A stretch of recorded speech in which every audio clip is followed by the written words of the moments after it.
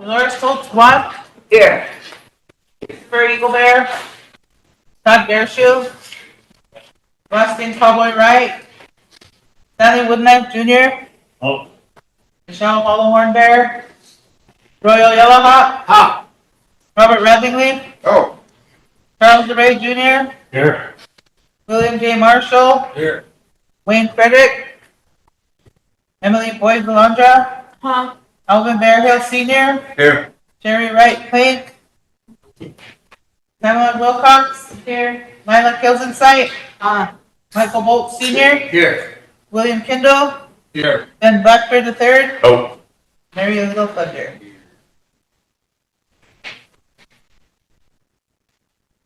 Present.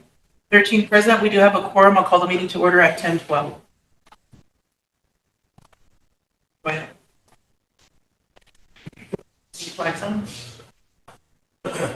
Lila, can you say the first person?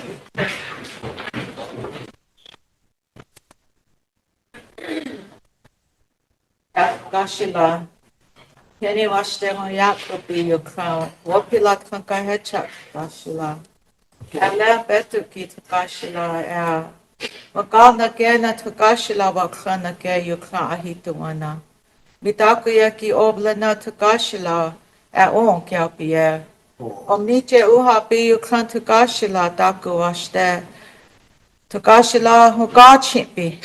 Daku washte ijela tukashila hechel hoye wenyapi. Na tukashila omniche kila na oyate ki echa tukakji tukashila tukakji iwashte bikte. Tukata ki awakraija na wakanki tukashila tiata yankapi na ish daku ota yokshita bikha tukashila he na oicha ki tukashila. We chose any walk here. Waglake tukashila hena we chak ukte. Wakaja ki waglake tukabka we chak uet tukashila. No oyate ki tukashila daku ota otechika akipka bi yukra tukashila. Ahechina wash akapi tukashila. Tiwahe trapki oichak ya tukashila. Nadaku lana tukashila kahekta najipiki yuha oichak ya tukashila.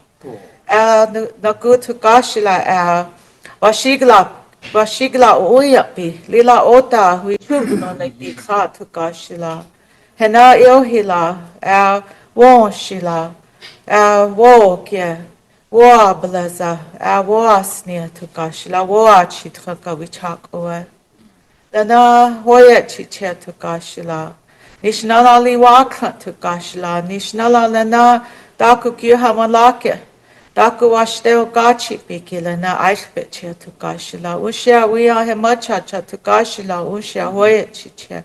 Na tukashila onkia pia mitaku yasu.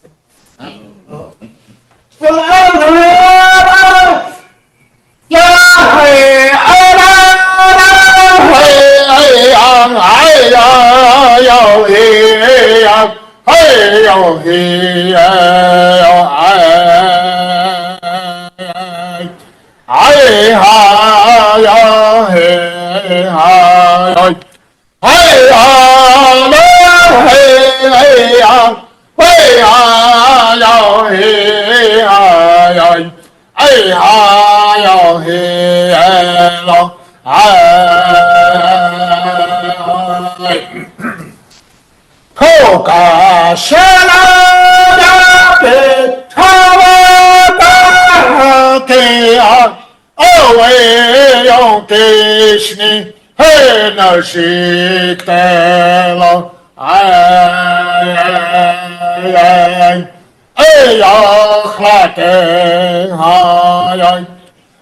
ya, which is a le chamuelo,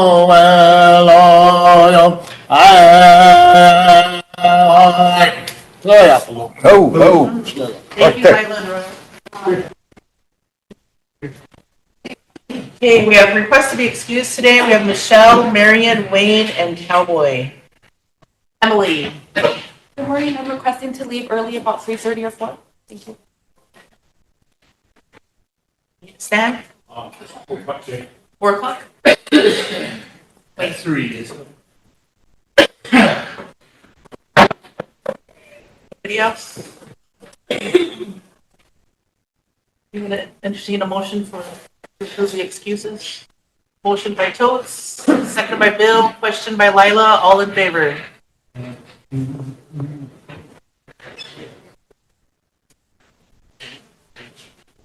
Opposed? 0, Not voting. 0.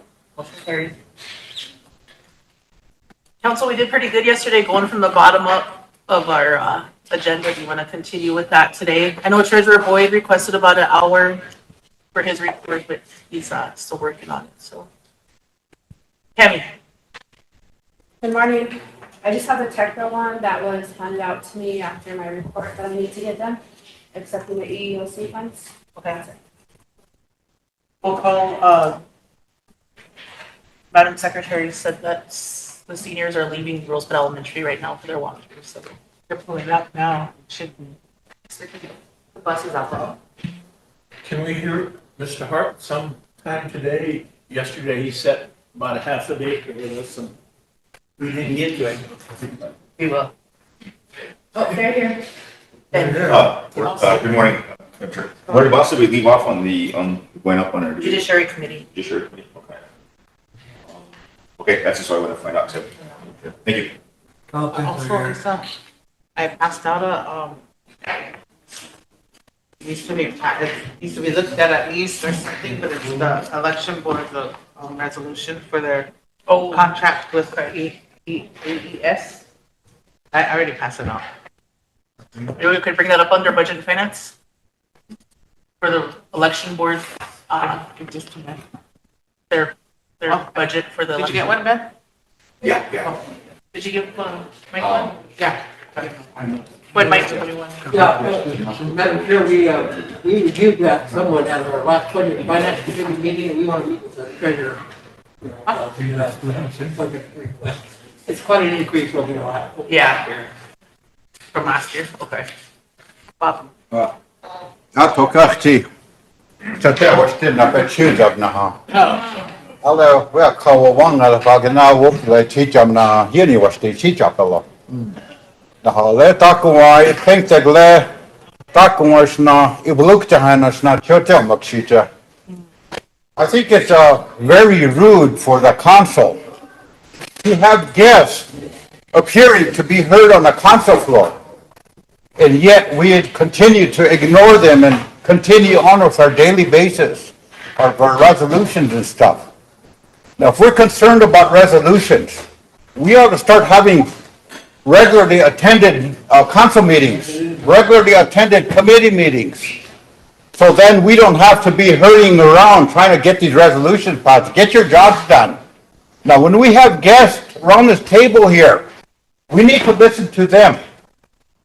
They got concerns or there's a presentation or something that needs to be done. That's why they're here. And I think it's very rude for this body to let them sit here and listen to us argue all day without even acknowledging them. So I think in the future, when we start bringing in guests, we need to pay attention to them first before we conduct our business. I'll hit you, Tuala. Kendall, did you? I think they're pulling up before we start into business. Are they outside? Yeah, they're already walking into the annex. Okay. Just 2 buses. Totes. Good morning, Kadoyate and everyone here.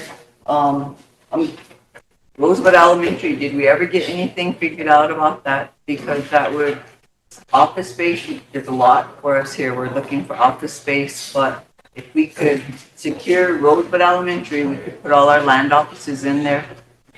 Can you guys set up a meeting?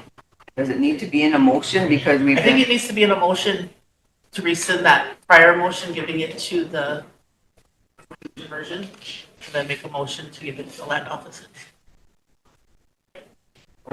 Ray, is that what we'll need to redirect that? Yeah. have a meeting. They'll need a motion to rescind that prior motion, giving it to the language immersion, and then I'll and then make that make a motion motion then. to give it to the land offices or I'll make that motion. Oh, Yeah. wait, Well, I just wanted to have a conversation about that, because there's an update from the ed committee on that. oh, is there, oh, we'll wait till we get to education then. Okay, yeah, we'll wait.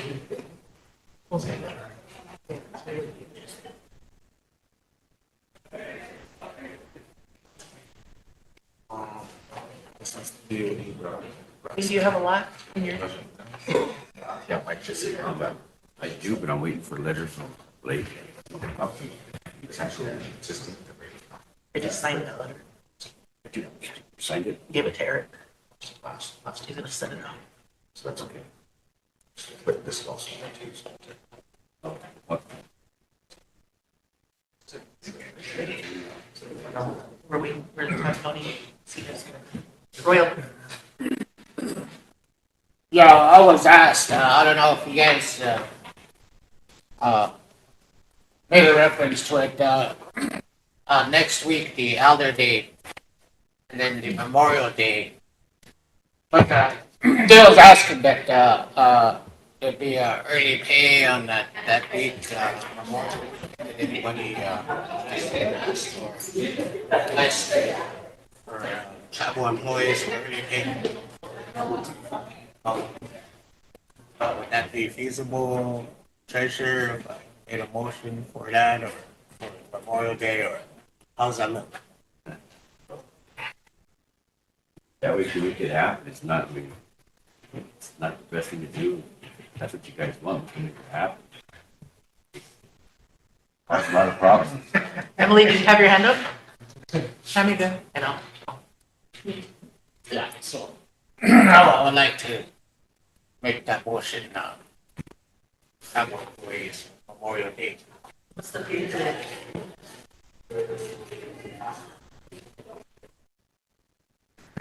I don't know the dates. There's, Whenever that is, Yeah. Elder Day and Memorial Day. Early pay for Memorial Day? Yeah, Elder Day and Memorial Day. If they want to. If employers want to. Some, they don't really want it. I don't think do they have a choice, Treasurer? I don't know. Maybe if they do, early pay at the school. Saturday. No, What are they doing? it's either all or none. That's not right, it's not fair. There's a lot of payroll goes through back there. I know, but not all tribal employees don't. That's why it causes problems. That's why I said, if you guys want it, we can do it. Otherwise, I don't like to do these early pay. Causes too many problems.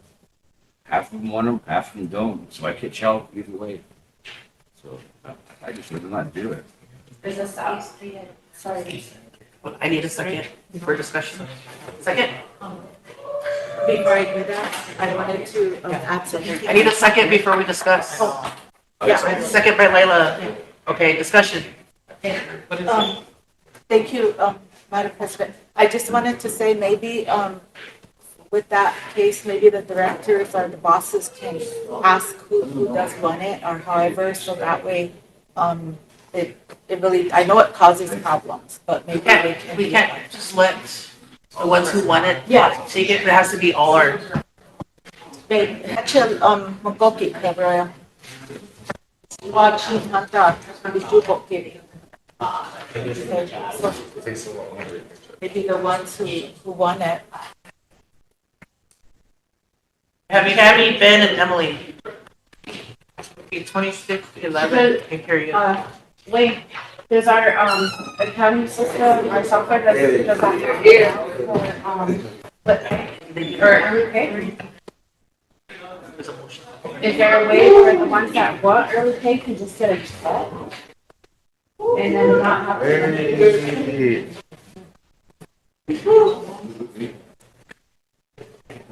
Can we table the discussion after? Yes, let's table. We'll table the discussion till after.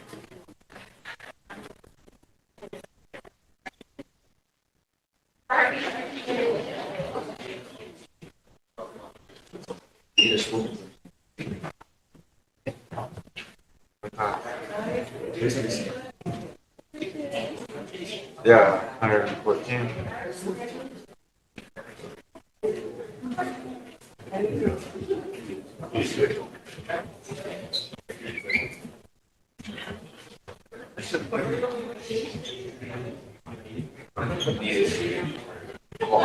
Ben. Oh. They can go down there. Over here, guys. Over here.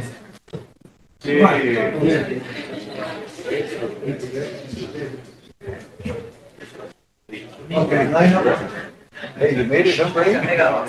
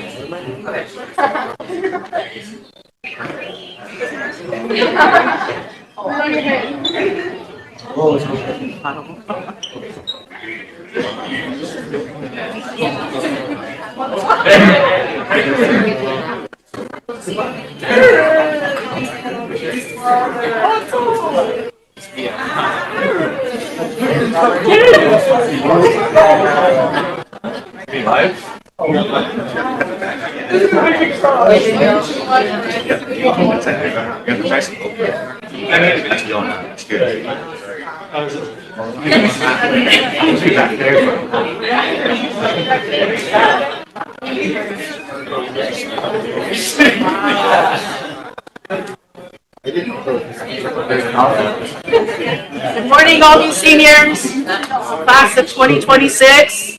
It's an honor to have all of you walk through today and inspire all of our young ones moving up to graduate and move on. How many are in your class? 111. 111? Wow, is that the biggest class Todd County's had? Yeah. I graduated from Todd County also. I just want to wish you all the best of luck in your future endeavors and everything that you do.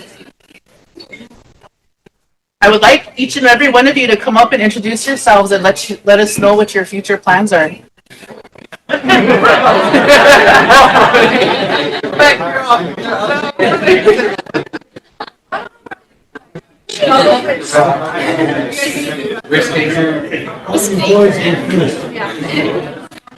morning, seniors, senior advisors. I just want to say I'm very proud of all of you. Graduating high school is a big step. Throughout high school, you learn who you are becoming. You know, you went through a lot of challenges and everything. This is only the beginning, but the world is yours. Congratulations.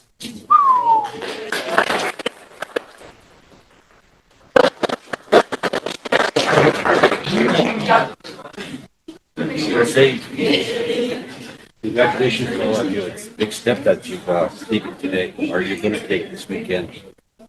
And you're finally going to go on to school. Someday you're going to go to work, find a career and go to work. So when you do that, remember there's a grandpa tax of 10%, all right? So, no, I'm really proud of you. And the last class that was here, I encouraged them, you know, when you further your education, whatever you can do, a trade school or go to work or whatever, always try to learn how our tribal government works and operates. You're going to be our future leaders here, and it's very important that you understand how things work here. And I encourage you to go out in the world and learn whatever you want to do. Eventually, you're going to come back here. Like I said, I was fortunate enough to be able to travel all over. all parts of the world and stuff, but I've never found any place better than what we have here. As much as people talk bad about it and hate it or ashamed of it or whatever, there's no place better than this. So you young people need to learn how to make it better for everybody, protect it for the next generation. I mean, the step you're doing now is a big step towards that. Keep it up. I'm so proud of it. Thank you.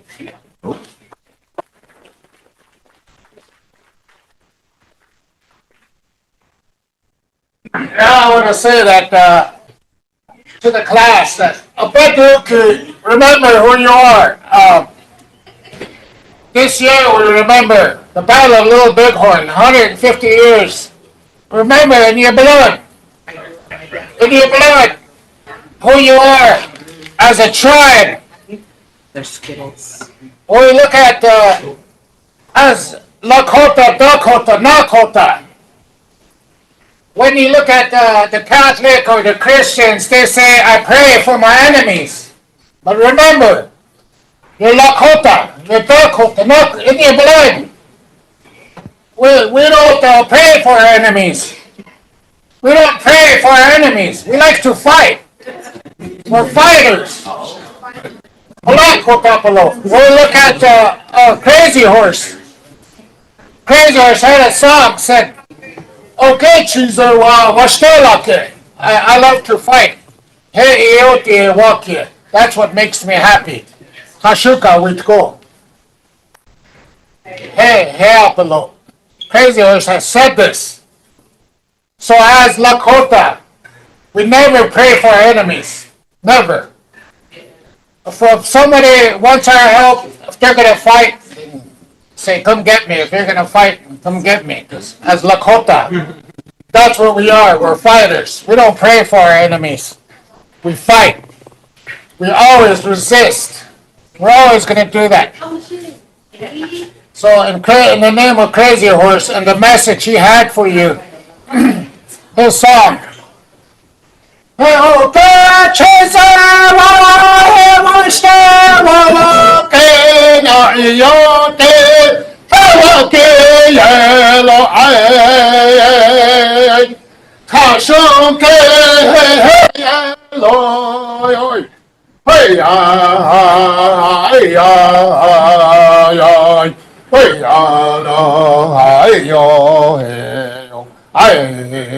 Glory Apollo, thank you. Good luck in your business. Glory Apollo.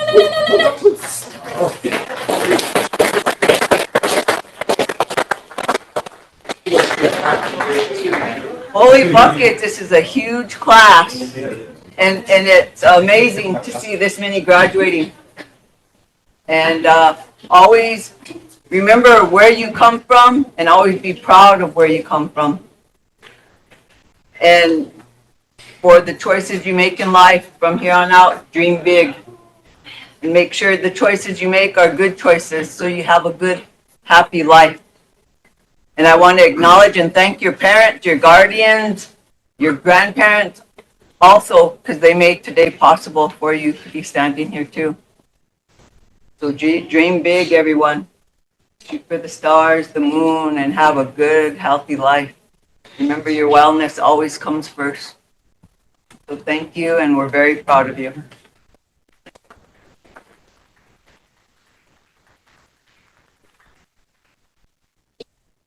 Good morning, everyone. I'm pretty sure you guys are all tired, having to wake up real early just to come to all the schools. They make us do that every year for all the seniors.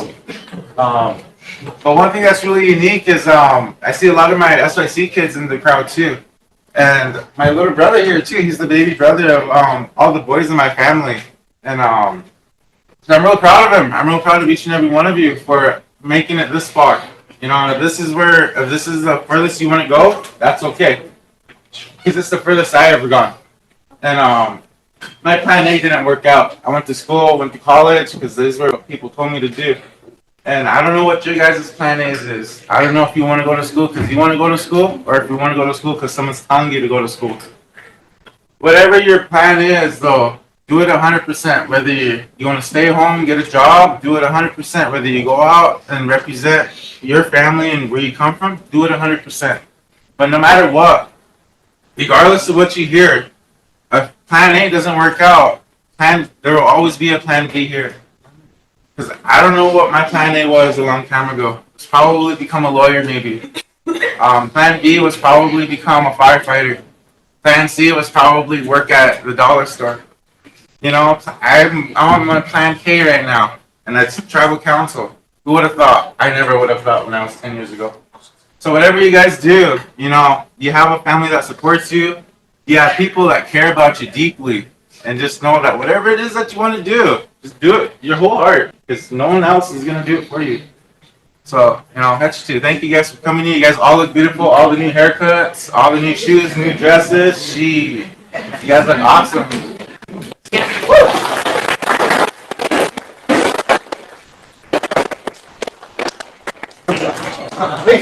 Thank you, Madam Chair. I just want to say congratulations to everybody here. Again, too, you know, we're very proud of you guys, and very, I guess, you guys inspire us. That many people graduating, that many kids graduating here in Todd County. I do encourage you to continue on with whatever you're going to do. I mean, we have a lot of homeless people right now in St. Francis and Mission area. I do not want to see that more going each year. So I encourage you guys to get your education, get some kind of knowledge, go to work somewhere. And again, too, tribal council is one of the places that, I guess, as tribal members, you guys would have a goal to, I guess, achieve, whether it's sitting up there as a chairman or sitting down here at council. So I do encourage you guys to seek those out, but at the same time, educate yourself. I just went to a graduation last week. My daughter graduated from Haskell University. So those are opportunities out there that you guys can also reach for also. But I want to say congratulations to each and every one of you. Also to my goddaughter Lily over there. hope she's looking. But I want to say thank you for coming and showing off that you guys are achieving something here. So coming to all these schools, it's a great honor for all of our elementary and all these places that you guys are seeing. It's an honor, especially see this many people here in this council chambers also. It's great. So again, congratulations and continue doing the good work that you guys are doing. So thank you.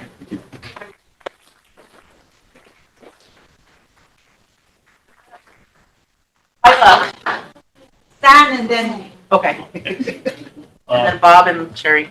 I want to say congratulations to you also, along with my colleagues. I graduated from your school many years back. And just do what, I want to echo the words of my colleagues. Always remember where you came from. Thank you.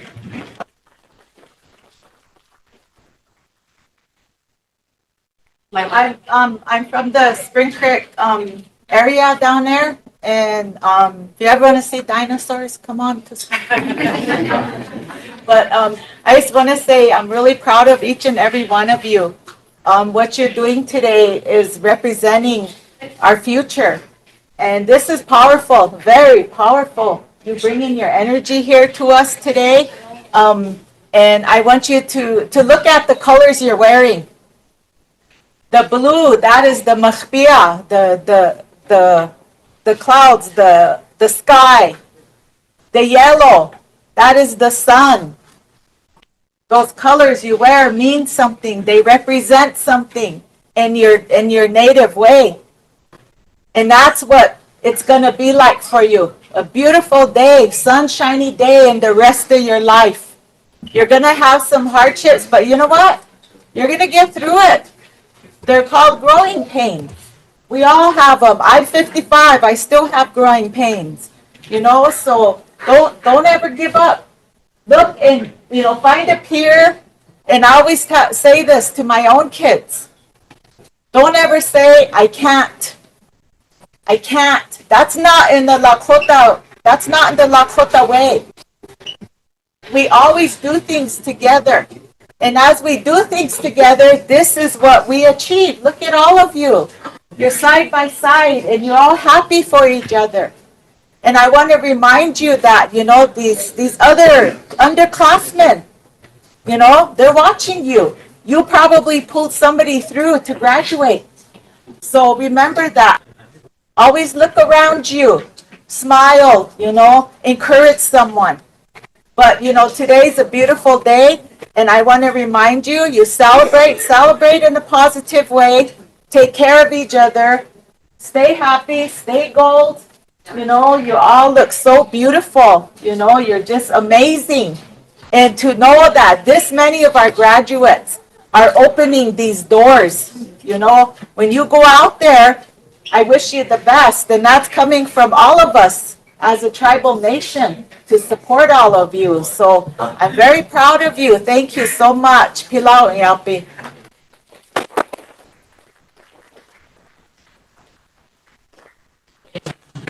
Wow.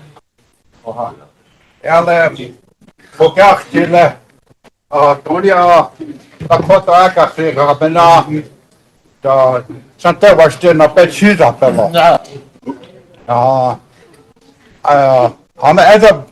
I'm 73 years old, and half of these kids are probably my grandkids. I don't know. But I'm not going to tell you guys what to do. That's your choice. You guys got the keys to the door to opportunity. Makes me proud. Fight it, Dolo.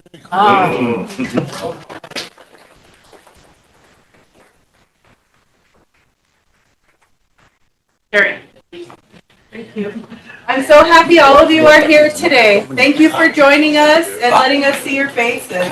I'm proud of each and every one of you, and I'm happy to see a lot of my nephews and nieces in the crowd today. This is only the beginning of your career, and I just want to take some time to reflect on our ancestors. Think about our ancestors and the way our people used to be. Right now, our tribe needs a lot of healing. We have a lot of healing to do. We're not always good relatives. We're walking in this world between this IRA government that was forced upon us and our traditional ways. But when you look to our ancestors, they have answers for everything. They were a societal people that lived in close proximity to each other. Because of that, we had strict laws. And one of the things that I really want to express is back in the day, everyone had a job, no matter what it was. Everyone had a job and everyone had a place in society. If it was making quill work, if it was cutting wood, people didn't depend on just the leaders. The chiefs didn't go out and get all the wood and say, hey people, the wood is here, come get it. We got to get away from that mentality. Don't think of what your tribe can do for you. Think of what you can do to help your tribe. And I don't say that from a hypocritical stance. That's how I lived my life. I've lived my life in service to this reservation, and I would love to see each and every one of you, 111 people doing one thing positive for this place. How amazing and how much change that would make for us here. Whatever your path is that you decide, do it and be proud of it. And if something doesn't work out, that's okay. This system, this educational system, it's not the best for our people. It's not the way our people learn. A lot of our people learn hands-on. A lot of our people learn differently. There's no shame in that. Our people were very intelligent. We had scientists and astrologists. We have our own ways. So don't forget that, and don't forget where you came from. This, whatever career path you take, we're going to be proud of you. The thing that you all as young people need to know, that we're all rooting for you. Nobody is sitting here wanting you to fail. Nobody wants you to fail. We want you to succeed. We want to see you do good things. We want to see you do better than us. So continue your path, whatever that may be, and continue to make us proud. There was a meme on Facebook, and it really upset me. It said, we didn't cry at your graduation for you to work at the tribal building. And I was offended. I work here. All the people who work for these tribal programs, they service our people. And a lot of them have given their life, dedicated their life, and died working for this tribe. So I'm proud of all of our people, regardless. And I'm proud of you. I'm proud of our young people. Be role models and help our nation. Do something to help our people, even if it isn't here on the reservation. Thank you for being here today.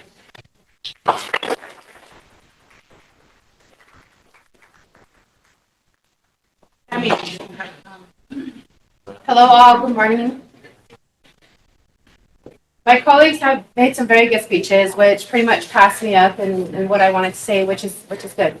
I just want to say that I encourage you all here today to go forward, make your own pathway and accomplish your goals and live your dreams.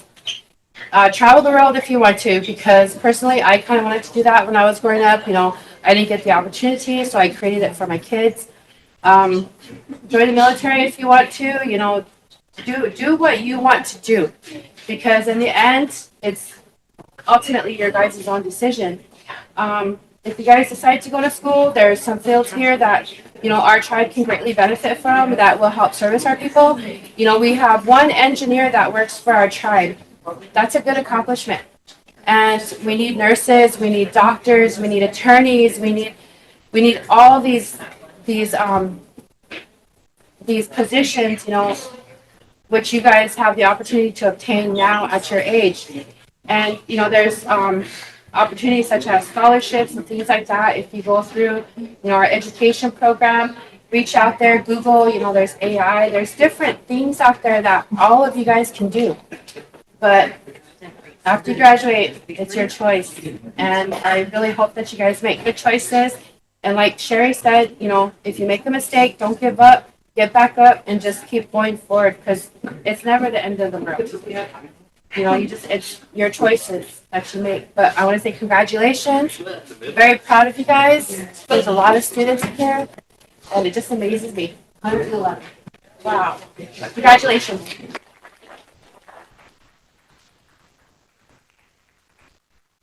Dr. Fairmont. Good morning. So I'm Dr. Claremont. I'm the Assistant Director for the Tribe's Education Department.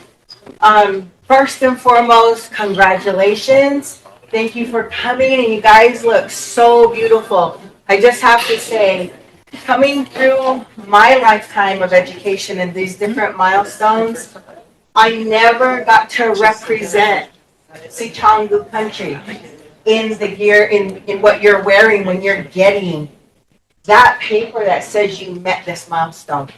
So for me to see this and to be a part of helping my daughter be able to represent who we are, first I want you to hold that close and be very proud as you are walking through and representing who we are. Through the beadwork, through the artwork, that's representation of our people, the people who help put those together for you. Because there's a lot of places around the country where students and other tribes don't get to do this. And I want you to know that the department, along with the other 8 tribes in the state, worked hard with other departments, the state of education, the state's Department of Education and BIE, to ensure that you have the right to do this without question. And so I am so proud to see you standing here. I'm happy to see so many of our children filling this particular space. So there was a lot said about moving forward. There's a lot of wisdom in this room, the leaders that occupy this room. So I hope you will take what they've said, think about it, use it in any way that fits you. This is the first milestone. This is not the last. This is not the only milestone. Continue to move on, continue to move forward. There will be multiple milestones and they will come in different ways. Some of you will go on to formal education. Some of you will go into work. Some of you will do other things. Those are all paths, and those are the paths you get to choose. There's a lot of people, the school for one helps set the foundation. You get the choice. Use that choice. Think about what you want to do. Ultimately, this space is waiting for you. We are working hard to ensure that we create space for our young people at the table so that when you're ready to come back, there is a place for you. There's been a few generations where we've had to work to make that happen. We're ready for you. We don't want it to be anymore. You hear us say, go do something, come back and help your people. We're ready for you. We are currently working to make sure those things are happening. So when you come back, we're ready for you. There is a place for you here at home. There's a place for you here in the community to help serve the people, to help the economy, to raise your family. If you go on to formal education, I just want you to know there will be a lot of mistakes. Those are the learning spaces. You have to make those mistakes. You don't make them and quit. You make them, learn from them, and continue to move forward. That's what it's about. Because we are not perfect in any way. And if you make that first mistake and give up, then you haven't learned the lesson. Nothing gets done perfect the first time. So go on. I stand up here as Dr. Claremont because many years ago, my grandparents and my parents said, you have to go to school. It was a different world, I think, a few generations back. Because like you've heard before, these current systems, they're not made for us. We work really hard to make sure that the spaces you sit in those classrooms acknowledge you and recognize you as you are in Dakota, Sioux. We worked really hard to make that happen. They said, you have to learn those ways in order to understand, because our tribal government is a representation. It follows the same format as the U.S. government. So you have to know that. You have to be able to go and know how to come back and be in this space. And you can. You are our most precious resource. Most precious resource. And you are our future leaders. You are our future families, our future community members raising families, our future workforce, our future economy. It's very important that you go do the thing you want to do, come back. And I want to echo, we deal with homelessness in our community with our youth. There are programs, there are services. Please don't give up. Please don't give up. This space is a place you can come and ask for help. You have 20 representatives that sit around this space. You have an education department you can reach out to. You guys are on the road. The fact that you're standing in here ready to go on says that you are already successful. Now all you have to do is build on it.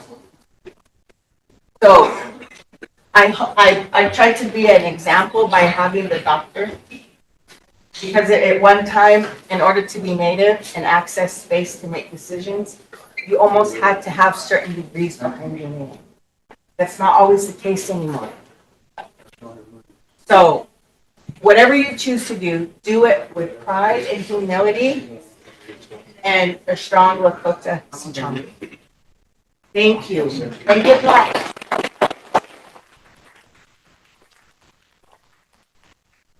Thank you, class of 2026. I just want to congratulate all of you. We were all very proud of you, as we have all spoken about. And I just want to reiterate that too. Don't ever be afraid to ask for help as you move forward. We are all here for you. Congratulations and have a safe and happy graduation.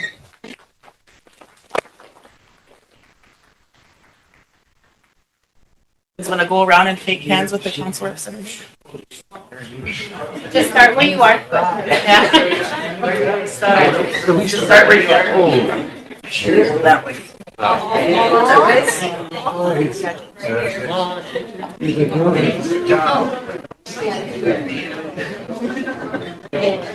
Congratulations.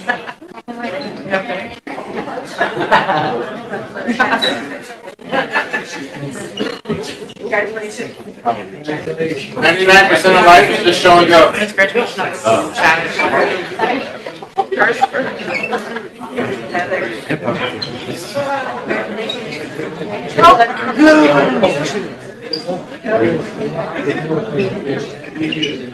Thank you for everything.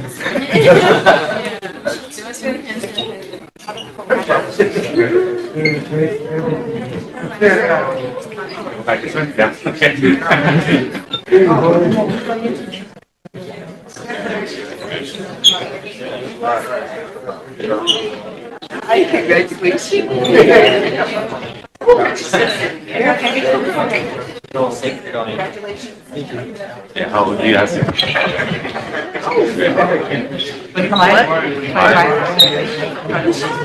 Yeah. 6 more years.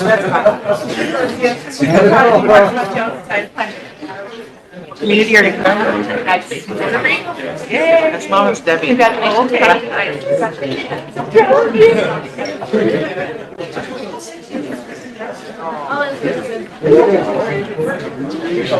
She's probably really happy.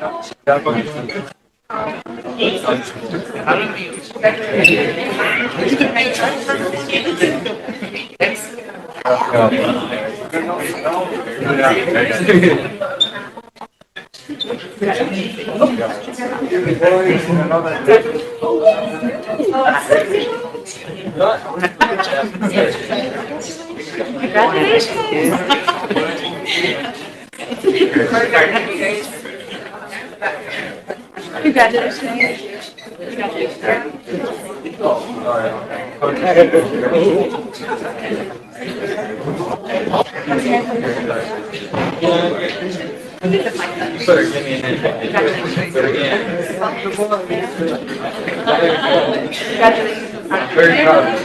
I made it this far. You better do something with your life.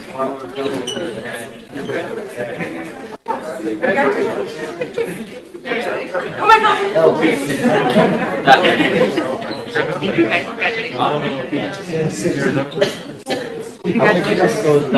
I'm bad for I'm bad. That's not really bad.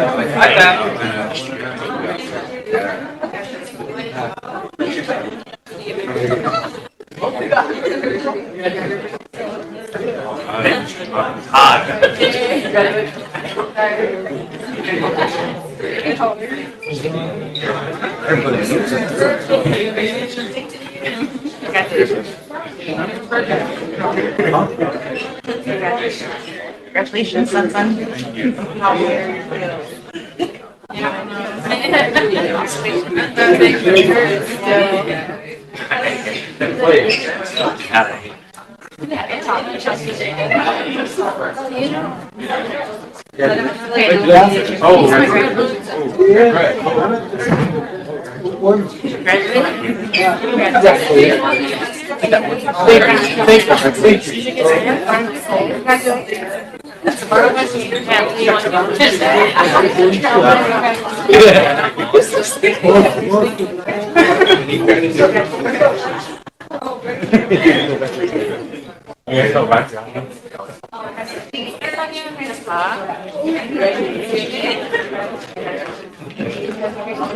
Proud of you, Lauren.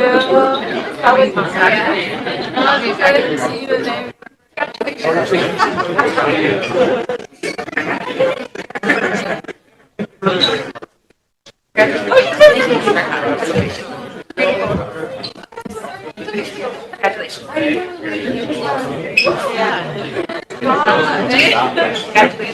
but still.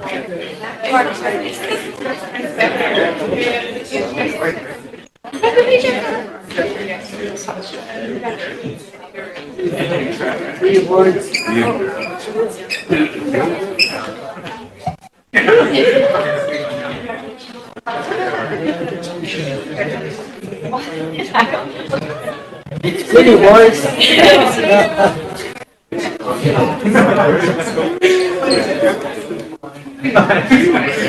Yay, good luck. Yeah.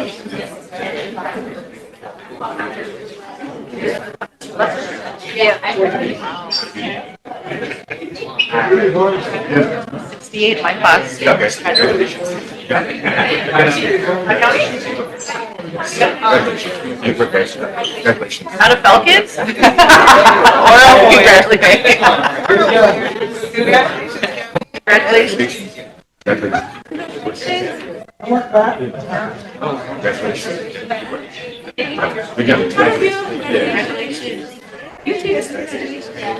Jack Rabbit. But we were the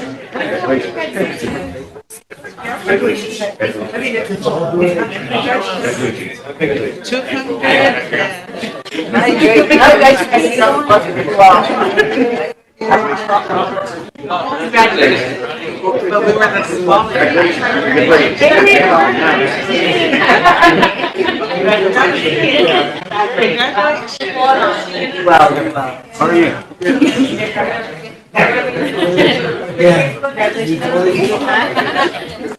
Picture coming.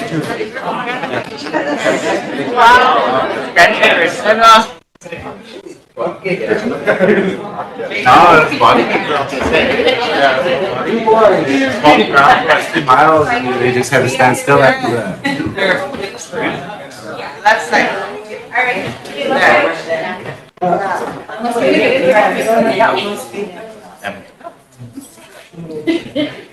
Good picture. Congratulations, Riley. Rosebud Sioux.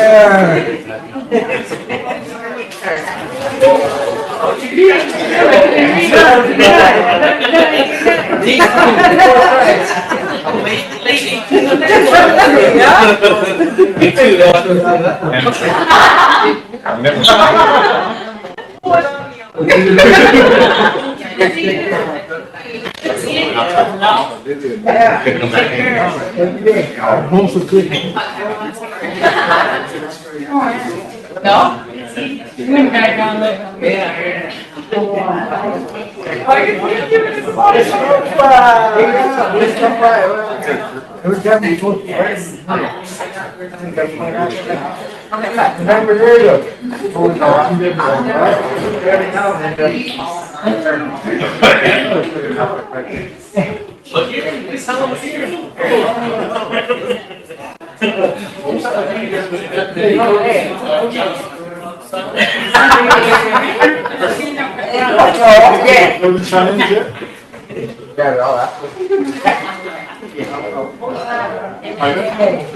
Eugene?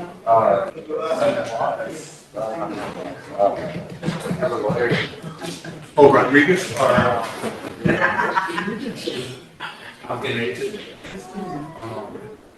I think Eugene York This used to be one. What you said is what? Oh. Trying to get out there. Sorry to get down. I wonder who it was. Yeah. It was. Last one. Oh, I know. Have you said it covers her lips? It's gotta be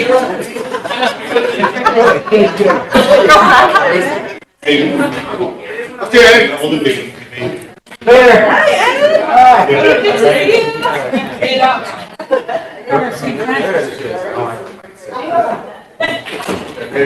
Oh, we're not all. They all just wanna look at themselves for a better horizon.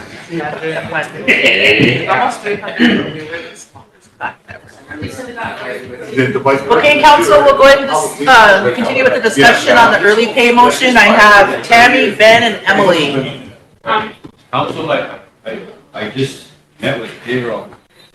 If council wants to do that, then we'll just run the whole payroll early. Those that want early pay are gonna have to let payroll know, so the right dates will be put on the checks and the direct deposit. Those that don't want early pay, the checks are gonna have the regular payday check date on there and direct deposit on their regular pay. But we're gonna run everything at once, but you have to notify payroll if you want early check. So it'll be a paper check if they don't win. I think we can do both if you notify payroll. Do we need the motion then? Yeah, I need a motion. Okay. Tammy, Oh, no, it was just halfway until. okay, Ben. I think, yes, my take on it, I know we go through this every year. about early pay and a lot of these holidays and stuff. So I know 4th of July is gonna be coming up. I know, Rosebud Fair. So is there some kind of a system that we can actually look at to see where this is gonna be? Because I know with payroll, it's really tough because some people get early pay and it's gonna be another 3 weeks before they get paid again. So that's our biggest thing. And then also the ones who get early pay have bills that are supposed to be paid on that date. So those are some concerns that, again, our tribal members or our employees are having some difficulties with. So we as a body need to determine how we're gonna do this, if we're gonna go through with it or not. I'm happy that, we're able to do this for these, employees who want it, because again, the holidays are one in a lifetime type deal. You always say YOLO, you only live once. So again, most of these holidays, you won't get them all the time, especially with our elders and with our younger generation. So just a thought, so if we can, help, then not make anything worse. That's just my take on it. So every year we go through it, so I just want to make sure we get some kind of system set up so we can get it straightened out. That's just my thoughts on it. My concern, I would be in support of it just because, again, it's a holiday. Thank you. Emily. Thank you. I'm trying to remember what it was. I think my question was just, do we already have a process in place where if an employee wanted to access their pay early, that they would request either early pay or partial pay or whatever? I thought that was already in place to do a pay advance. So I'm just It's curious. only in emergencies though. Okay, family emergencies or for the early pay requests. Okay, thank you. Lila. Thank you. I just wanted to say, we don't really need to be nitpicking at anything because these are like administrative wise, they can make those decisions up there. But, in support of today, what we're going through, gas prices, everything, it's outrageous. And, you look at just how bad it's getting. And I think that if something's put together or however admin deals with it and stuff, then that we can look at it at personnel as well and just kind of create something for this to be taken care of. But we need to give our employees options. I don't feel like, we should dictate to people how they spend their money or what they want to do with it. But we can, as a body, do something positive and, set up options for people. So I know it's tough on payroll, it's tough on the guys back there, but we can work something out together to help everybody. Lamaya. Sherry and Mike.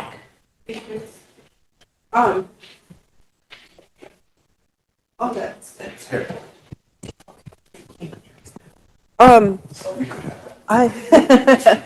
I'll support this. I just want to say that, as Native people, we don't have the greatest relationship with money.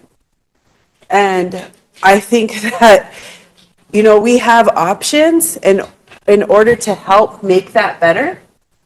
Because we're going to do early pay and then those people are going to be in the same boat in a few weeks because they're going to have a long wait in between pay. And we have Tatanka Funds that offers financial literacy and budgeting classes. And I would like to see admin leave allowed for that. I'll get the schedule and dates and at our next meeting, bring something forth to make a motion to request that because budgeting is important. When I did my budget this year, I had to think about who's all there's like 5 kids that came through here that I had to budget for this month. And other things, and learning how to do that and being okay with saying, I'm not good with money, but I'm willing to learn how to be. And emergencies come up, and I know money is a sensitive issue, but we have to get away from this. Our people budgeted. Our ancestors budgeted. I gave a big old speech to these kids today about looking to our ancestors. They didn't wait till November to get wood. They hunted, they dried beef or buffalo, they made bapa, they did all these things to budget for the winter. And our people need to start doing that too. So when I get that schedule, I'll make that motion, and I think that there shouldn't be no shame in it. There's nothing to be embarrassed of. Money was pushed on us, and it's still new to us as a people. So I think it's something educational that we could work with, but I will support this today. I have Mike and Tammy. Give me the one that don't work. Well, you know, what are a couple things that, speech making is, great and all that stuff, but, and it's easy for us to sit here and talk about it, because we don't have to do the work. I don't think things are as, technology makes payroll a lot more complicated these days. I'm thinking, if these were the good old days, I mean, the old days where everything was pencil and paper and whatnot, it would be a lot simpler, but it isn't like that anymore. And I think that's where Mr. Boyd is coming from. So let's keep that in mind. Our employees are, our people in finance are tribal employees also, Let's get on with it. Just really quick, I just wanted to ask, personnel, when you guys, look at this process or whatever, can you consider weekly pay for those that want it? SWA offers that. As soon as you get hired, you get an option for weekly pay, bi-weekly pay, et cetera, et cetera. I know our system back there is set up for that. And another thing that I think, personnel should consider is making our personnel actions, electronic as well. Because they sit for a very long time, they get lost, and those are just things that need to be done. But Roy had a motion on the floor, it was tabled. If he wants to make it again, we can No, second that. We just stopped this. We just stopped it? Yeah. Okay, so I'll question that. Okay, question by Tammy. All in favor? What are we going on? For the pay. For those who want it, right?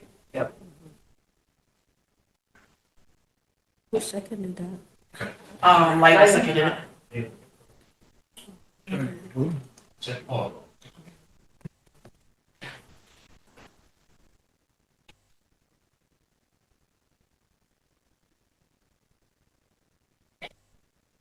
Yeah. Opposed? 1, 2, 2, Over here. 3, Not voting. 1, 2, And 32. Motion carried.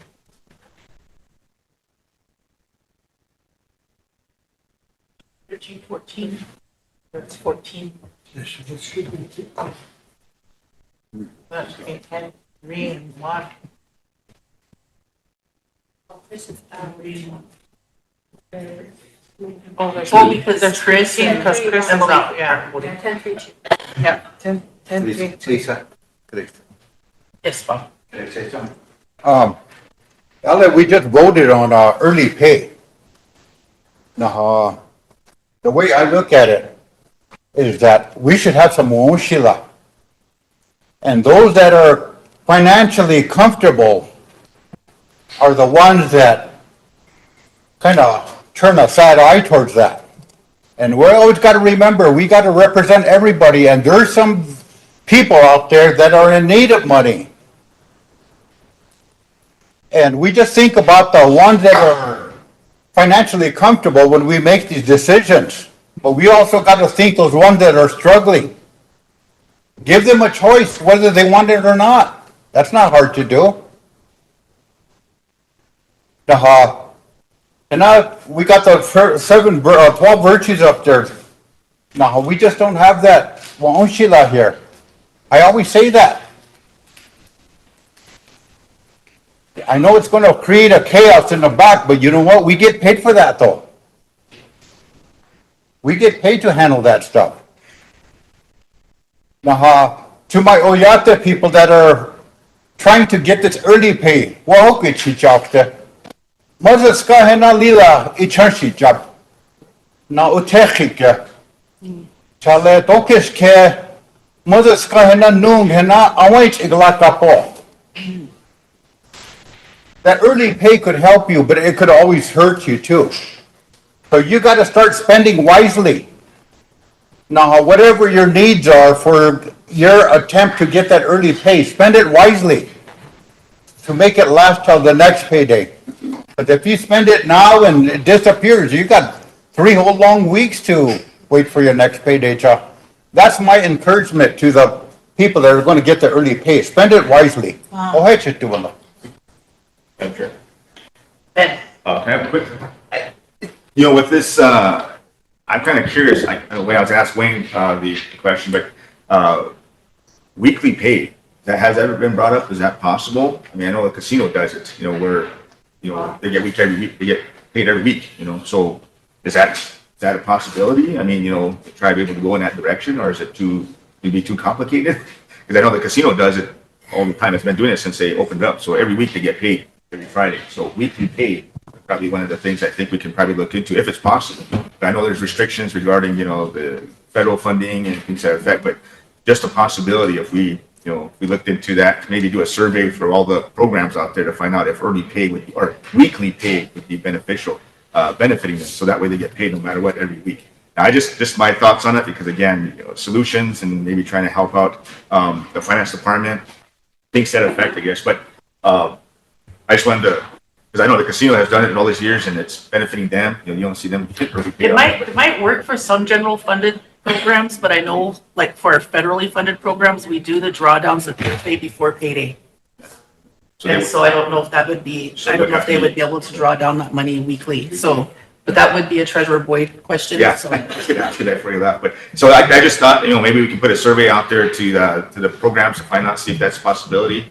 And then maybe look at guidelines. So I think just a plan, again, like I said before too, we do this every year, and I think that might be something that we can look into every year. Because again, we do have, 4th of July coming up, all these things that are coming up. So just to find some way that we can kind of come to an agreement of how we can get early pay. So just a thought on that one. Thank you. Tammy, Mike, and Emily. I'll second the motion.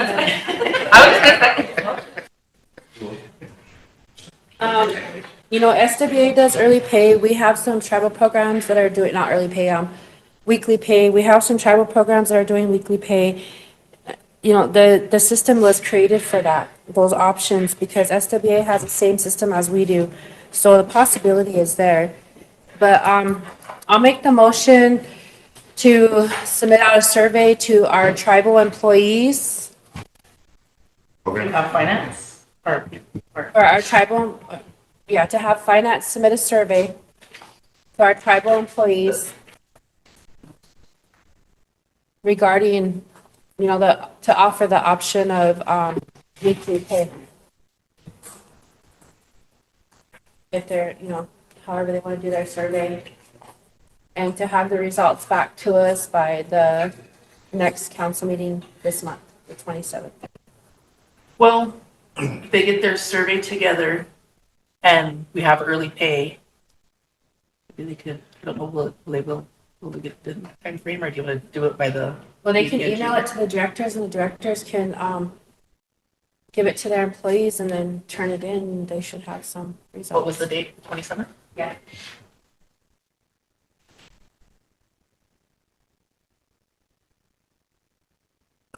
Can I read this back to you, Tammy? Yeah, read it back. Okay, motion by Tammy to submit a survey have the finance department submit a survey to tribal employees regarding the option of weekly pay with the results back to council by May 27th. Or a second? Emily. Seconded by Mike? Emily, Seconded second, by I Emily? just had a comment. Discussion. Mike?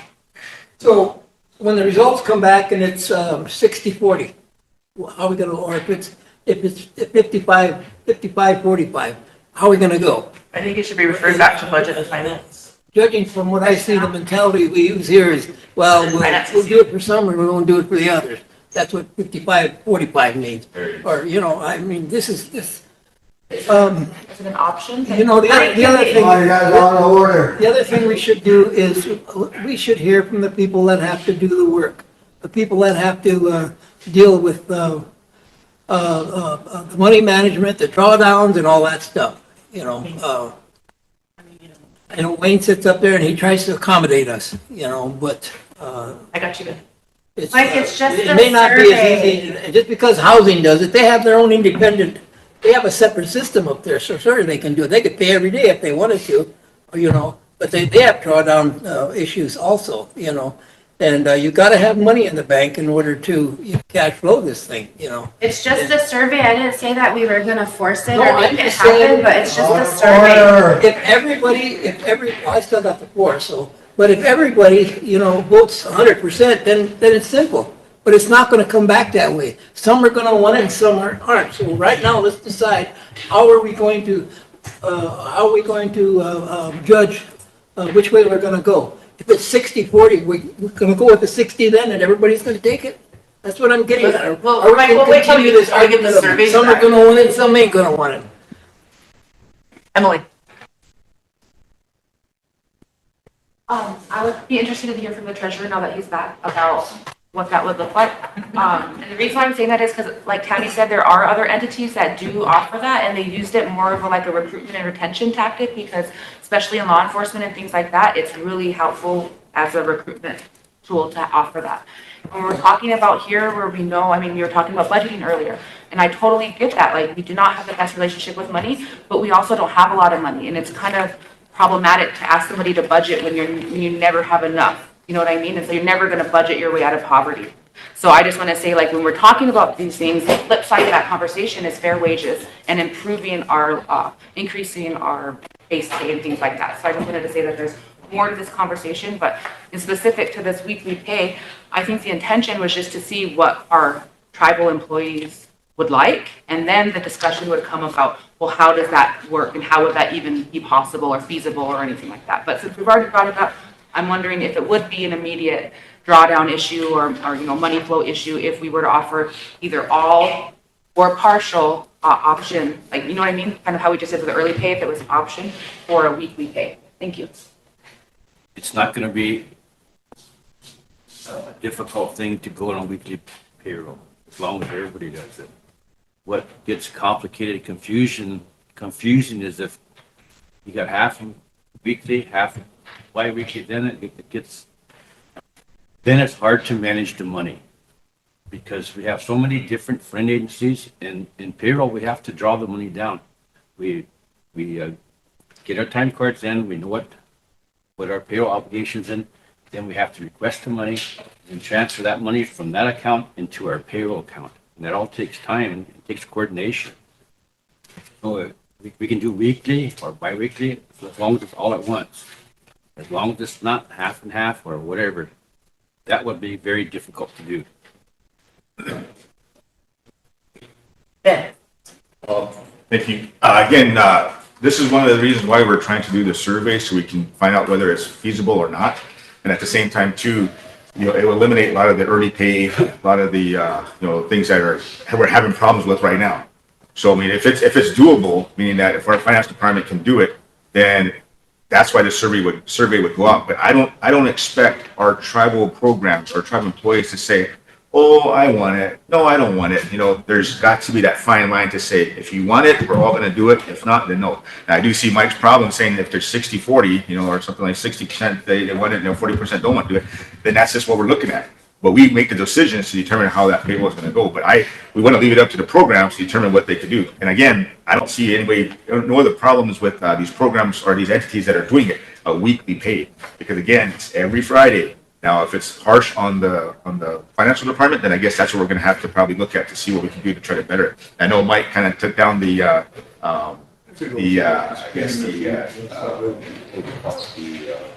faster, easier way right now of having technology be fair to us. It's helping us right now. We do have to be careful what's going to help us is with AI and stuff like that. But I do think that it's beneficial because, again, if we went back to the regular paperwork, it'd be hard. It'd be twice as hard. You'd sit there for a whole week to try to get caught up on stuff. So anyway, those are just my thoughts on it. If it's possible, we should look into it. But I'm glad we're able to do the. And I would have made a motion, but so to do that survey, we're given the opportunity for our tribal members to actually have a voice and be able to speak on behalf of it. So those are just my thoughts on it, and I would definitely support this survey. It's a survey of what it is, and we're not gonna get 100% survey at the end of the month here. So that's what I was gonna say too, maybe 50% because it's going to kind of be hard to get the directors out there. Some are going to be on leave, some are going to be on, they're not going to be there in their program, so it's going to be kind of tough. So I would say maybe 50% of the employees would, just the survey went out to everybody. At least they can send it back to see what they want, how they want it. So that's just my thoughts on it. And again, we're trying to find some kind of solution to it. So, but thank you. Question, call for the question. Question by Sherry, all in favor? Kimmy? Okay.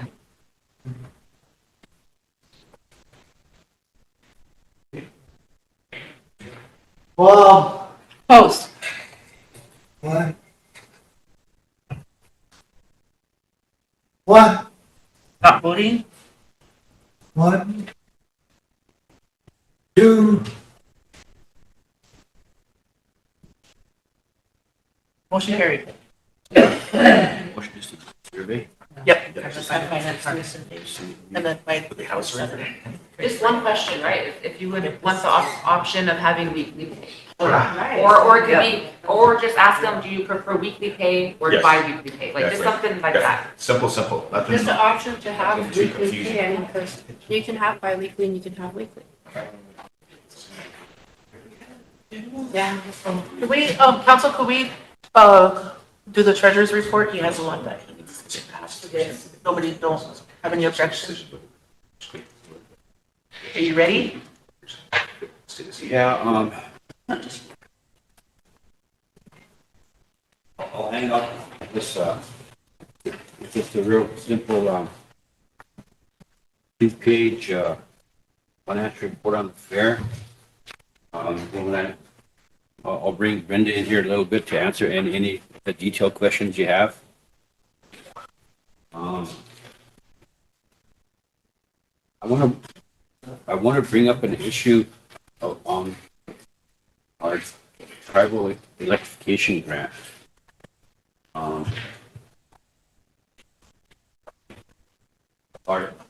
Our lobbyists and our attorney are telling us to go ahead and just start spending the fund.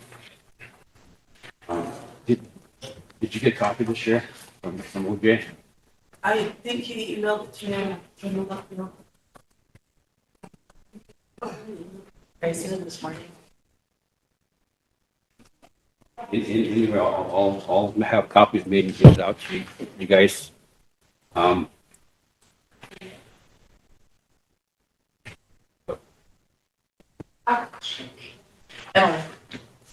So the funds that you just mentioned, that, we got, saying we should spend them or draw them or whatever, do we have access to them?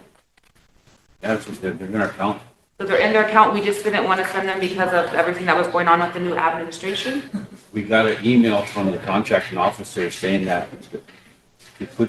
to pause spending of that because the IG was doing some kind of review.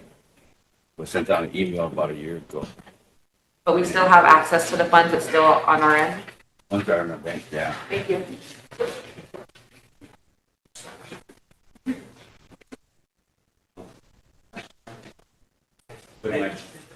yeah, so wait, I'm sorry, I didn't quite get the. I'm gonna have a copy. Get to what you said.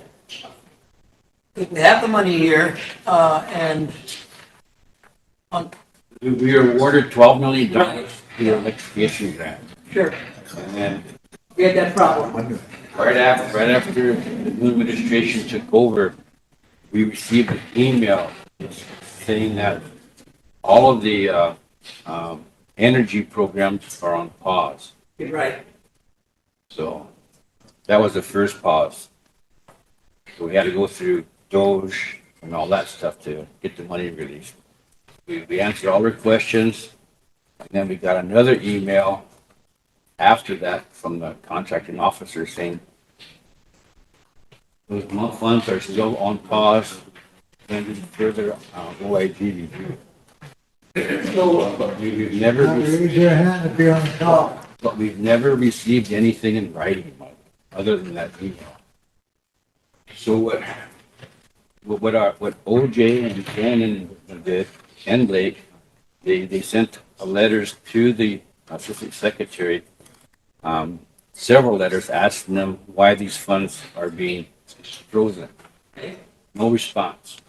Then about 2 months ago, Colt sent a letter to the assistant secretary saying that If we don't have a response from you within 30 days, we're gonna consider that no response and we're gonna spend money.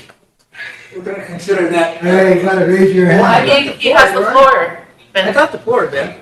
Yeah, So we're he has gonna the floor. consider that then, just to go ahead and proceed then. Right, yeah. Okay. So that's what the recommended review, so.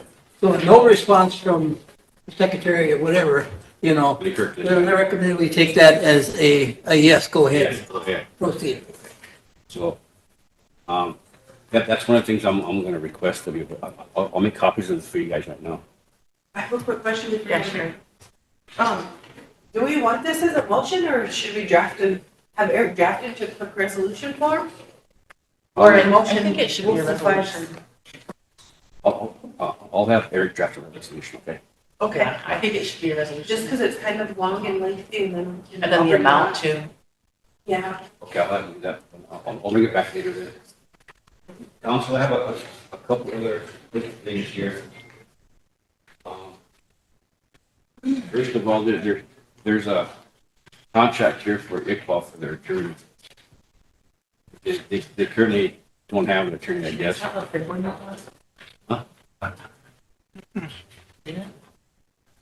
Do we have that under budgets?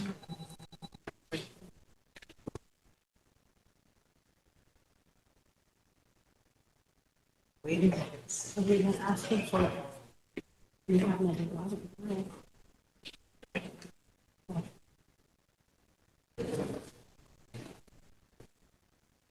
This is from the Iqbal office from Shirley, and she asked me to present it, and it's self-explanatory here. I'll have Eric. Okay.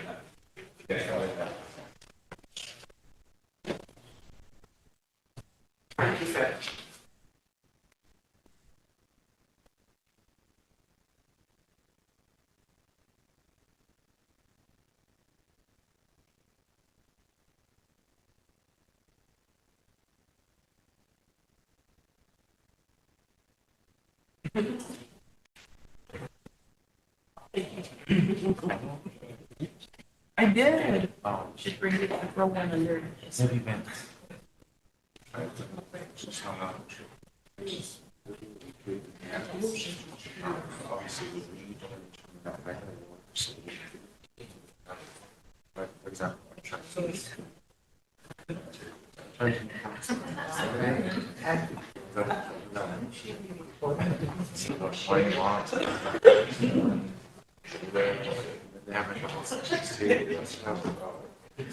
Spiritual aspects too.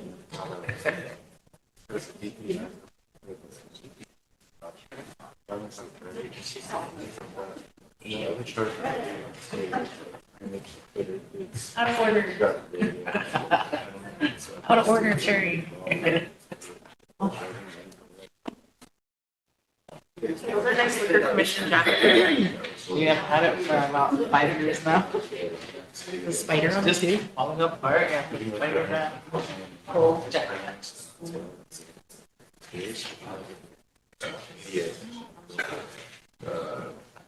People have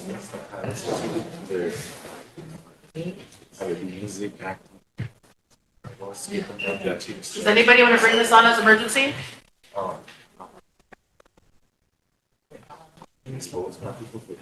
I have a question.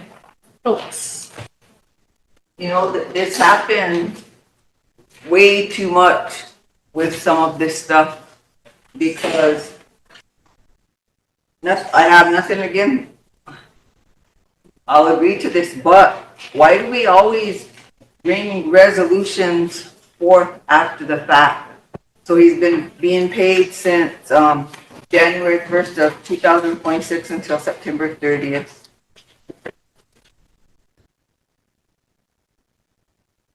This should have already been on the floor. Is it because social services didn't have quorum because the motion from social services was dated April 27th? Bring it forward. I don't know. You know, we have business to tend to and we haven't been getting quorums. That's not right either. These committees, that's why a lot of the stuff comes right to the floor and we don't even have time to discuss it. Yeah, And a good example of it was the solid waste yesterday. That resolution, that, and these binders, and was approved of since January, and we just got to it.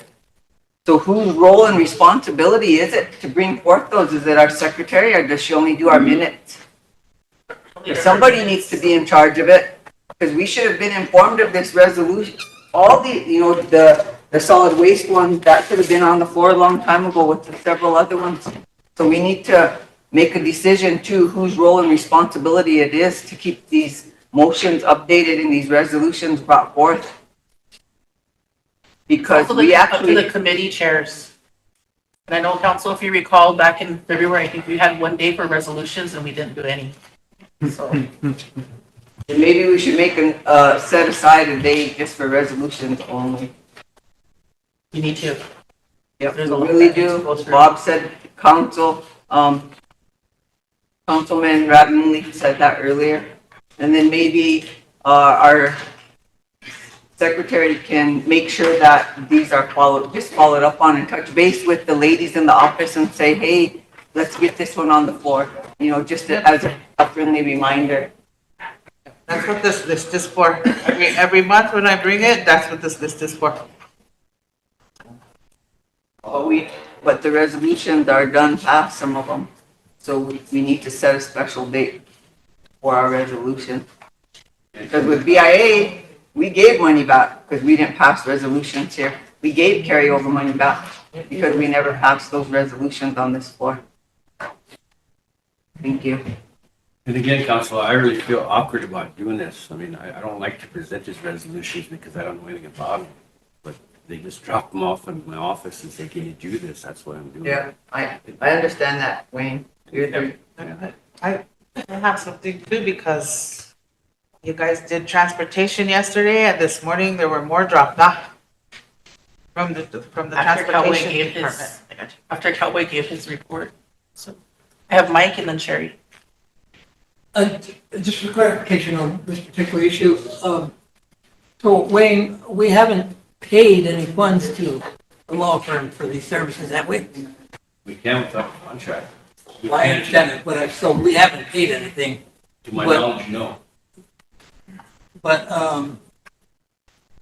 he's probably done work, so there's probably an accounts payable there, right? I'm assuming. Is that gonna be an audit problem? I know if we paid the cash, it'd be disallowed cost, but if it's an accounts payable thing, are we gonna have an audit issue there? It I don't know, it's an innocent question. It would probably get mentioned in the audit. It wouldn't be a It's not gonna be a serious blow or anything, seriously blow, but as opposed to if we actually have written checks and paid, yeah, all right. Sherry. I guess it's really important for us to communicate with our directors that they need to reach out to the specific community chairs. And if all of you recall, ordinance 8604 specifically states how resolutions are brought to the floor. And really, the treasurer, the president, the vice president, or secretary are not supposed to bring anything to the floor. It's supposed to come from a committee. The committees that I try my best to keep in good contact with the directors, visit with them, see if there's anything they need, especially if we haven't had a meeting. And I guess maybe we should have some policy, draft a memo informing our directors of that, so then they're aware of the avenues that they need to take, but also a small training here for us, for our community, or our committee chairs, so that our committee chairs know their responsibility. Because it's tough being a committee chair. You don't just show up to the meeting and run it. You have a lot of follow-up to do, and there's a lot of work behind a committee chair. So that's my suggestion, is that we do that. And after we do you have any other resolutions that you Yeah. want to bring up? I'm just gonna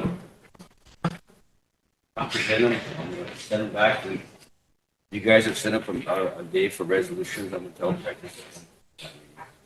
Are they time? Or they can go under the committee that committees. they're supposed to. Yeah, the only two I was to present was one from Ken Ledoux, and it was a resolution that kind of gives the administration the authorization to accept these end of year funds. Because like what happened last year, a lot of them got sent back because the council didn't pass resolution. Resolution passed. Is that in our book binders with economic development? I doubt it. He just gave it to me. We don't have the number on it. We just put it through. You give it to the. Hey, you gotta raise I'm your not hand. talking to me. You gotta raise your hand. So, Okay. I think because of the fact that we've had so many canceled meetings, I think that the council should just have the committee chairs bring them on, so that way we don't hold up business. However, we do need to know going forward, we need to let our directors know and our committee chairs know to really collaborate a little bit better. Votes. Yep, Councilwoman, right, maybe if we come up with, even though there's that stating what they need to do, we need to do a policy too, because this has been brought on the floor before. Wayne, you know, it's not your fault, and they just bring it to you because you're a treasurer, and thank you, because you are here. Really, you know, you're a money man and you take good care of the tribe, so thank you, and you are here. So thank you, but yeah, we can bring them up with the, when we get to them on the agenda. Mike, One other, curiosity, this resolution authorizing the engagement retroactive to January 1st. I mean, that was like 4 months ago. I mean, is this request for payment been languishing in the building here since then? Or did it just come from the program? When did it come from the program? What other questions you need to ask the director, Mike? And again, that's why I don't. I mean, when did you first see it, Wayne? Yesterday. Well, obviously, then it just, and you didn't get it, you got it from the secretary's office? The director. Okay, well, let's see. What about that problem? so it looks like social services met on I mean, April this program 27th. has been utilizing these legal services since January 1st, and they just now, within the last week, showed up with the resolution authorizing engagement. Let's not forget about that. That's a problem, isn't it? Timeliness. So it was referred up from committee, social services committee on April 27th. So I don't know if that committee hasn't met since January or prior to that. But that's where that, Well, yeah, and The that was just responsibility last falls on month. Talking about, obviously, they start using this attorney services on January 1st, otherwise they wouldn't want retroactive authorization. Right? True.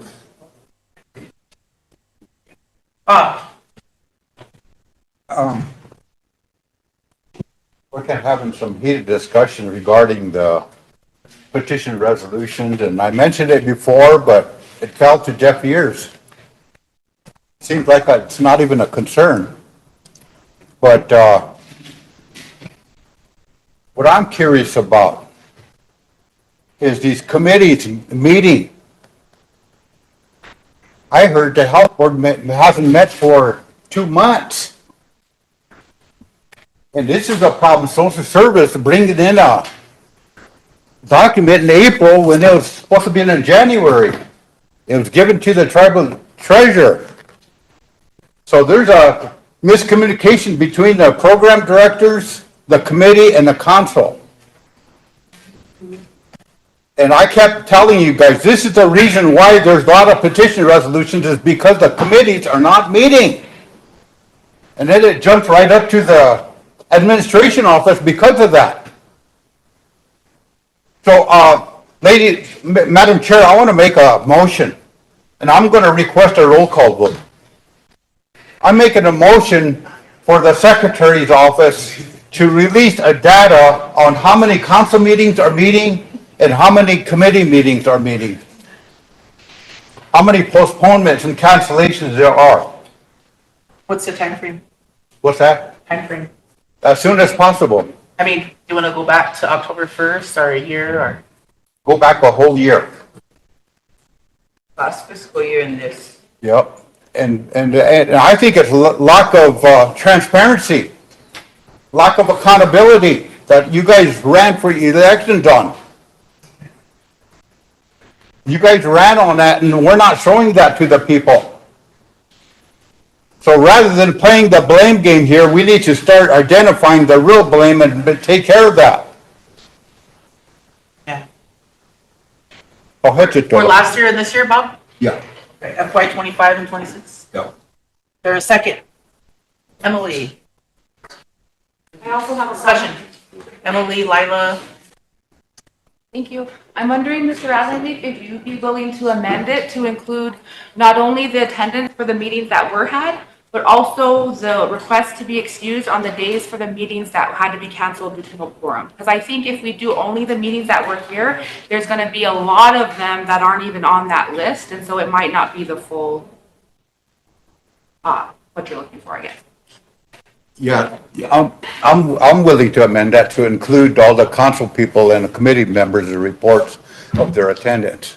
Because I think that there's a lot of council people that aren't attending meetings and they're not even off the committee because they missed 3 meetings. That's in the Constitution.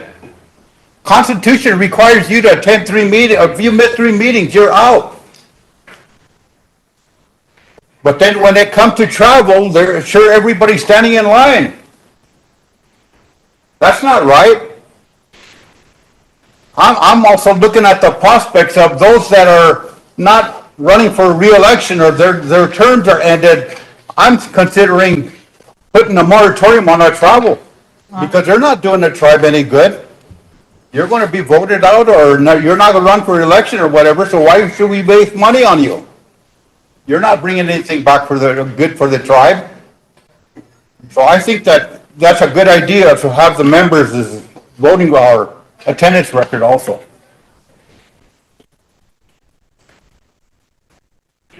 Lila. I was just gonna add to that because, our people are really frustrated because things aren't getting done. And it's not the fault of the daily people, but there's a lack of communication and a lack of things. So when it gets here, we got so much that we gotta look forward and push forward to, but we can't get that stuff done because we're doing, other things. But, same thing with travel. I have a concern about that. And I don't know if I would have to make a motion or we would add this to that. Ash, I'd like our travel posted. I'd like the people to see, they have a right to see where we're at, what we're doing. If we can't make a meeting, then they'll know why. Then they'll understand. And then, because people drive and they come here and they wait, and then there's no quorum. That's embarrassing. And it's really sad when people can't get their business done. And that's a hardship for them when gas prices are like $5 a gallon.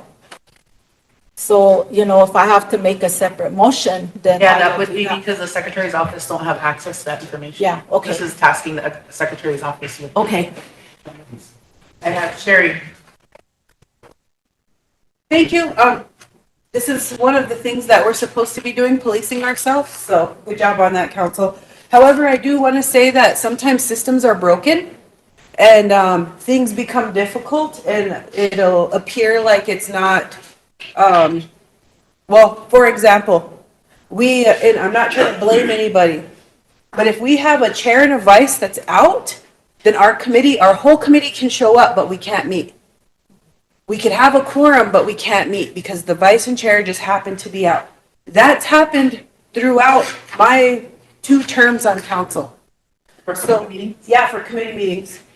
So with that, we should amend some of these committee structures to maybe include 2 vice chairs or to include some language in there that puts another officer on that can step up and chair those meetings in the absence of the vice and the chair for the committees.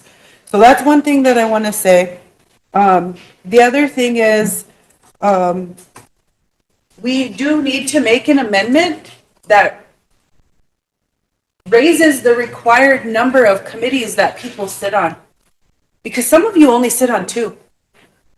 And that's not fair to me, who sits on 5, and then one of those require me to sit on another board. We have another council, we have a colleague here that sits on 8. And I used to sit on 8. When you newlies got elected, I stepped down. So it may look like, oh, you're not doing nothing, you're missing this and that meeting, but you may be attending 8 committee meetings or 5 committee meetings and other additional boards that you have to sit on. So sometimes the whole picture, we always talk about transparency, but that's really hard to do because the whole picture is never really painted until we bring it out. And I really want to say that we need to raise that number because it's not fair for a lot of us. And I say us because I sit on more than 2 committees to carry a lot of these committees.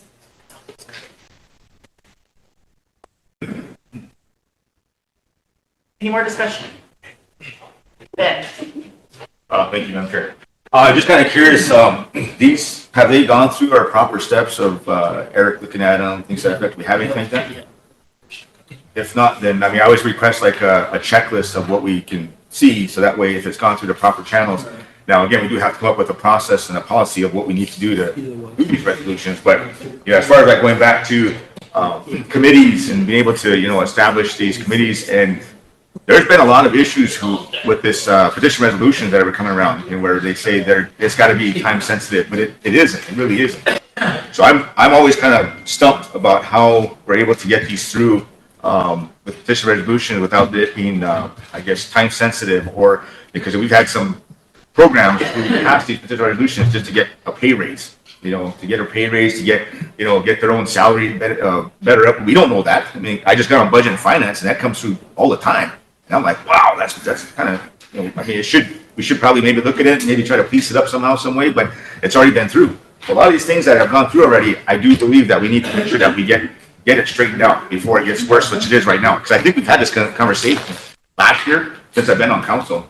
And I guess for me, I just get kind of upset about how, we want to make sure that we are here for meetings and stuff, and we get chewed out for not being at the meetings and stuff. But again, if we are here and at 3 o'clock, 4 o'clock today, are we going to have quorum to continue on? I'm willing to stay here all day, 4, 5, 6 o'clock, 7 o'clock at night, just to get business done.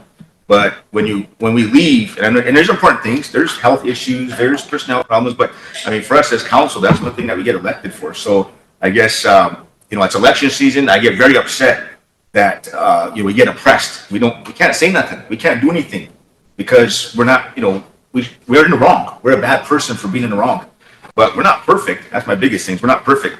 So I just want to make sure that, as we move forward, we better just try by being outspoken and supporting and doing what we can to try to piece ourselves up and abide by that. So with these resolutions, I just want to make sure we get that taken care of, I guess, of what we can do. So that's just my take on it. So thank you.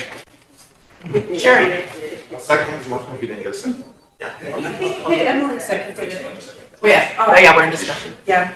I just want to say that maybe we should set a time aside, divert from the agenda, and we should talk through a lot of these problems, a lot of these barriers and issues and things that need to be changed. Because at Governmental Affairs Committee, there's a lot of people on there that are good drafters. Yeah, no, and not today, like maybe in June or something, we could set that aside.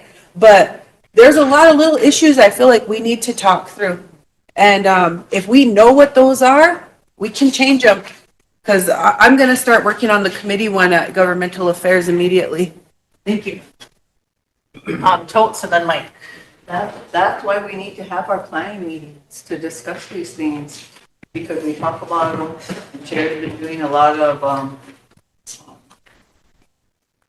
policies and different things also when we have our discussions, but we do really need to sit at the table.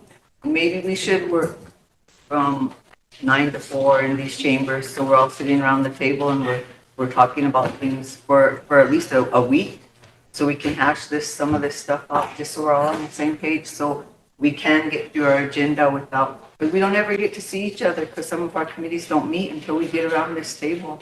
And it's not fair that we you know, right then and there, we can discuss some of the stuff. So planning meetings would really be helpful. We should never have an empty day on our calendars.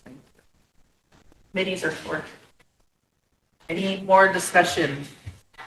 Mike, I'm sorry. Consider that we may have too many committees. Why don't we consolidate some of these activities? Just a suggestion. Have less committee meetings. Is there a question? Question by Chris, all in favor? Oh, I'm sorry, we're supposed to go roll call vote. Sorry. Okay, ready? Dolores Schwab? Yes. Christopher Eaglebear? Yeah. Stanley Woodknife? Oh. Yes. Okay. Royal Yellowhawk?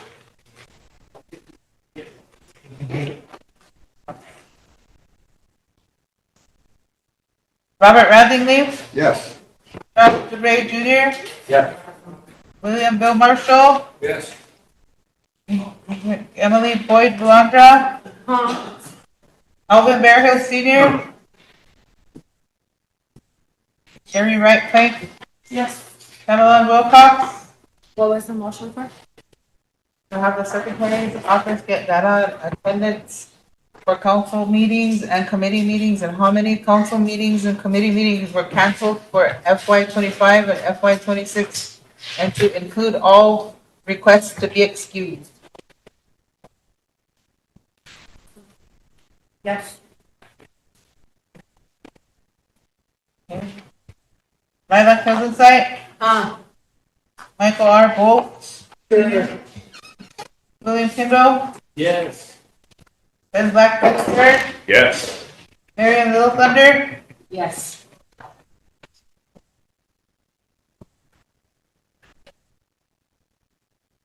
$15. Yes. In favor, opposed? 0. One vote. Wait, This is. oh, And she's there. we don't count non-votes on the Yeah, roll we call. don't count on votes. This is a roll call vote. Or It's called a abstain. yes or no. So it's 15 in favor, is that what Yeah. everybody? Motion carried. Can we get back to this?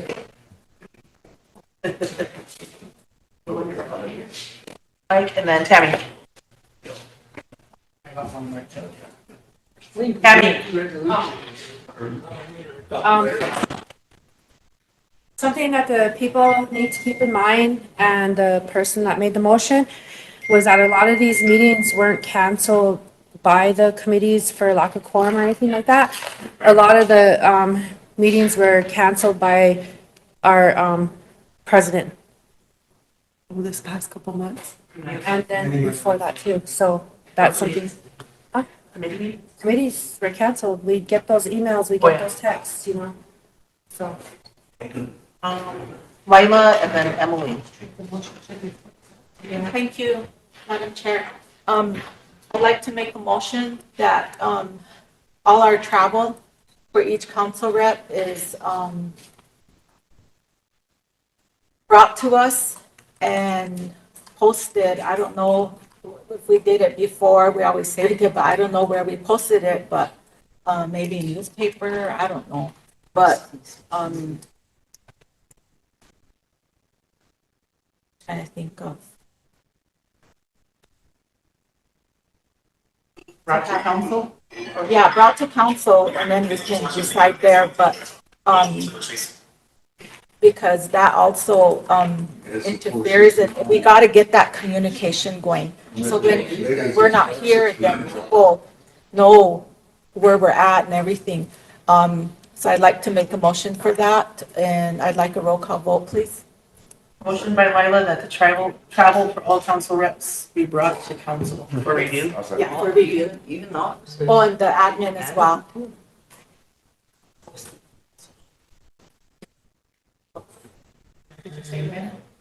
Can we have that brought to us by? Yep. When are we bringing yours forward, Bob? On the 27th. Okay, so can we have it by then? So we'll get both of them going. There a second? Tammy? I'll second it, but I also want to ask Lila if you can include in there, travel that other council reps and administration have attended, paid for by our charters. Yeah, Sure. I can add that. because we have a council budget and we're not supposed to be traveling out of charters, we're supposed to be traveling out of our council budget. Are you questioning that or discussion? Yeah, discussion, I got a quick question, Ben? or a quick question, I guess, but I know in those travel reports too, there's supposed to, or not travel, but there should be a report attached to it too. Can we ask that? Because I know several council reps have done reports on their travel. So to police us up, I think that's what finance is asking for too, sometimes is a report. Yeah. So if we can add that into, if any of them turned in a report or, did a report on their travel, because that's the whole goal, is to Yeah. find out what they're doing at these Yeah, travel. because we gotta start showing all that, council, maybe there's some that didn't do reports yet, with said reports attached, or if they were given. Is there a question for the motion? I have a question. Okay, go ahead. I have, I just want to say, let election season begin. It's really frustrating that there's all these election tactics and stuff. And we're always attacking ourselves and doing all this stuff, and it's just frustrating to me. After this motion passes, I think we need to get back to business. This TP stuff, Yes. I want to get it done, and I don't think that we should be fighting on air. There's enough people that say bad stuff about all of us in this room. We need to be uniting, and we need to be supporting each other. And if we have a problem with something that we're doing, we need to start going into executive session and addressing it like adults. Because I'm sick and tired of these games, and I'm sick and tired of us not moving on with the things that we need to get done. We have directors going into survival mode to get their stuff done, going to Wayne, going to the president, going to the vice president to get things done, because we sit here and we talk things to death. And I'm guilty of it. Throw a topic out there, I'm gonna give you my opinion. But we do need to keep on track, and we do need to stop worrying about all these things. And if there's a problem with it, when the budget comes up, cut the budget for travel. When council budget comes up, there's your answer right there. is there a question? The motion. Roll call vote. Smoke Squad? Christopher Eaglebear? Yeah. Sunny Fairfield, Stanley, Woodland Jr. Sal Royal, yellow, there. Robert Radley, Oh, yes. Charles Ray Jr. Yeah. William Bill Marshall, Yes. Emily Boyd Belandra. Alvin Bearhill Senior, Yeah. Sherry Wright Plank, Yes. Pamela Wilcox, Yes. Lila Kelsey, Huh. Michael R. Olds, Senior, Should be. William Kendall, Yes. Ben Blackburn III. Not here, Marion Little Thunder. Yes.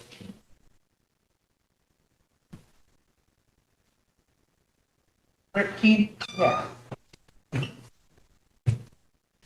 Any opposed?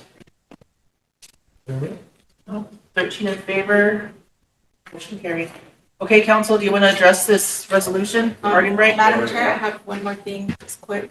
The reason why that, I was thinking back is the way that, I wish we had some form of, I don't know, we have a lot of technology, and I wish we had some form of, not everybody has Facebook or social media, and that's the issue.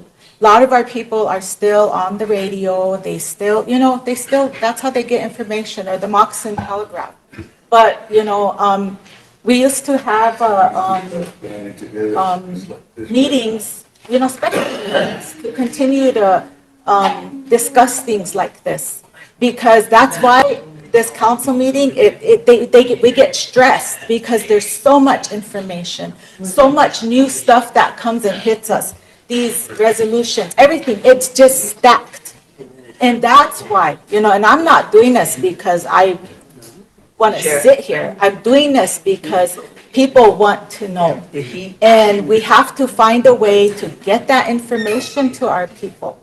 And, even myself, I was sitting there one day and I thought, gee, I wish we had one of those big signs. What are they called now? That SGU has. Because when you go by in Mission, then it tells you, well, there's this meeting going on and, stuff like that. But, it's just a form of communication.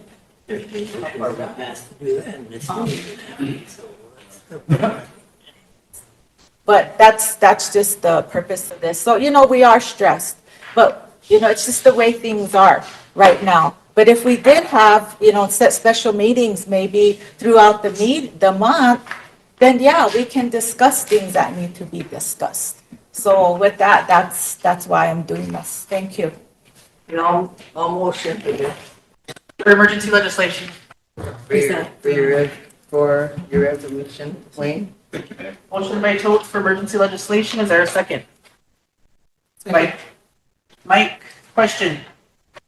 Lila, all in favor?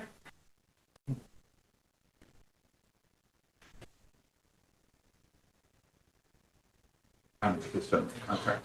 Yeah. You vote? No. Well, Opposed? what? Not voting. Two. What's our number? 12, 1 and 2. What? Oh, sorry.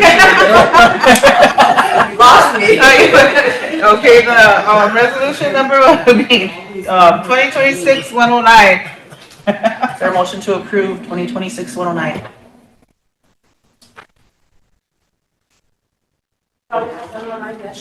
That many numbers on Back the at the meeting. resolution. No, 8 was the last one. Connie, that many numbers on the resolution. Motion by Oh, shit. Lila. Is there a second? Seconded by Bill. Go ahead and read it into the record, Lila. I can read it here. I'll start with the fourth whereas. The Rosebud Sioux Tribal Social Services Committee recommends that the tribe authorize and approve the legal services agreement with Kurt Augenbright of Augenbright Law Offices LLC, P.O. Box 67, Valentine, Nebraska 69201 for the period beginning January 1st, 26 until 30th, 26. At the hourly rate of $250 per hour for the provision of all activities and providing legal services to the Rosebud Sioux Tribe Child and Welfare Services Indian Child Welfare Act program, in a total amount not to exceed $50,000 for travel expenses and $1 per mile maximum, or maximum of $500. Therefore, be resolved that the Rosebud Sioux Tribe Council adopts legal service agreement with Kurt Augenbright Law Offices LLC, P.O. Box 7, Valentine, Nebraska 69201, provide legal services and advice to the Rosebud Sioux Tribe Child and Family Welfare Services and other legal matters of the client. It also resolved that the retainer contract shall be for the period of January 1st, 26 until September 30th, 26 at an hourly rate of $250 per hour for the provision of all activities and providing legal services to the client in an amount not to exceed $50,000 and travel expenses of $1 per mile maximum. We have finally resolved that the president of the Rosebud Sioux Tribe is authorized and directed to sign legal services agreement with Kurt Augenbright of Augenbright Law Offices. Discussion. Emily. Hey, I just got a quick question. I think I got myself confused on this one. So this one, we don't need to amend that January date to be like the date of approval or the date of signature or anything? Because I thought we said it could come up at an audit later if we were retroactively Have they approving. submitted any invoices? I don't know. We've been doing work. I'm sure it's going to work, so. I mean, I'm not a lawyer at all, but I was just wondering, like, if it's an audit finding, then there has to be some kind of issue with it. And so I was just wondering if we would need to say, like, upon approval or the signatory date that becomes effective, and then they can send their bills in or whatever. There's no way to cut it out at this point. We usually handle stuff like that too, justification letters. Okay, I just wanted to make sure, because on a previous thing that we were advised a lawyer not to retroactively do things like that. So I just wanted to make sure. Tammy? And by the way, our auditor is here. Right. See? Okay, so, in regards to what Councilwoman Emily has said, when does it become an unallowable cost then? And then who's responsible for that unallowable cost?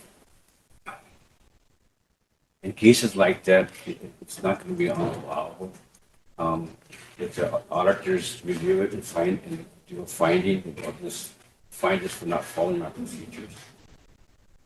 When it becomes allowable is if you spend money for an activity that's not allowed, or someone in business or whatever, spend those kind of things. But for just not following our procedures, not being allowable, it would be not following our own procedures. And that's what it would say in the audit. Any more questions? Call for the question. Question. Question by Mike. All in favor?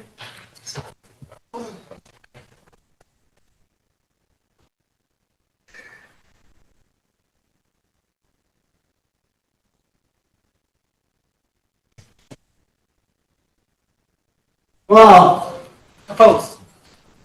what? Not voting? 1, 2. Motion carried. Council, I just have a couple other things, but I want to introduce you, Peyton, with Hipfley Auditing Firm. He is here, and as a part of their services to the tribe, he has to do like an entrance report to you and an exit report. His team has been down here already twice, but this is his first trip. This is kind of his introduction to you to kind of explain what they're doing. And if you guys have any questions or anything particular, at this time I'll throw it over to Clayton. Mike? Yeah, I wish you would have let us know one of the auditors were here. We just confessed to committing a venial sin. Earmuffs, I voted no. We need to be out there for this? I don't think so. Appreciate everyone's. I don't think that to be up there, because I think this is just like a general introduction of stuff. If you want to get into more specifics, then we'll go off the air. But right now, this is just general. Yeah, I just wanted 5-10 minutes just to introduce myself and tell you what we're doing this week and the progress of the audit. So, my name is Clayton Johnson. I'm a director with Hipfley, live in Great Falls, Montana. This is, like Wayne said, this is our second audit field work here for the September 30th, 2025 audit. So just to sort of level set and get everyone on the same page, our audit that we're doing right now really focuses on the federal dollars that are spent. So part of the uniform guidance, which kind of governs federal expenditures for grantees like yourselves or any grantee, these are the rules and regulations that each grant has to comply with. And you have 9 months to report on that grant activity. So your single audit is what it's known as is due June 30th of 2026 for last September. So that's really our focus. And part of that is obviously compliance that we look at for the programs that we audit. Those programs are what's known as major programs. We look at those every year depending on certain factors. So quantitative approach is a large part of it, but also risk comes into what programs get audited every year. So like this year, we're auditing 7 major programs approximating. So you've got about 83 million of expenditures this year, and 40% of that, or about $33 million, we're auditing this year. Whereas last year, you had about 5 major programs audited. So that's a really big focus of the audit this year, the single audit. The other portion of it is really the financial statement side of things. So how those dollars get reported in your internal records. And then at the end of the day, get reported on the financial statement that we audit and opine on. So we're opining on those major federal programs, and we also opine on the financial statements themselves. Okay, are you presenting these? Are your underlying records correctly done or presented? So that's really what our focus is on. The tribe as a whole, also, we also combine everything into a report that gets issued as well. So that would include all your business type activities, the casino, that kind of stuff, where even though there might be other auditors, we group all that together and we see an overall picture of the tribe for that particular year. So, but this is really focused on those governmental expenditures or federal expenditures. And so, yeah, and we're hoping to issue this on time by June 30th. I would be happy to come back out or Zoom in to explain the results of those audits, because it can get kind of complex, because we issue, like I said, an opinion on the financial statements. We also look at internal controls over financial reporting, where if we had a finding, that's where it get reported. We look at internal controls over compliance for those federal programs. And then we also issue an opinion on each of those major federal programs that you applied or haven't. So just a quick primer there, just to give you guys an idea of what we're doing, and give you an opportunity if there's any questions today, or I think my email's gone around, so if anyone has particular questions or concerns, definitely happy to answer those. Yeah, programs that don't do the reporting, or how do you run into any of that, where programs, you look at the expenditures, they're supposed to report back how they spend, and then what happens to programs? Maybe like doing side deals or side So, contracts. so if we find any of that, we definitely report that as a non-compliance issue or an internal control finding issue in your audit report itself. But again, not all programs are subject to audit every year. I guess they're subject to audit when they don't get audited every year, just based on dollar amounts and costs. So it's not like, and that's another point I should make, where we can't test 100% of transactions, right? There's just too many. So we give a reasonable assurance that your financials aren't misstated or there's not material non-compliance, but there still is a risk, unfortunately, just because we can't look at 100% of everything. So, Mike? I have a question. I don't know if this is an appropriate time to ask it, but I think it might be, but we may want to be off the air. Jeff? Just off the air. For what though?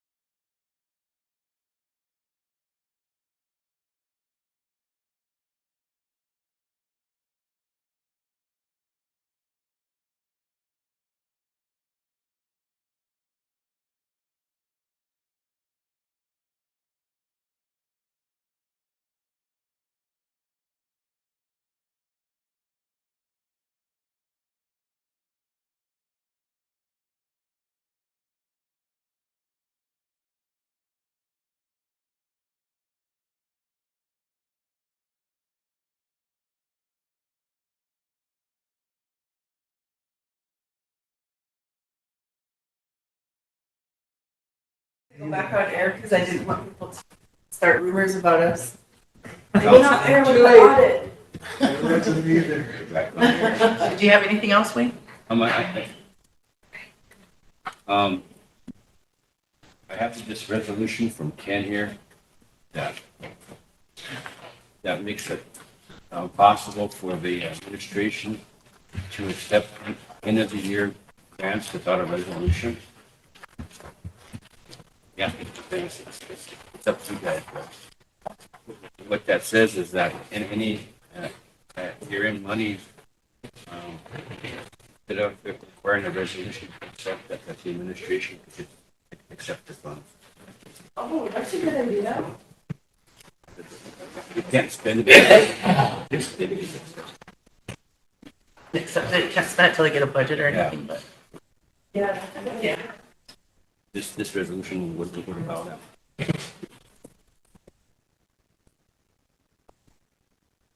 And while he's passing that out, council, I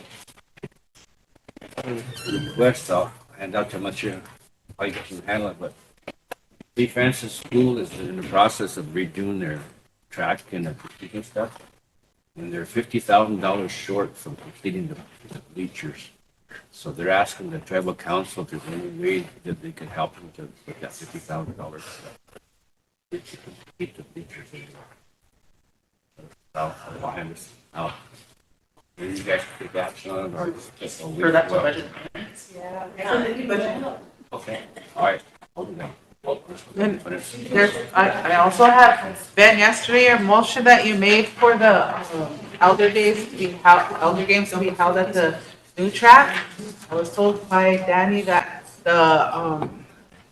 when they were working with it, BIE did condemn the bleachers as unsafe. Oh, really? Yeah, that's why they're not used. Okay.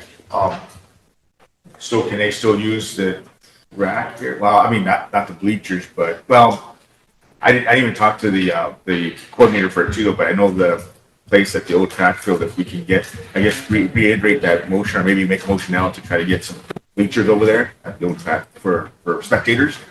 But at the same time too, I did ask for the other programs to go there to try to help it out, I guess, maybe level it out or some sort like that. Okay? But if we can go in that direction, because yeah, I didn't know what the conditions were over in that area. If they're condemned, and have to try to wash them. But that's what I was wondering too. Yeah. Yeah, because she did say that that the track is also unsafe, and I told her that you guys had made that motion to have different programs over there and make it usable. Yeah. But she had she was worried about the bleachers, the use of the bleachers, because they've been condemned by BIE as unsafe. We have a motion for emergency. Thank you. By Totes. Second. By Love. Question. Bill, all in favor? 110.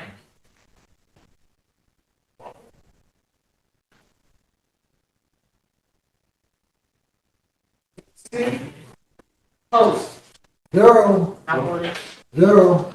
Motion to approve 2026-110. Audit. Motion by Tammy, is there a second? By Mike. Go ahead and read it in. Just whereas the Rosebud Sioux Tribal Council recognizes that various tribal programs, departments, including those public law 93-638 contracted programs and non-638 entities, have programmatic unmet needs that require supplemental funding. And whereas many of these funding opportunities are time sensitive and the requirement for individual legislation action for every request can prevent the timely submission of proposals due to the urgency of BIA deadlines. And whereas the Rosebud Sioux Tribal Council finds it in the best interest of the tribe to establish a standing authorization to ensure tribal operations are not hindered by administrative delays and that all available funding sources are secured for the benefit of the Rosebud Sioux people. Now, therefore, it be resolved that the Rosebud Sioux Tribal Council hereby provides a standing authorization for all Rosebud Sioux tribal programs and departments to submit proposals for one-time funding to the Bureau of Indian Affairs to address planned or unplanned programmatic unmet needs for the current and future fiscal year. And be it further resolved that the Local Sioux Tribal Council hereby authorize the Bureau of Indian Affairs to contract with or provide funding to the Local Sioux Tribe and its respective programs and departments for the implementation of these PFSAs. Be it further resolved that the Local Sioux Tribal Council hereby authorizes the formal acceptance of awarded funds contingent upon award and availability in alignment with the proposed scope of work and budget submitted for each individual request. Be it finally resolved that the president of the Local Sioux Tribe or their authorized delegate is here authorized and directed to sign any and all related contracts, amendments, and documents required to submit proposals to and accept funds from the Bureau of Indian Affairs and with this deputy authorization. And again, council, this is just to accept the funds. They still have to come back here to be budgeted before they spend it. So, any more discussion? Call for the question. Oh, yes, yeah. All in favor? You seconded it. Mike. Oh, Mike did. Question, Jerry? Chris.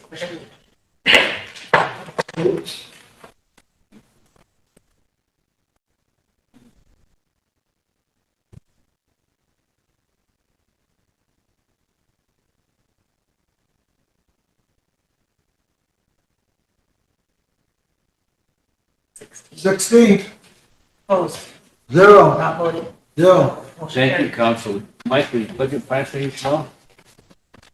I don't think it's scheduled for It was last Friday. Last Friday. Last Friday, When's the next meeting? it's the end of the month, or right before the last meeting of the month. Okay, so I'll have Steve Francis School go over there, and then council for the spring cleaning, we have $100,000 in our budget for it now, but we need another 49,000.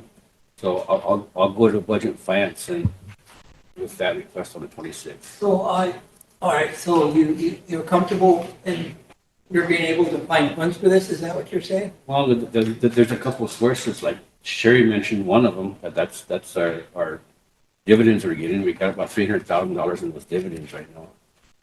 That's a source. Don't start chipping away at them. Yeah. Out of order. Discuss it at budget and finance. I guess I still have the floor.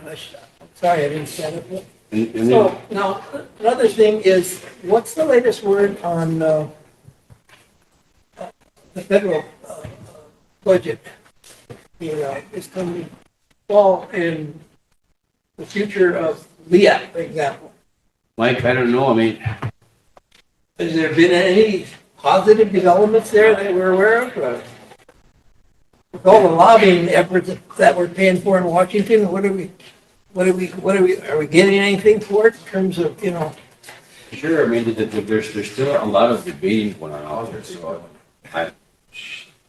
my personal feeling is I don't think they're gonna pass a budget. I think they're probably gonna do another 2-3 continuing years. resolution? And if they do that's good for us. Right. Because Obviously. any appropriations they pass has to meet the big beautiful bill. And in that bill that they're talking about, they have getting eliminated, changing the eligibility for SNAP and all that stuff is in that bill. So if they fund it according to that, then it's not gonna be good for us. But again, Mike, I haven't heard anything concrete, but that's. We haven't had any senators, prominent senators or Congress people telling us, They on the all, side that don't worry about it, that sort of thing. they all say that we're gonna watch out for us, but, we'll see. Yeah, no, another concern is, the big beautiful bill has proposed to eliminate funding for tribal colleges. Yep, And now whether or not that responsibility is going to be shifted over to BIA, I don't know, but, if we can find out, whether or not, just what we might be looking, what we might be facing if. and again, I can't tell you, I mean, I haven't heard anything, maybe the. Well, we got these lobbying firms out there, are they looking at this stuff? Yeah, they are. Yeah, the college has their own, St. Francis has one, we have a couple. I mean, they're all out there, but I just don't think there's a lot of action happening right now. It's changing all the time, you know, TVEC is restructuring too. And that's one of our major funding sources, and that's what's gonna be happening next week, because we're looking at restructuring for that. Mr. Kennedy? Wayne, those lobbyists we got up there, are they in contact with us often, or do we have to reach out to them, or how does that work? Usually email updates. Yeah, they send reports on email and monthly reports. But if you want something specific, you just call them up. Call Ross or call OJ or Jen. They'll take your call. Tammy. Tammy, Sherry, and Totes. Are we done? So I can do this real quick? Yeah, I'm done. For the treasurer's report, if you're, okay, it's just that yes. We'll come back to it. Sherry. My screen goes off every time I see. I know. So I have a couple of things. Do you think you could give us run us a report, a financial report, kind of where we're at in the tribe and, give us an idea of what our revenue sources are and an update on all of that? Because you said something, you said we have $100,000 for the cleanup and we need, what'd you say, 40? Yeah, the resolution you guys passed obligates $149,000 from the tribe, $149 from GLD, and $100 from SWA. Okay. The regular appropriations process, we budgeted $100,000 for cleanup. So we gotta find another $49,000. Okay, so see, council, these are reasons why I talked yesterday about the beautification program that would cost us less than that. That would give us roll-offs in our communities all year long. So these are the types of planning and things that we need to be thinking about. Because I went to budget and finance and told, no, we don't have the money for this. We do have the money for it. So next year, we should obligate those funds instead of for the spring cleanup, or change the way we're gonna do the spring cleanup if we're gonna have those other two entities chip in.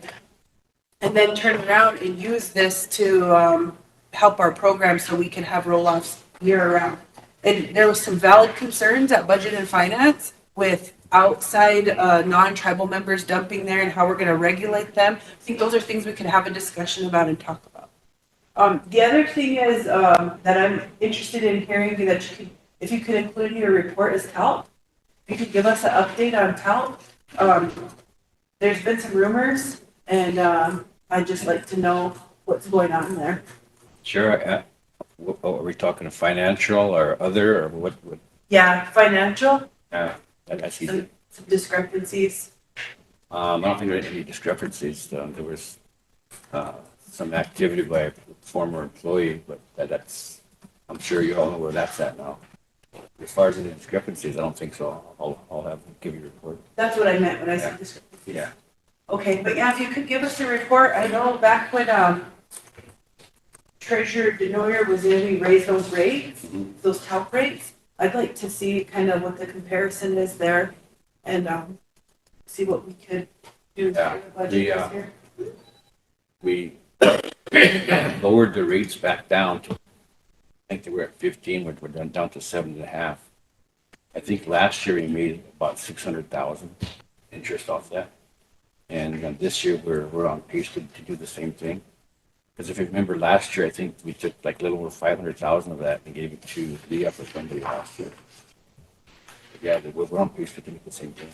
Okay, no, that's really good to know, because one thing that I've noticed about the council is we hear about this money in increments and we're never seeing a big picture and we're not planning appropriately. So I just want to prepare us for next year's budget so we could be ready for that. And then especially with all the cuts. in those budgets that they send out in your email every month, that gives you a picture of where each program is at. Look at year to date, it'll show you whether they're on track with the where they're at down here, or if they're behind or ahead, they'll tell you. Who sends that out? I don't think I've seen it. Taylor sent it out. Okay, I'll make sure you get it. I'll double check. Maybe I just overlooked it. Thank you. It's pretty thick, so. Okay.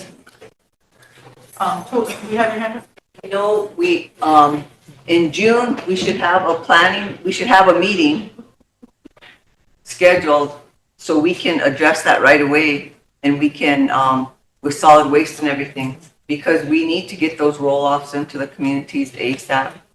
And what, Councilwoman Wright was talking about earlier about those blue bins, we need to take that over so that way this can happen. So we should all be at the table and discussing this. There needs to be a meeting next month and there needs to be a meeting also so we can sit down and just discuss what is potentially going to happen next year with this budget.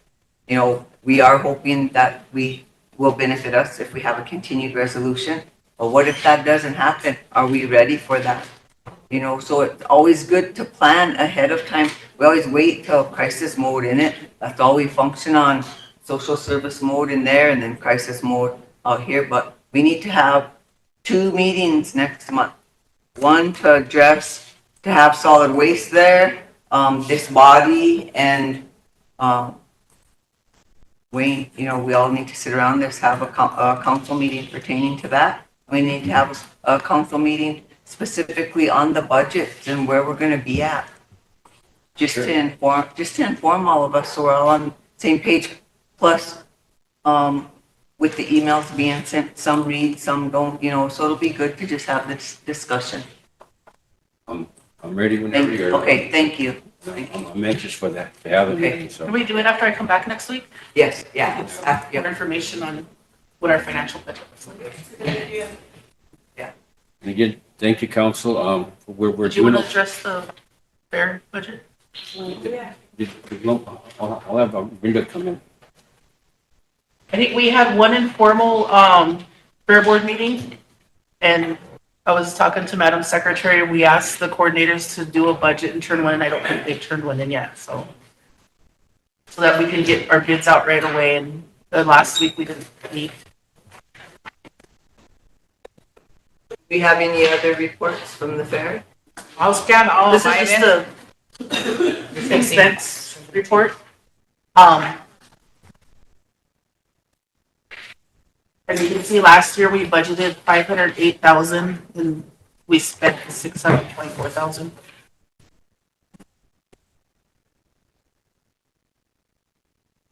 Our coordinators do have some really good ideas. We just need them to turn in a budget. And we got them. What about the carnival contract? Madam Secretary, we also have the pageant one from last year too. We have all of them? That's part of mine. Okay. Yeah, as part of the, not mine, but the special events. Yeah, okay. With mine. Brenda has the breakdown too for each category. Can I do this, resolution real quick? Yes, motion for emergency. Which one is it? This one with PPOC. EEOC. This is, motion for emergency legislation. Votes. Hold on, Tammy, do you have an extra copy? Yeah. I handed them out earlier. I don't know, Chris, did you not get one? I don't think, Madam Secretary didn't get one. I got one, but I don't know what's that. it was to everybody that was sitting here before you got here. Sorry. Oh, there it is. Never Yeah, mind. that one. Yeah, but you won't see. Okay, Chris, do I have which one? Seconded by Totes, call for the question. Yeah. Sherry, all in favor? Do you want 110? 11. 11.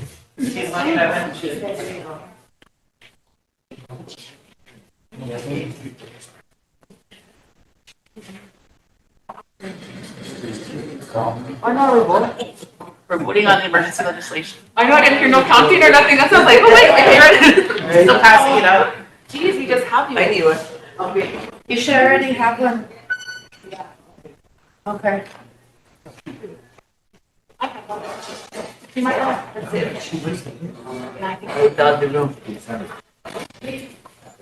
Not prior to the council meeting.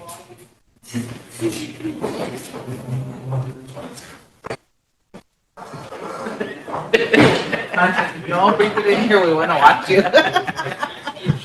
Just kidding. I gotta sign something. Here, take this banana bread. Good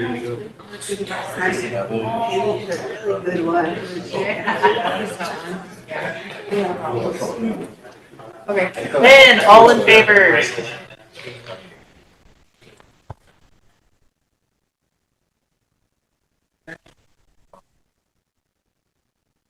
You got it, elbow raised. 14. Opposed? 0. Not voting? 2. Motion carried. Motion to approve 2026-11. Okay, I'll start with the fourth Wait, not by whereas. Tammy. Yep, by Tammy. I need a second. By Emily. Go ahead and read it in. Okay, fourth whereas.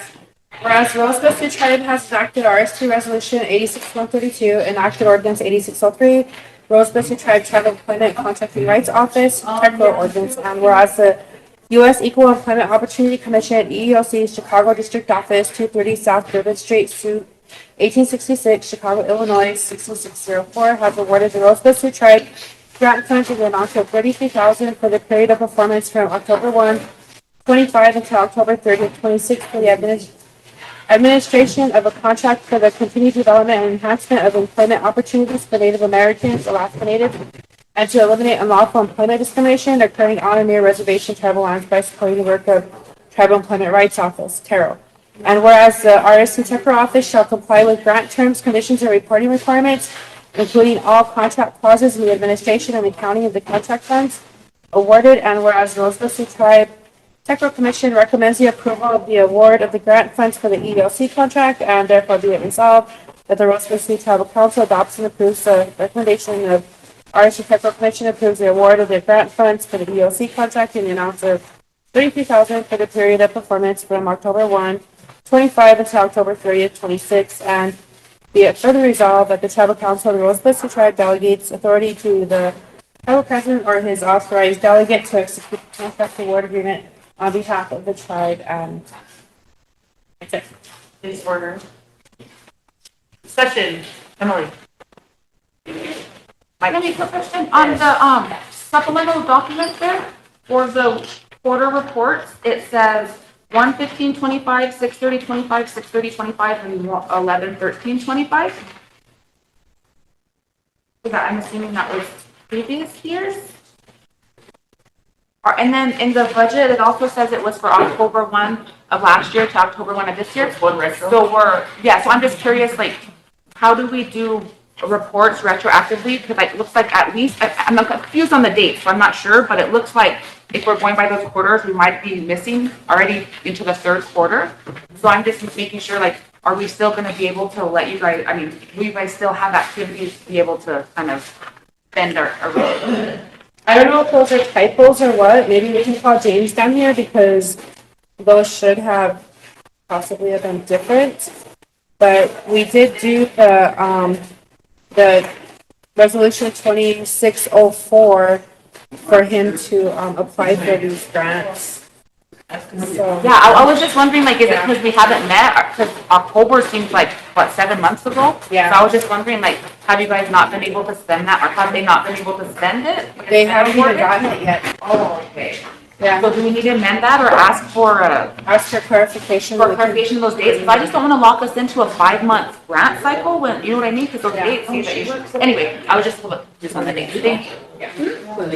I'm gonna call him down. So we'll table, We we'll table table it? this until he Okay, comes down to we'll explain. table it till he comes Yeah. down. We should put that on the sorry. Okay. We'll come back to this. Good council, Brenda is here. She's the guru for the fair. Have any questions about it? She just handed out just an overall snapshot of the expenditures, but she has all the detail there, so. Any questions? Floor is open. Before we start, I just want to make one comment. I'm glad you started a little earlier this year. But last year, if you remember, there wasn't anything done. I think it was the first week in August. Yeah. First week in August, we got a memo to the finance office that put on a fair. Nobody else wants to do it. So in less than 2 weeks, and then the staff back there did what they could in 2 weeks. So that's why it was all rushing and a lot of confusion. So I'm glad you started a meeting this year. If you have any questions? Ben, Yep. Thank you. Thank you for bringing that information. I know we went at it last year also, previously, because I'm always looking at what we went through, what we're gonna go through, and what we're projected in the future here. So, but being this is our celebration of this year, 150th now, I'm kind of curious of, and I know it's all up to the committee members and things to that effect of what they're gonna be doing or what we're gonna be planning. Because like I asked my colleague, Jacob here, is that, when we do a celebration for something, this is what we bring in, everything that we've had. And Rosebud Fair's always been here, the rodeo, the softball, the carnival, the powwow and stuff. Well, what are we gonna do more? And then, of course, it's gonna cost more money. So what can we do as far as like, again, celebrating our 150th now? And of course, this always happens every year. But like I've always said, if we were able to build up to this, I think this is the ultimate celebration, is what I'd say. We're preparing this for in June. Same thing with St. Francis Indian Day up there, the 25th of June. What do we have planned and what can we do? And it's going to cost money, but if we can probably start getting those coordinations together and stuff. But yeah, I'm glad that we're starting early because this needs to be addressed right away with a lot of things that are happening with the rodeo, with all the stuff that's happening. So those are just my thoughts on this. And I guess for my colleagues also to look at that we're going to probably have to put in more funding in. I don't know where we're going to find that, but that's where I'm thinking we need to start realizing. I know in the past, St. Francis Indian Day, they had their celebration and they always, I guess, made in the past, there was horses that came up in the morning, a morning sunrise type of a thing. So, but I don't know if those are things that can be brought up, I guess, or suggestions. So with the finances, again, from what happened in the past, what's going to happen now this year, and what we're projecting for next year too also. It's always going to happen. But that's just my thoughts. I just want to make sure that we have that open, I guess, for what we can do. All right, thank you. For the fair this year, we all appointed some heads to the different committees. I think we've had 2 meetings with them now. The last meeting we asked them to prepare a budget for us and any new activities, whatever, do a budget for them. And then we're going to meet sometime next week. Whenever the chair gets back, we'll have a fair board meeting, and whenever that gets set, we'll let everybody know. But that's where we'll start finalizing what activities we're going to have so we can attach a budget.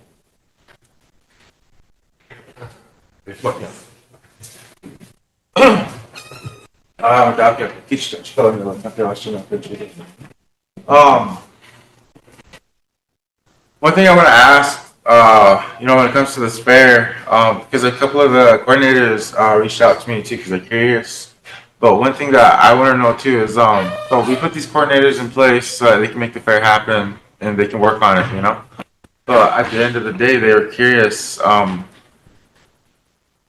Does council have the power to overrule any decision they want to do for the fair? Like, say, I had a few coordinators that had that curious question because they're working on things and they don't want, they're curious about the political interference. If that's the fair board handles the budgets and so forth. What will happen is at this next meeting, we hope that these coordinators bring their budgets so that we have our overall view of what it's going to cost and what activities we're going to have. But the final decision lies with you guys. The final decision lies here. I mean, and so some big decisions have to be made soon. One is like with the rodeo. It's always a big issue. Do we have an INFR one? Do we have an open rodeo, SRDA? or the horse race. And then of course the horse races, because there used to only be one group out there. now there's several. They're all submitting bids. So those kind of decisions you guys will have to make. The board will do all the detail stuff and bring it back to you for your guys' final. So it determines on their budgets when they turn those in. Yeah. And then we do the overall resolution for the budget, and that's what we're with the cuts. Mike. Yeah, wait, I had one of the coordinators that we selected recently, Mr. Munstar. I happened to have a meeting 2 days ago, and he asked me how much money was available for the Wachipi.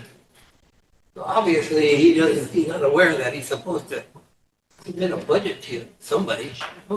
Mike was the coordinator last year. Okay. You guys appointed a new coordinator this year. Okay.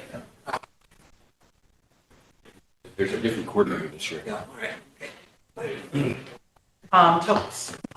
When you have your meeting, can you let us know? So for those council elections that are available to attend, we can attend, so we're all on the same page. Awesome. No, And then as soon as we get a schedule, usually I'll get it out to you. the minutes go out too. We usually give minutes out to the reps. Ben, Can we, I don't know, they may have a different deal, Mike's community with that, can we include them? I think, because this is the big celebration here for this year. We don't want to leave anybody out. So I'm hoping that we can get the Indian Day Committee from St. Francis to actually attend the meetings also to see what they can do, see what we can help them with, I guess, it's either financially or maybe to help them out with some programs or something to help I've seen their power grounds up there pretty bad, so I want to make sure that we get that taken care of before we do the celebration. And again, it's coming off right now because we're having meetings for the 150th right now, so we want to make sure that, we celebrate our victory. That's our biggest ultimate goal right now. And of course, money has to be spent no matter what, so we're going to have to try to do what we can to make that happen. So that's just my thought. If they can attend that, that'd be great. If they're fair meetings. Brenda. I would just like to give you guys just a very short report here. What I did is I give you guys the cover page of what was actually spent. And so you guys can understand it a little better. On site, what that means is that money, we don't handle payouts or anything in cash. It's check. So on site is, you guys see our finance trailers up there? That's what they pay out up there. That's what that on site line item means. Intact is what we do, and it's almost mostly all done prior to the fair. Contracts, payments to vendors, etc. That's what's done through Intact, and like I said, it's done before the fair, normally all of it. So you have those subtotals there for all the Wachipi, rodeo, special events, other. What other is the board itself, the fair board itself has their own budget, and we call it other. And then that saddle block, that's something that doesn't go under the rodeo, it's kind of isolated by itself. Then we have the trash and security. Normally, every year the trash is done by solid waste. So you see the subtotals for those. And then there was some additional expenses, and out of those, outside Intact, those are taken out of checkbook 12 and 12-1, and that's it. That's what's back there. But there was some additional expenses that were done out of checkbook 3, which is the general account, and you see those there. Rodeo had 20,000 plus, special event 3. There was 50 plus out of the Fair Boys budget and Saddle Block. And those total 76,000. And if you guys would like, and I didn't make copies, but any of you would like what the additional expenses were, I have them all broke down. What the additional expenses were. So like, I know there was certain, for example, for one of them, about a construction ramp at the rodeo grounds that for the handicap. So we had one constructed for the handicap. So that's there. Another one was the Indian relay races. Those were approved till last minute, so that's what also came out of the general account. Then there was the feds that had to go around the Indian relay races, supplies, etc. They also put up additional lights. Right over there by the turnoff or into the hospital, we have 6 additional lights put up there. for security and safety. We also had additional lights put up in front of the witch office to that area. Then they also had signs put up.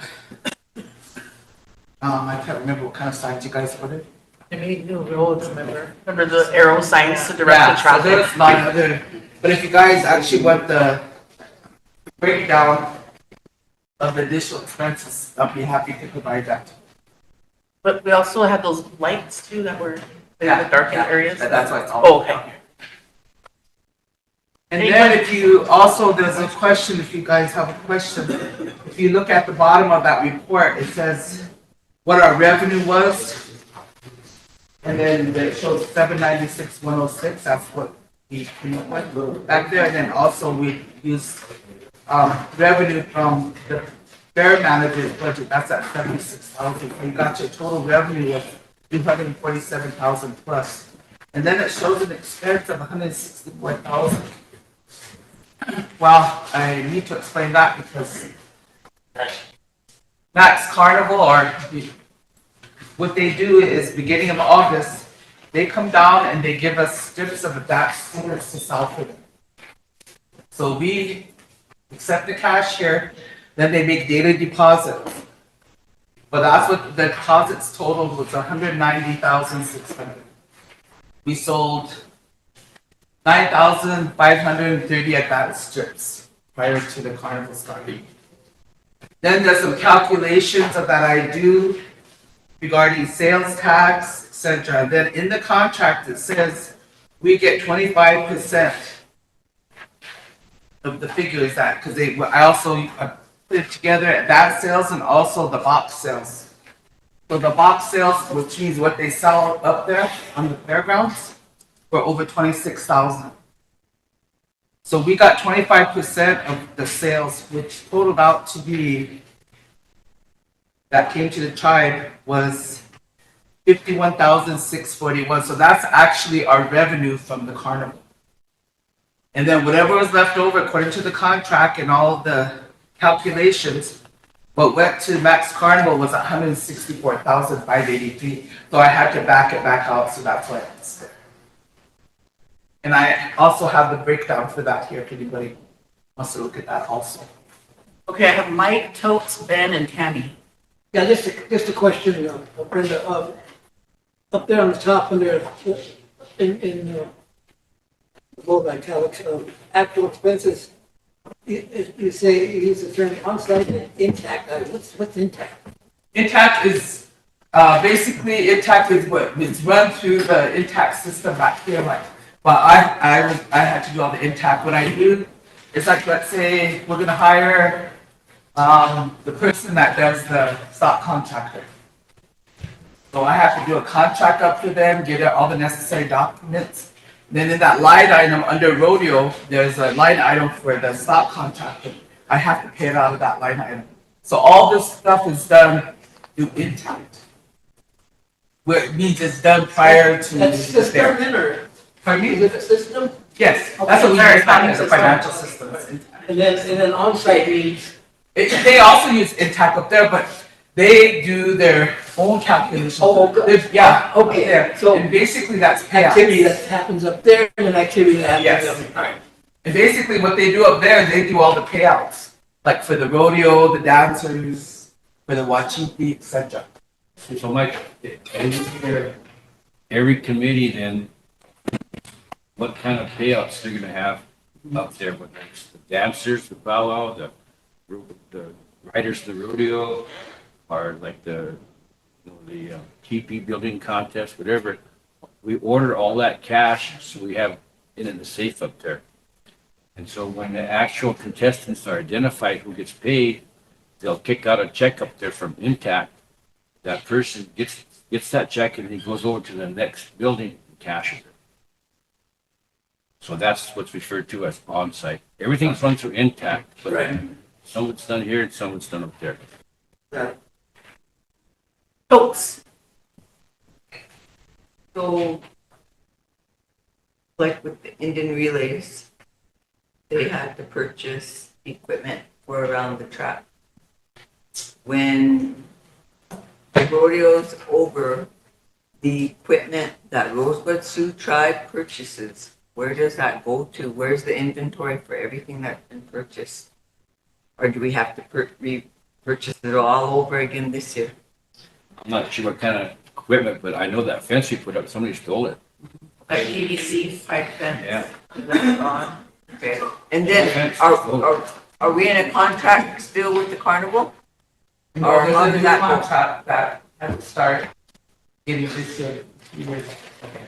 But I believe the fair board took care of that. But just to let you guys know, you know, just like Wayne said, you know, I wasn't pulled into this until the 11th of August. And I think I gave you 10 days to get everything done. So I was working like a mad woman back there. I was working 12-hour days trying to get all this paperwork and everything done. Because of the lateness. For readers, I think to go with early in school. I have Ben, Tammy, and Oh, thank you. As a stickler for me, I just, want to say, do we have anything that we are generating revenue back for like apparel? Shirts or hats or anything like that too. Do we have anything like that that we're trying to get back for that? Again, this is the 150th again, and like I said, we want to make sure that we scream it from the top of our lungs here. That'd be a fair board question. But All I do the is take care of the financials. budget part of it would be a line item for that in there, maybe? I don't know, that's up to them.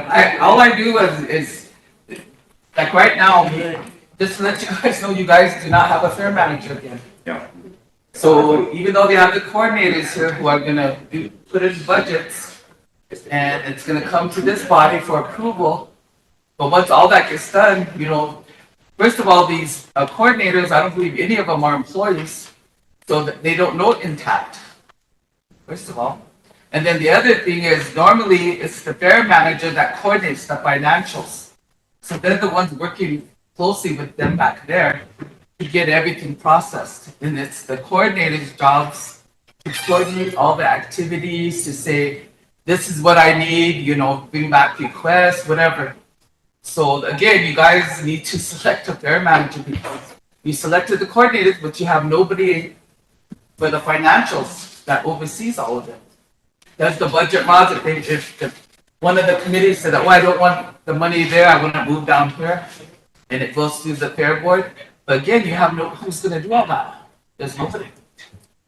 So it's a good, it's good that the coordinators, you guys need to get a fair manager in there. Do you think it would be good for these coordinators to come in to get training on that impact in order for them to understand it before they start getting anything, or? No, you need a fair manager. Who's a fair manager? Because the fair manager is going to end up having to do stuff like this and provide things like all this stuff here. So they may have their own system also too before GMAT, or do you want them to follow that system? They have to. And it's a lot of They have to follow. Yeah, They have to okay. follow. But that's what I'm saying, that's where we have to get this training in place, so we get somebody off somebody else that's not gonna know anything, then we come in here and say, okay, well, this is what you gotta do, and they bring up their own system, and it's like, you have to follow this, so training would be beneficial for them if they can. Yeah, come in and do but it. you guys were on the right trail to employ a fair manager. That way you have an employee that actually does it, whether they're full-time or seasonal. And we do have a budget back there that was approved for the fair manager for this year. There's already a budget back there in place. Okay, thank you. And that's separate from the fair budget. Tammy.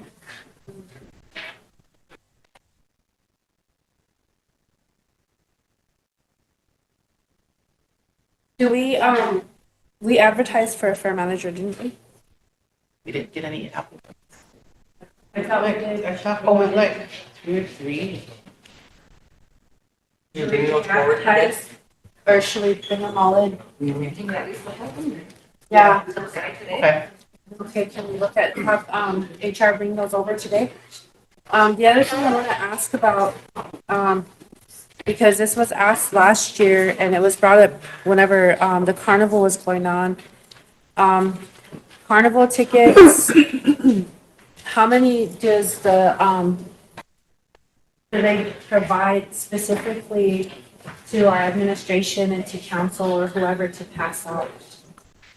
Yeah, if you look at the, No, I'm not talking about the ones that we sell, but the ones that, yeah, okay. that's up to you. When there's a contract that specifies everything, And then the carnival also gives what they call comp tickets. Okay. And those comp tickets are divvied out to the administration and to any activities that have children involved. For example, like the parade, I know they gave it to basket to the kids that get the all balls, in the teenage balls, anything that has kids involved, they also get cards too. Like, and then like the youth rodeo, etc. Okay, I would like to entertain a motion that, this year's comp tickets be specifically divvied out amongst our programs that will be dealing with the youth. But that, you can address that to the program. Yeah, I'm making a motion here on council. They can. Programs and activities. Activities that deal specifically with the youth. Good.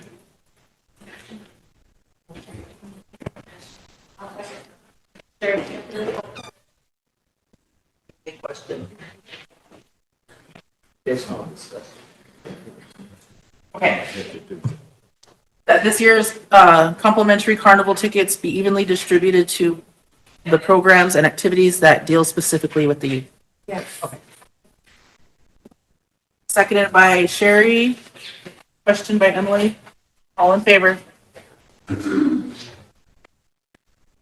Brenda and me.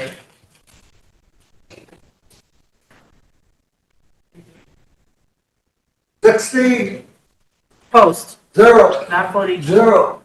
Motion carried. I just have a question. How are you gonna determine that for the parade?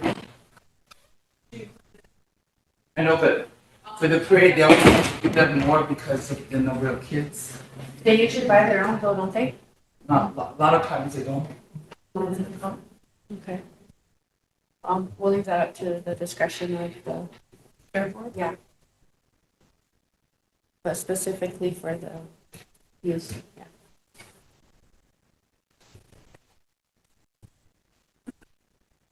Madam Chair, I don't leave the floor. I was gonna bring up the fair manager. Okay. I'm texting her right now. She's gonna bring them over. I gotta hold her.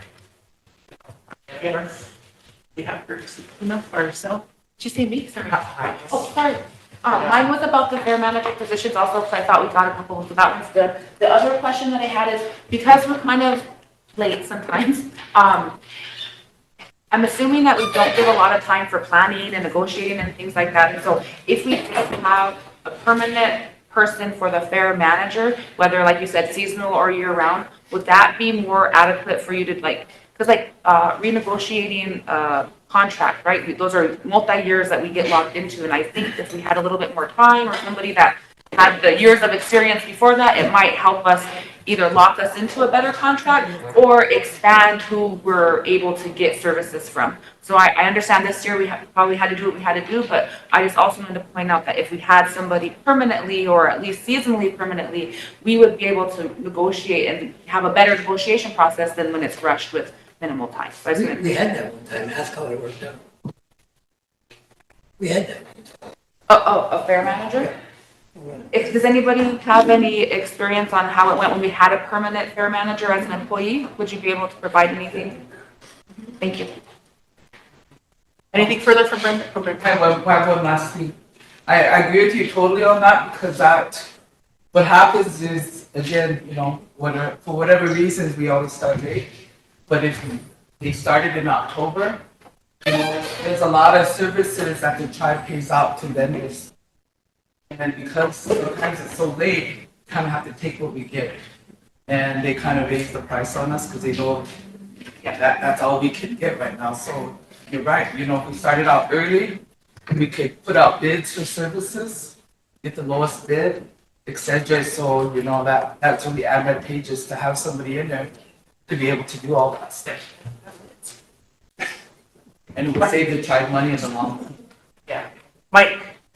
Yeah, we had a full-time manager, set up one time, and I don't know how many years in operation, Wayne, you recall? And how did that work out?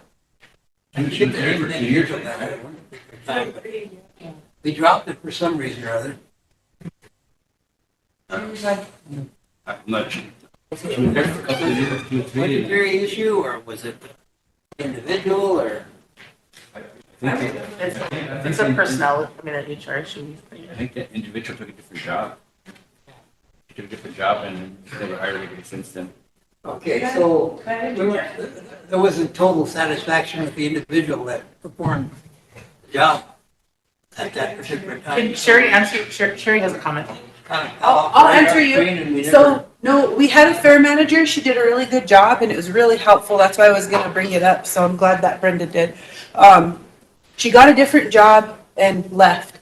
And then, when we re-advertised, the council argued over if it should be a part-time or a full-time. Seasonal. And if it should be seasonal. But the ordinance states a full-time manager. And, we could never come to an agreement, and it's one of those things that just fell to the wayside. And we were gonna we delegated it to Brenda at the last minute because we were in panic mode. So it's poor planning on our part, and the former fair manager did a good job and helped all our coordinators through all of that. And one of the key things is, Ben mentioned, like, well, can they get training? Training would be good, but they won't have intact access, and that's like a $5,000 cost to have intact access. So, this is really important position. It needs to be put in place. And I think, today we should make a motion to start, advertising for next year's positions and get them selected prior to the election. So that way 2027, is ready to go. That's my recommendation today. Any more questions regarding the fair? Oh, Charles. Wayne, how are we looking for funds this year for the fair? I'm pretty sure it's probably gonna be more. We're probably gonna have to find a little more. I think last year we had a carryover like 100, maybe 150, 160,000. 194. This year our carryover is only like 90,000. 93,000, so we're like $100,000 short. But the two accounts that we get the money from are the two tax accounts. Yeah. And our leasing company. and that money there is about the same as we got last year. Yep. So, we're probably, it depends on what kind of a budget these guys approve of, but we're gonna have to come back to you guys and ask for at least another 100,000. Have we budgeted anything for like that 150th bill too? No. But that, For the one up in, Yeah, the one in Montana. no. I've asked that group for a budget and haven't seen it yet.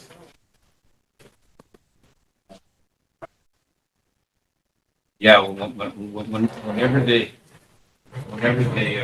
submit a budget, I've got a couple suggestions that you guys to consider. Thank you. Tammy, what about the fair? No, actually, I just want to ask a question from what he said. Has there already been expenditures made towards the 150th up there in Montana? Other than travel, I'm not aware of it. Okay. Oh, excuse me, I think there was, when they hosted that meeting out here, I think we spent like $1,500 for that. $1,500 for that? Something like that. Okay. Okay. Are you done with Brenda? Yeah. Thanks, Brenda. Thank you, Brenda. Thanks.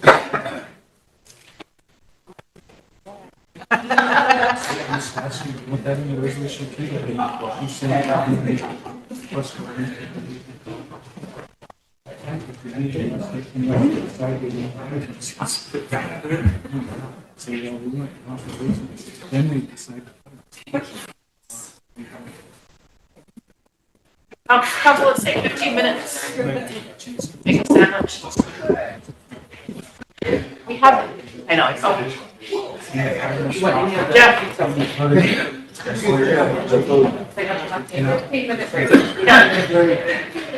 Yeah. 15 minutes. 15. Is that? I gotta go make some phone calls. Get a break.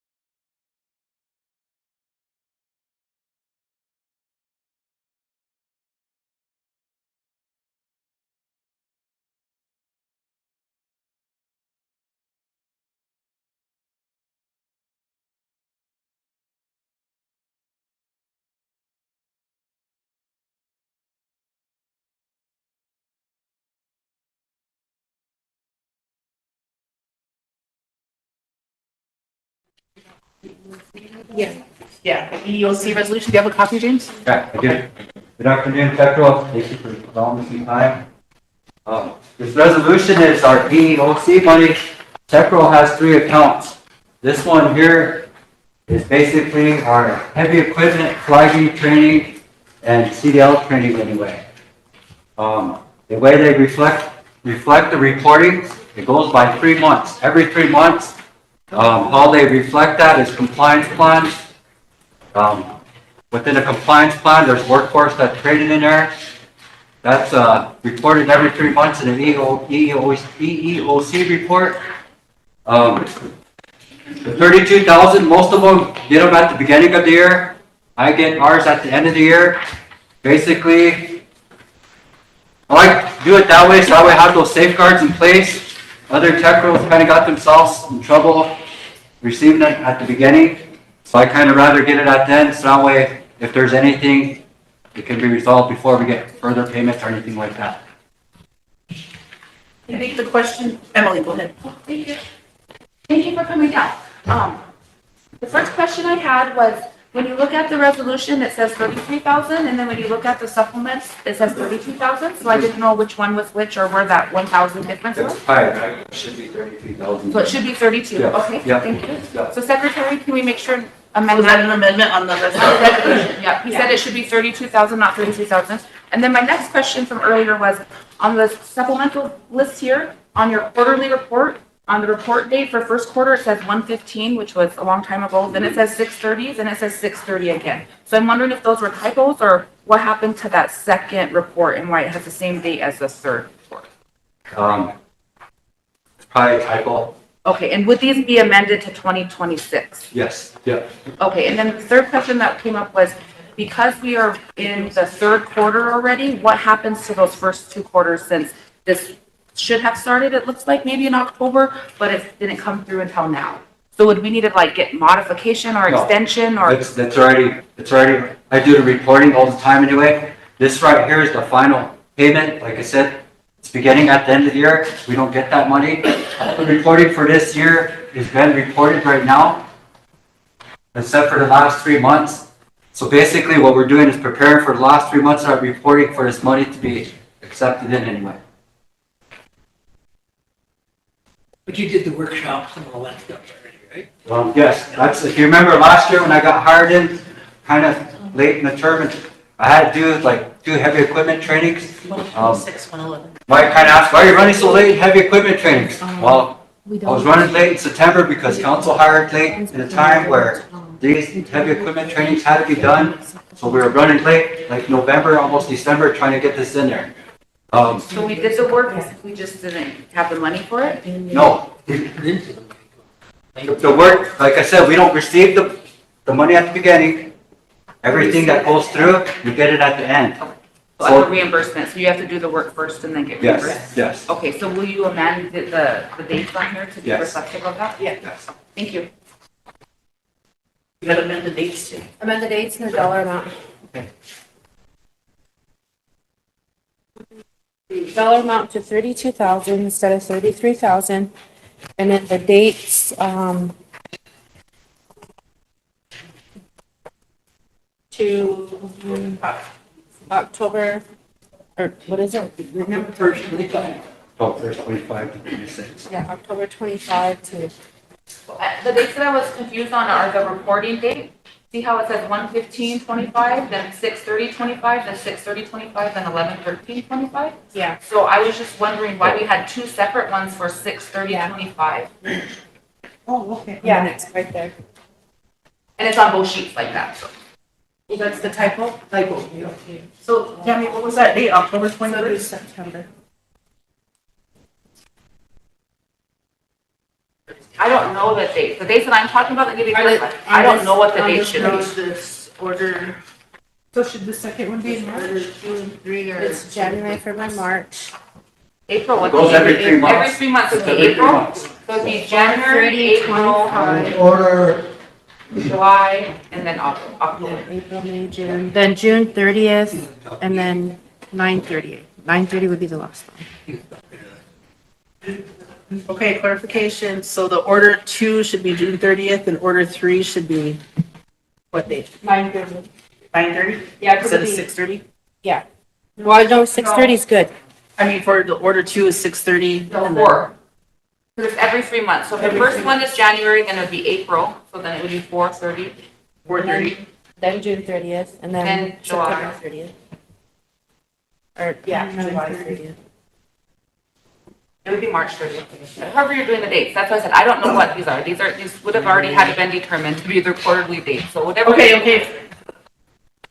So it'll be October, January 15th, 2025, April 30th, 2025, July 30th, 2025, and October 13th, 2025. There you go. Does that need to be reflective on the resolution at all? No. Okay. Ben, Hey, thanks for coming on, James. With the EEO, with this one here, do we have a rep then to represent any other complaints? You're certified? Okay, just making sure. I'm a certified EO for this area. Okay, sure, yeah, okay, that's a That deals with all the other stuff besides his trainings. It deals with the sub-entities, non-entities, discriminatory complaints. I'm the Definitely. person that deals with that. Definitely, yeah. So just make the public aware that that's what we have here, because a lot of people don't know. And of course, the funding that comes in helps with the training also anyways, though, but, just for the concerns of EEO complaints, I guess that's what we do. But I know when I worked here, Gary was the representative for that too, so I mean, he had quite a bit of complaints that I see him in. So just making sure that we do have a representative. I wear some many hats with that one, so.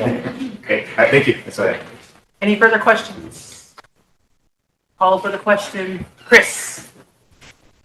All in favor? As amended. As amended. As amended.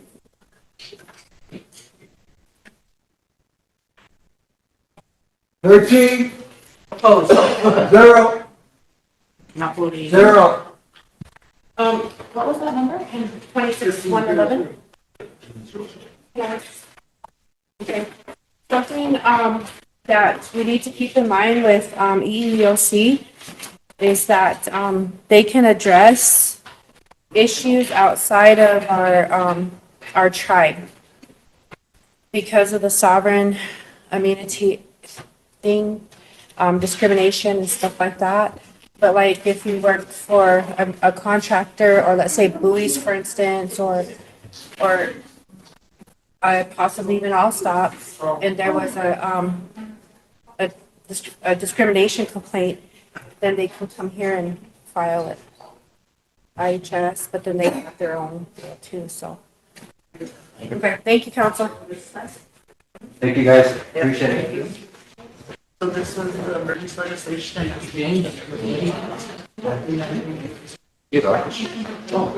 Thanks, Jim.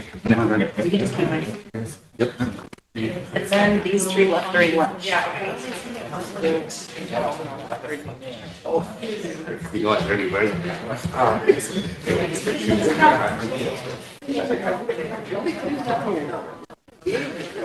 What's that, the next one, chief? Huh? You don't? We write it on, okay. Then this is a. Legislation, question.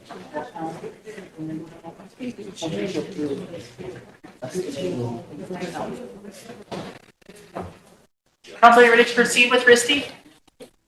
Yep. Hello.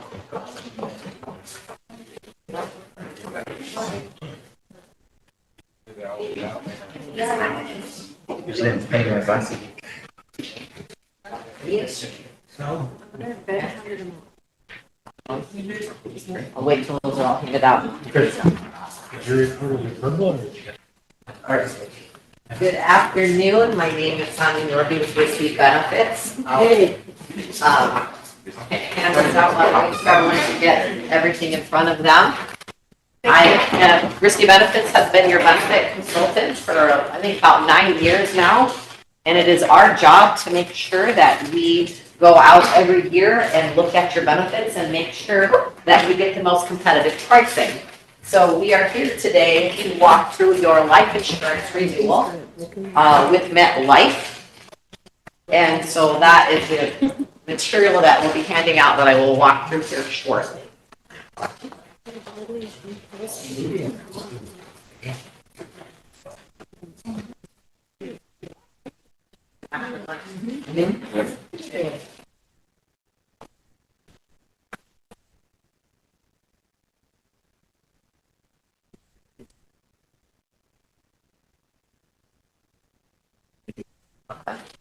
Appreciate everyone's time.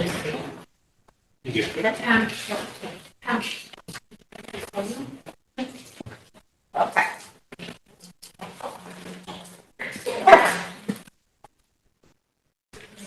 Just a little bit of back history on where we started. About 4 years ago, Rosebud Sioux Tribe made the decision to increase the employer-paid life insurance from 50 to 75,000. So today, you currently cover 75,000 on each employee.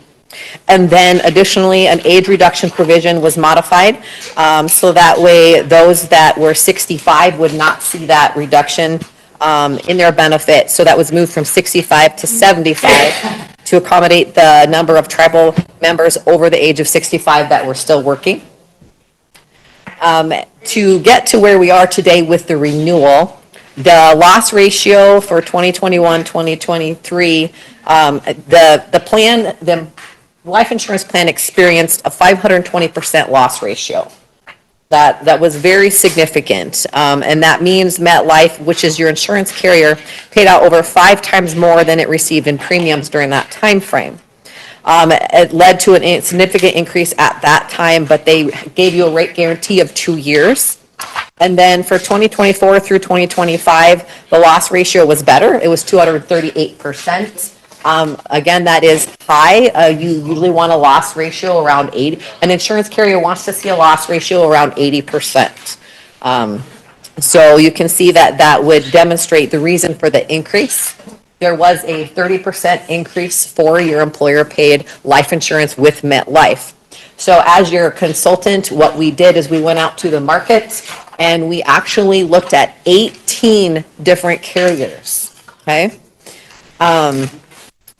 So before I get to that, more detail on that, so your current rate for your accidental death and life insurance is 0.236 per $1,000 of coverage. So for $75,000 of coverage on an employee, that amounts to $17.70. The new rate that MetLife has presented at renewal with a 2-year rate guarantee, so it's guaranteed for 2 years, is 30 cents per thousand. That does include your accidental death and dismemberment. As a reminder, what that is if the death is an accident, then it pays an additional 75 on top of the current 75 to that beneficiary. If you have a dismemberment, that means there is a cash value. You can submit a claim, and the amount of that claim is dependent upon that dismemberment. So with that 30% increase, thank you, that increases the cost per employee from $17.70 to $22.50. Okay.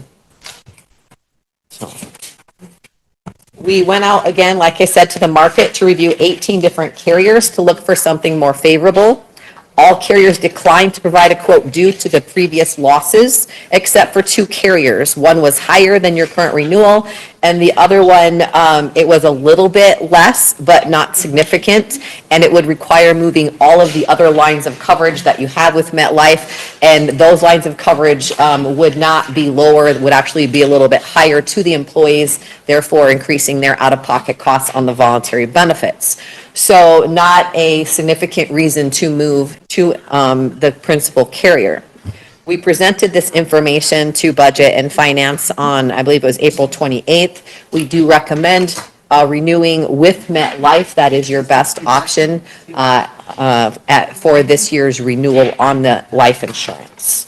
So on the resolution that you have in front of you, there is the third from the last paragraph where it talks about the RST Budget and Finance passed a motion to refer the RST Tribal Council to Life Insurance Renewal Summary. It says August 1st. Your renewal is actually July 1st. So that will need to be amended because that's when the plan renews.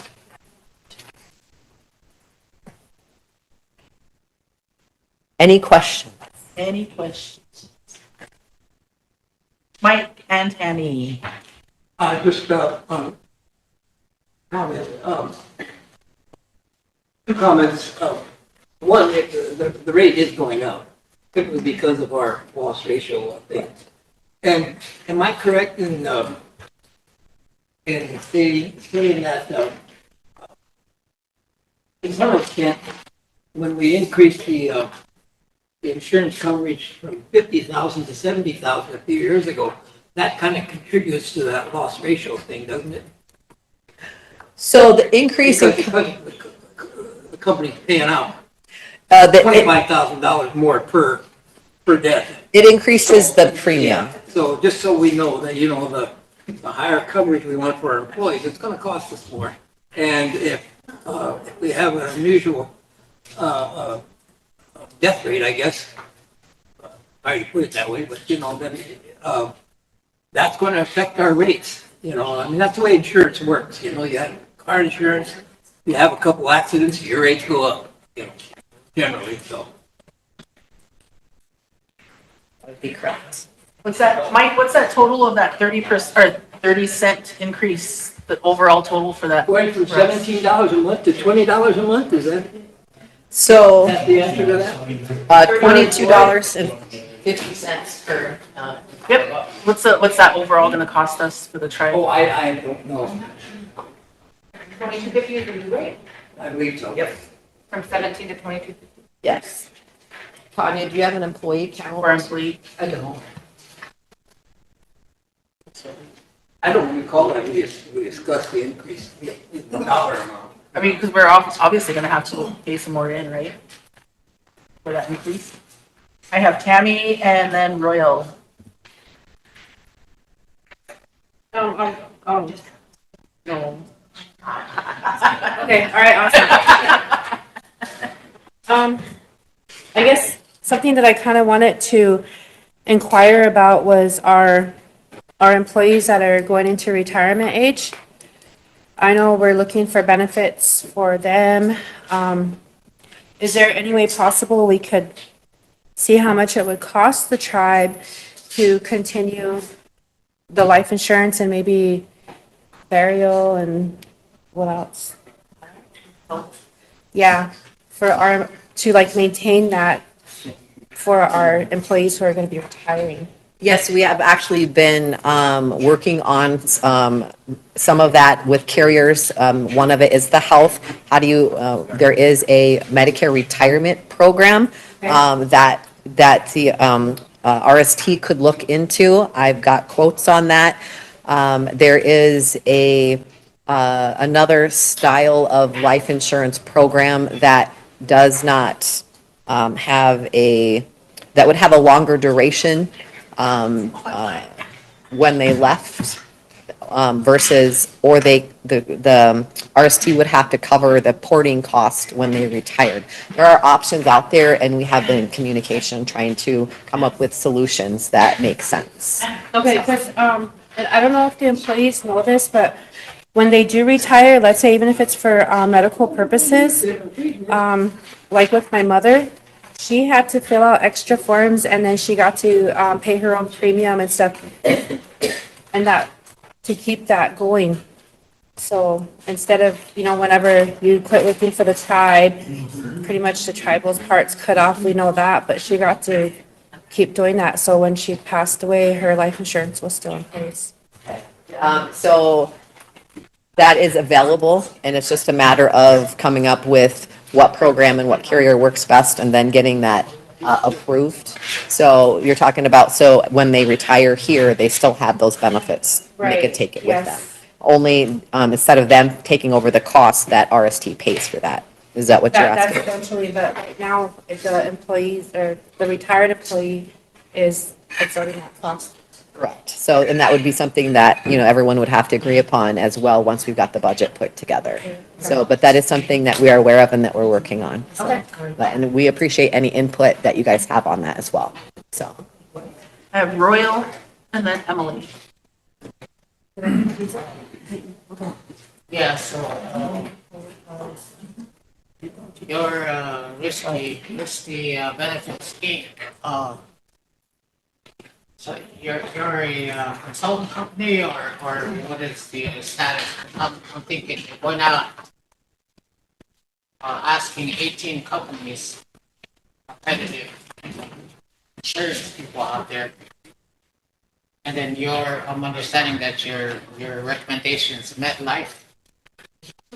And then on that part, when I look at insurance, I look at people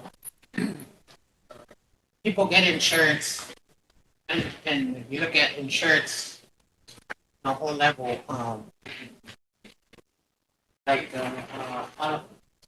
you consulted by the tribe to look for the best rates, or are you an insurance company, or how does that work? Very valid question. So we are an independent insurance agency. So we represent you, the client. We do not represent any of the insurance companies. So our job is to represent you and bring you the best rates and plan designs that works best for you and what you guys want. So that's why we are able to go out to 18. We go out to everyone that's available in South Dakota because we're an independent insurance agent, and then to consult with you on here's the options. This is what you have for availability and prices, and then leave that final decision with our recommendation up to you. So I do not represent a single insurance company as an incentive to sell that company. So MetLife is your current insurance carrier. They had the best rate several years ago.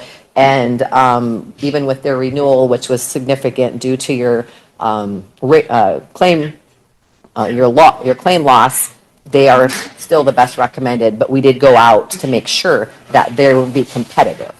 So this area is just you just work in the medical insurance, or do you work in all the insurance fields? So a good question.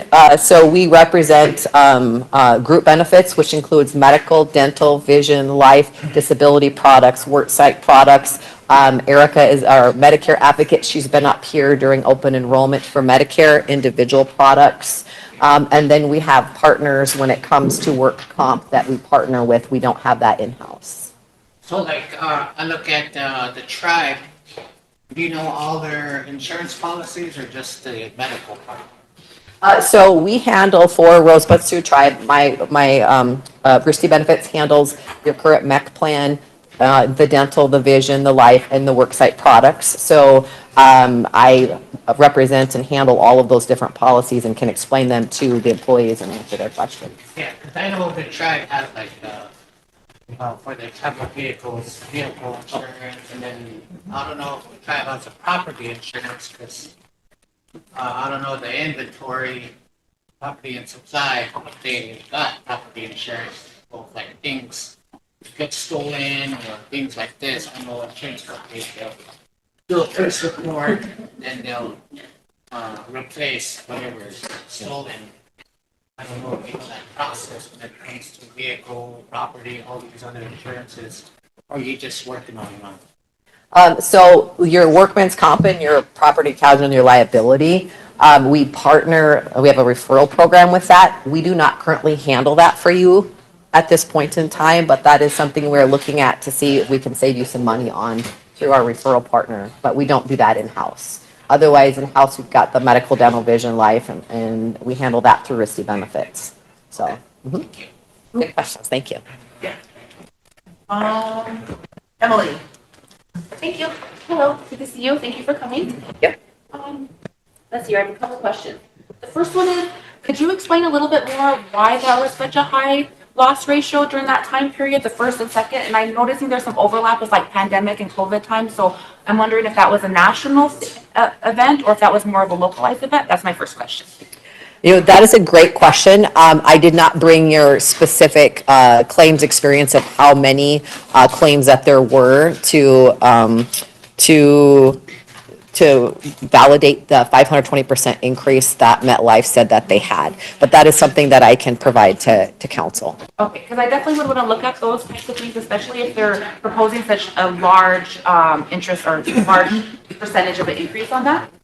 My second question is, or did you answer, was that increasing nationally? So during, obviously during COVID, because there was an increase in deaths, there was there was a significant increase across the board of life insurance policies because of the high claim. So we did see that. Do you want to average what that percentage increase was nationally? I do not, but I'd be happy to get that for you Yeah, if we too. could have that before we lock ourselves in. Thank you. My next question is, how often can we expect this in-depth look? I think this is the first time I've been in here, but I've only been in here, this is my 3rd year of my term. So I'm wondering, like, it's an amazing thing, but I would have hoped that this type of thing would happen every year to ensure. And last year, we did have a potential competition. Somebody was willing to come in and possibly help provide the same services. And so I'm wondering if that was kind of what prompted this, or do we do this every year? Or what was the previous time that we kind of did this in-depth dive to ensure we're getting the best prices? So we do this every year.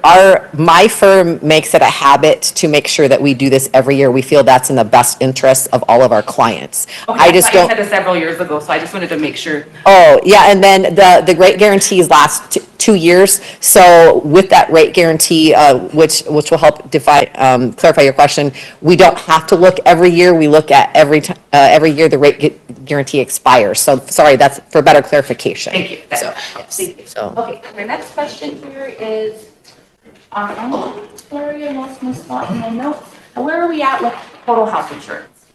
I'm sorry, with what? Complete health insurance. Complete health insurance.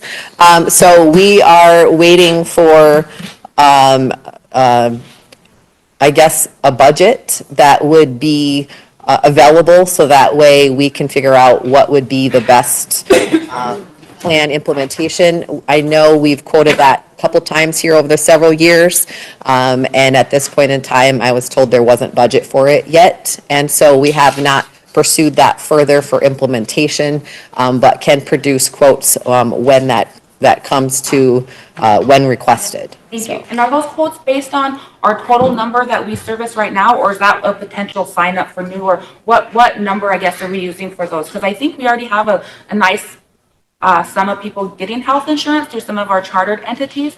So I don't know if we could, include all of them, or how we are when we're getting that type of quote. So the health insurance that some of those entities, they're not through RISD benefits. Oh, I understand, but I'm just wondering, what number are you using to quote us on? Is it only a certain number that you're thinking going to sign up, or is it the total number that the tribe's currently providing our, vision and dental to, or? Sure. So insurance carriers look at 2 things. They're going to look at those that are eligible for benefits and those that would potentially actually enroll, because they do have some stipulations on the premiums presented based on those that do enroll. Okay, so our quote wasn't based on our total number of employees signed up right now. Could we get a quote that would be more reflective if we signed up the whole employees tax? So the difference, like if it was employer paid for every employee. So yeah, so that quote we can get available, and then if it's voluntary and if that changes, the insurance carrier has the right to adjust the premiums. So. Thank you for that. I think I might have one more. Let me look at that. Okay. Ben's gonna be glaring at me in a second. 1 minute. So I'm wondering what the normal process should be of when, and maybe it's not a you question, it might be an us question. It seems like every time we do these renewals, it's like at the end of our term or at the end of the contract cycle, and so we feel like you either have to do this or you're going to lose services. So is there any way we could build in these types of conversations months in advance, so it kind of gives us an idea of, do we want to keep with this? Do we want to lock ourselves in? Do we want to, shop around, those types of things, just so we don't feel kind of rushed or forced into these types of things? A good question. So insurance carriers send out renewals during a certain time frame, and sometimes you can get them sooner and sometimes you can't. Medical, by law, they have to submit 45 days prior. And sometimes you can get some 60 days prior. That's really our only window, kind of. It's really hard, yeah. So, but as soon as we get it, what we usually try and do is we try and shop it out prior to the renewal. So that way we have numbers, so when the renewal comes in, then we can make that transaction faster. Then here's the renewal, oh, it was high this year, now let's go then try and find that, so. Thank you for that. Mm-hmm. I'm done, thank you. Our renewal period is 2 years. And like prior times in the past, like budget and finance would RFP it out.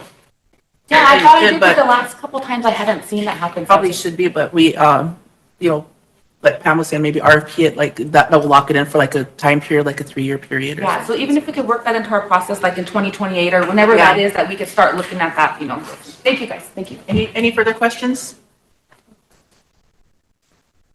Mike, emergency legislation. Just when will we have this stuff back?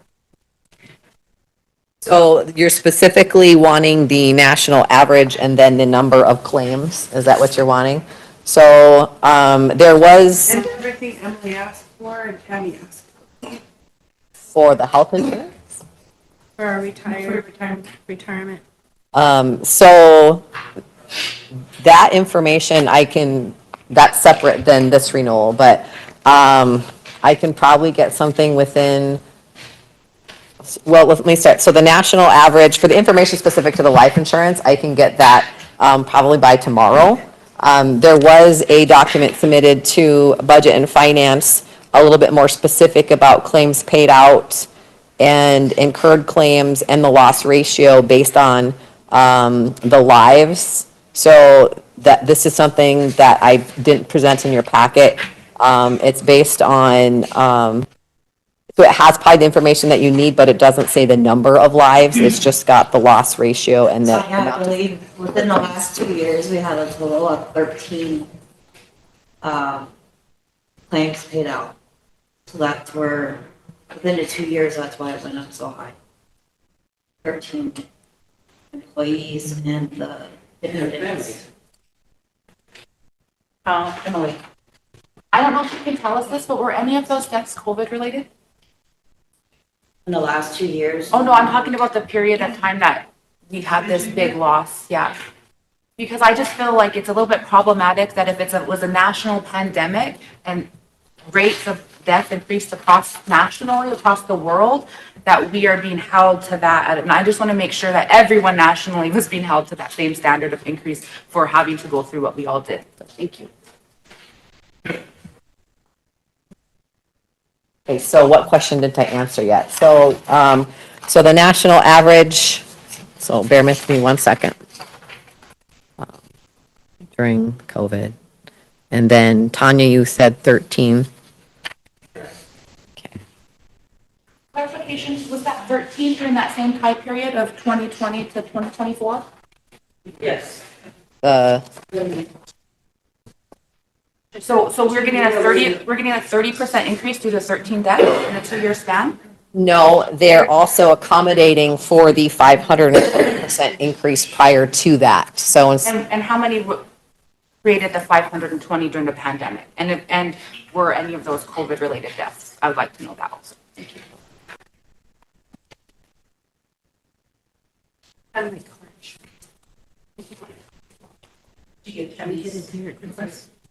Oh yeah, my request, she's got it, I believe,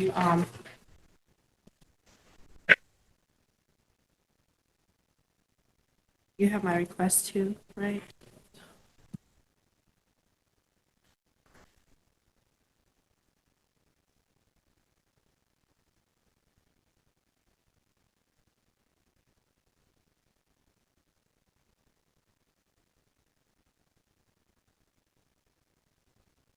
okay, so for, then moving forward, you wanted to know about the retirement plan and, for the retirees and then taking life insurance and stuff with them, et cetera.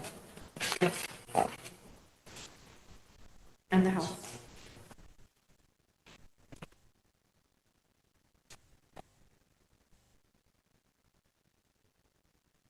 Did you have a question?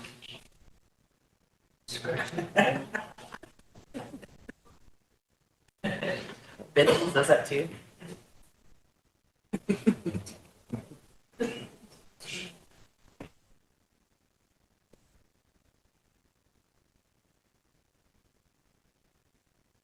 Yes? Yeah. Mike. Glad to be recognized by the chair. Oh, sorry. How does it work here? Sorry, I'm just. Sorry, I couldn't see. Sonia was standing in front of you. So am I okay? Yes. This loss ratio number, okay. Now, I'm assuming that is relative only to your insurance company's experience with the Rosebud Sioux tribe, Correct. So, correct? yes. Okay. So now,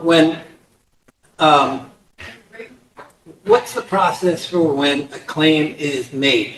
Does it originate from this building?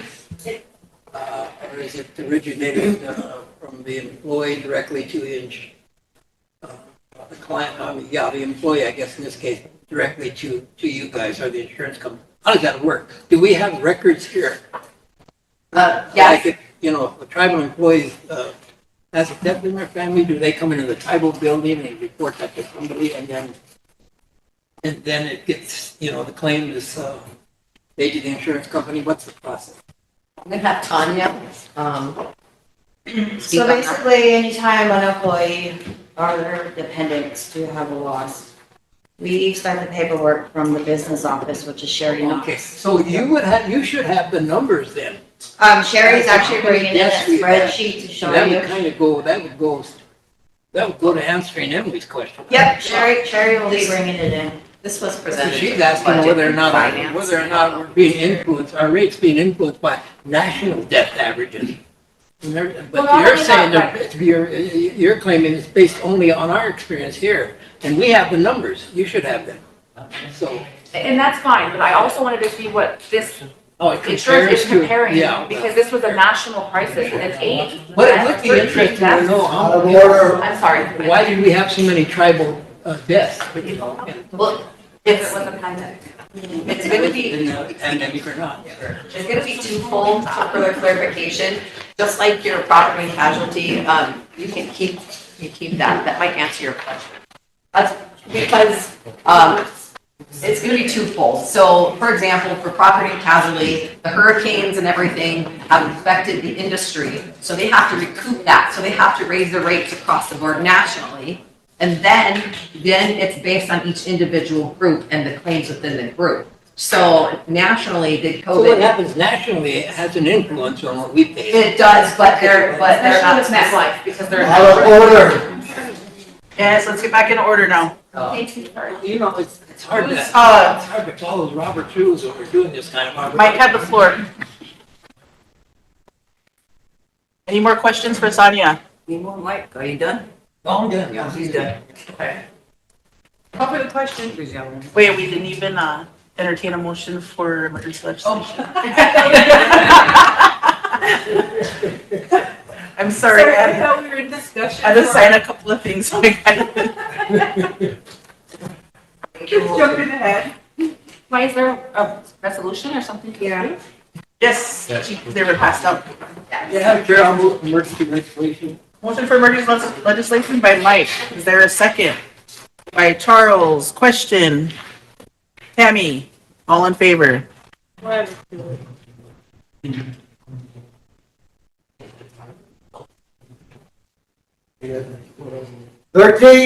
Opposed? Not voting. Okay, motion to approve 2026-112 by Mike. I'll move. Is there a second? Folks, go ahead and read it in. Starting with the fifth whereas. Whereas the Rosebud Sioux Tribal Council passed resolution, Sioux Tribe Resolution number 2021-96 to approve the proposal between the Rosebud Sioux Tribe and Risky Benefits, South Minnesota Avenue, Sioux Falls, South Dakota, also referred to as Risky Benefits. To act as a broker to obtain insurance coverage for basic life, voluntary life, critical illness, hospital identification, and accident benefits. Whereas Risky Benefits has proposed a renewal of the basic life insurance, group life, and AD and D accidental death and dismemberment for a period of coverage from July 1, 2026 to July 1, 2028, with an increase of 30 cents per 100 per covered employee to a monthly premium of $22.50 per month. So whereas on April 28, 2026, the RST Budget and Finance Committee passed a motion to refer to the Tribal Council, the life insurance renewal summary, August 1, 2026. Therefore, be it resolved that the Rosebud Sioux Tribe adopts the recommendation of the Budget and Finance Committee to approve the life insurance renewal coverage provided by MetLife. Therefore, be it resolved. Discussion. Call for the question. Tammy, all in favor?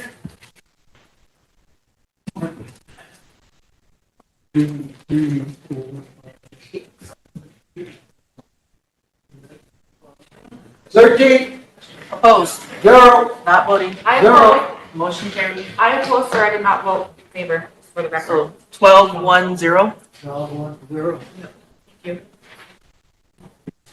Thank you.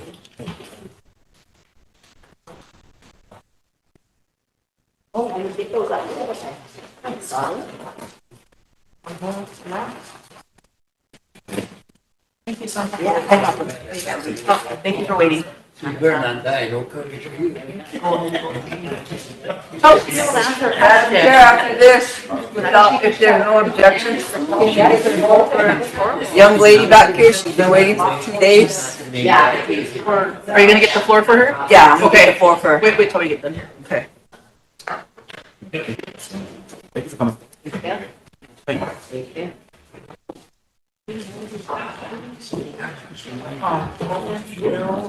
Robert. Thank you for coming. He knows, he has. Wet hands here. Thank you for coming. We're, Yeah, we're gonna get on the agenda by Friday.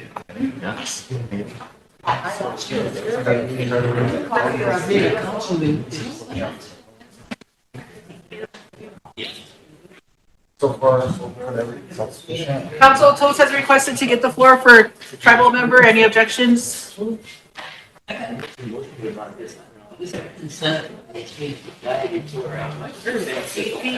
get 75 grand. Thank you, council. First, before I begin, I want to thank you for the administration for the Rosebud Sioux Tribe Executive Order for my husband, Ted Hibbler. 51 years in Indian education. He was honored through the tribe line as Ted Hibbler Day, which also transferred out to the Valley of Phoenix, Arizona, where he is on. I just wanted to, coming in with a proposal, for those who don't know me, my maiden name is Burnett Hibbler. I served on council 2003 to 2005. I served at Cynthia Glushka University for 15 years from the student level to the administrative level with 12 years supervisory. I left here in 2006 to finish 2 bachelor degrees at Black Hills State University. And then I went on to Northern Arizona University in Flagstaff, Arizona, where I finished 2 master's degrees to comprise of a whole thing of a degree from Cynthia Glushka University, Black Hills State University, Human Services and Sociology, and Northern Arizona University, focusing first on higher education with community college and tribal college emphasis, and a master's in English with focus on professional technical writing, which leads me into grant writing. And that's why I am here today. I have my own nonprofit. It is called In His Spirit Incorporated. It is a 501c3 native led. We do have a website. It is In His Spirit Inc. Inc.vision. On there you will find a vision that was tarried for 40 years, as well as consultancy in the area of writing for professional technical writing and grant writing. And that's why I'm here today. I'm not trying to step on any shoes. I'm not trying to take over a role from anybody in regards to grant writing or anything, but I do understand the state of our tribal nation. I understand the state that our children are in, that our parents are in, and what our grandparents are going through. I've been home for almost a month. I've come back several times on several visits, taken that time, every bit of my capacity to spend with elders and visiting with them on what's going on here, what's needed, visiting with teenagers and little ones to see where they're at, what their hopes and aspirations are. I'm in Unchi now. I have 2 granddaughters. One is just finished up a welding certification at Sinte Gleska University, and the other one is a barrel racer. Hey, I finally got a barrel racer. But anyway, I'm coming forward, ladies and gentlemen, to, with respect and utmost honor and total humility, and that leaving here was a very huge sacrifice to put aside everything that I worked hard for in becoming a little grain of sand out there in the valley of Phoenix, Arizona, where there's no family or anything. And I always tell people now that you have no choice when you come up to me. You can't tell me you can't make it. Because when I left here, I had a stroke. I was working at Sinte, I had a stroke and ended up in Phoenix for heart health care. And I finished my first master's degree homeless by the canal in Phoenix, Arizona. So there's nobody can tell me that they can't do it. And I was a way older student. So by all means, I'm here today with humility and understanding. This has been a dream of mine, finally going to present it to you, and looking at creating a circle of writers. I am tenured, I am seasoned, I'm ready for this. And it's up to you on how you want to get this done, but we have the SRD office over there and they're doing all they can already. However, I'm coming in as a teacher. I have 2 years in the classroom teaching English with global classrooms with people from all over the world. I did rather well. I have a study that is being looked at to be published in the Journal of Higher Education regarding that. It was originally called Class Tiwajes. Because I was in the Southwest, we called it Class Clans. And 95 percentile for retention and 95 percentile plus for my students passing with an A because I stay with them day in and day out. So I prove in my course to come forward, and the ones who I want to teach are those who, if you can write a paragraph, if you can write a short story on 1 page, I can teach you to write a grant. And the other part to to what I can do on professional and technical writing is your content for your websites. My website that I had shared, I built that website on my own. I did the content, the graphics, all of it, putting it, the whole thing together. And so I'm here. The people I want to teach are the ones that are already in classrooms. I mean, in your offices here. I've already got a secretary, and the administrative said she would love to learn how to do grant writing. And so for me, I always believe there's 1 or 2 writers in every office and every department. And let's give them 2-3 hours a week and let's teach them how to write a grant. And if they believe in their vision for their office that much, their director is going to work with them to let's get a grant written for our office on our own instead of relying on 2-3 people in one office to carry this out. And my deal is the more people we can get in grant writing, the more we're going to strengthen our offices. And so I'm going to leave that in your hands. I want to thank all of you. And along with all of that, I also built a grant automation system.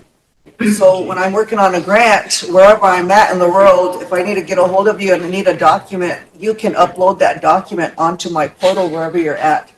And then any time of the day or night, you can sign on to my portal to see exactly where I'm at in my writing for your grant. And along with my other service is also creating research instruments, which are the surveys and the assessments for grants and getting those done. I do real well with that. So I thank Totes for getting the floor for me. Do any of you have any questions? Can you see this working? Because this is about building the system. It's not building an individual. It's building for the people. So even high school writers, I would love to work with our local high school students that love to write, not know how to write, but love to write. Emily has a question. Thank you so much for coming. Sorry, I'll stand up. I just had a quick question. Early on when I first got on council, I kind of was wondering how we could also improve it. It seems like we have a very big need because of diversifying our funds and all of that for more grant writing, but you're, like you mentioned, kind of at capacity with our current. So this would then allow that grant writing ability to expand with our existing force rather than having to create budgets or bring somebody in. Correct that? I don't know if you're saying bringing that in. We would just start. And I just want to say, I think it's a really good idea. Earlier on, when we talked about this, we even talked about maybe, again, finding funds to bring people in, because sometimes our programs are really unique in the needs. Like we have our courts and our law enforcement and things that are kind of in the bubble as far as the expertise that you need for grant writing and reporting. You have health care, you have, environment and things like that, law, there's all these different types of, little sections that we have here. And so I feel that if we did it right and got each one of those a supporting person, or maybe like you're mentioning their current roles, I feel it would be easier and more attainable faster than us having to, reorganize or recreate all of these new positions. So I just want to thank you for offering this, and I just want to let council that I could really see this being viable if we sit down and take the time and figure out how to do it. Any more questions for Heather? Oh, Royal and then. I'm not writing in Lakota.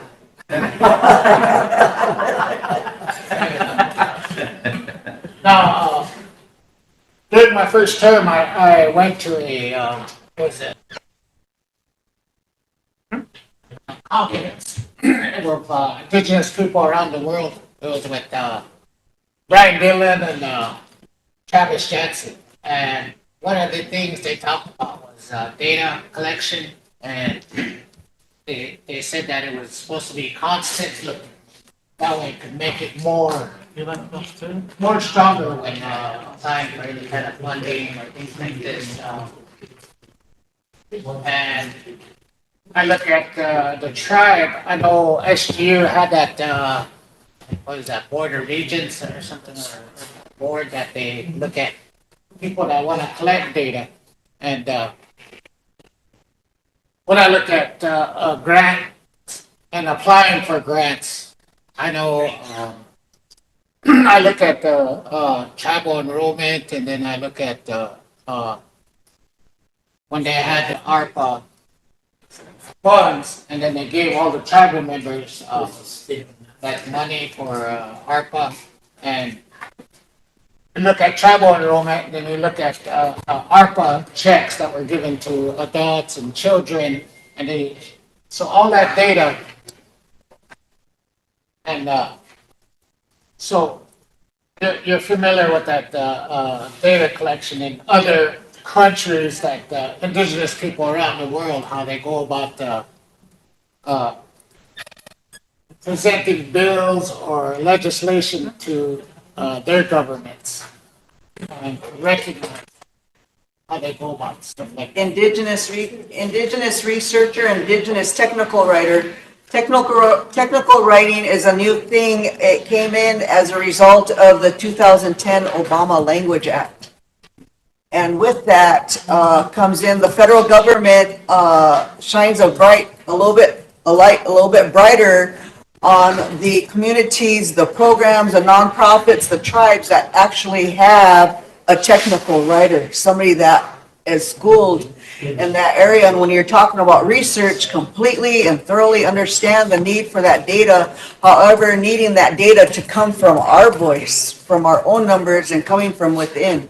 So being able to sit down and looking at all your ARPA stuff, and I'm going to be clear and very honest, when ARPA first came out, I sent a request to actually be able to come home and do the data for that, and it was never responded to. I sent 2 requests, as a matter of fact. Because the whole thing is, we have numbers here, but when you look at the numbers nationally, it's at 71% now, actually, that are living off reservation. And you got 30% living on reservation. And so when you take a look at that, now it gives you a whole different perspective on what to do, what can we do, what will work, won't work. Do we have a portal for all of us living off reservation to come on to for the tribe, besides looking at the Facebook page and all the negative stuff going on? Because for me, when I come home, I'm seeing the positive stuff. And I understand that the data and the numbers, we need that data and numbers to show this is where we're at. And let's work together on something because everybody's going through something. Everybody's going through something. So, there you go. Hello. Again, thank you for coming. Thank you for presenting. Thank you for being, inspiration to a lot of our younger generation to try to do what we can to help our next generation, to inspire, encourage them to better our tribe, better our communities, better our tribal members. So I know for me, I believe this will probably be beneficial. I mean, we want it to work because again, we want our kids and our people to try to strive and build on their own. So again, you're I guess a product of that right now, from coming from homeless to actually coming here. Now, to help this, I mean, it's going to take a lot. I mean, it's almost like starting from the ground up. You're almost starting from the ground up, because then, but I mean, you take the what you built from right now, where you're at right now, and what we want to project to. It's going to take that foundation, and that foundation is going to be pretty much where programs are built. Funding comes in to help it. So my theory is that, again, when we start a lot of these programs on reservation areas, is it going to be more attractive to your younger generation or not? How are we going to get them in here? How are we going to be able to get this done? I work with youth. That's a big thing too, is, technology is one of the biggest things. So these are just things that I do believe I support no matter what, because again, we do need things out there for our younger generation. If we look at St. Francis right now, nothing goes on up there. Nothing. That's why our kids are so confused at what they're doing right now.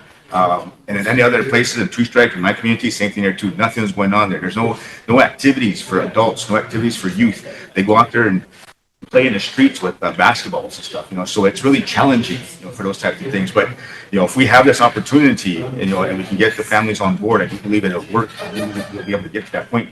But these are things, again, that foundation where you have to start building, and it takes a while for that to come up. So these are just things I think, I always support no matter what, because when we tear stuff down like that, then it doesn't become a reality. The foundation's already here. Yeah, but that's what I'm saying. If we don't support it, how many else are going to be supportive of this? How many Heathers are going to come home? And that's another thing too. See, that's what we got to say too. It's a cycle that's going to keep going on, I think. But we need to be able to build this right now here on the Rosebud Reservation here, to be able to continue on this. Here, let's get started. Yeah. And again, this is where we got to get to. I mean, I don't know. And I said I'm supportive of it. If we have all this stuff, we got other things that are coming up also too. So we want to make sure that we're able to, I guess, provide for our younger generation to do this. So I do hope that, the younger generation that are watching, that, you are here. They can come see you. They can talk to you. They have this, I don't know if you have a website where he is. You have a card that we can put out there? I just gave the website.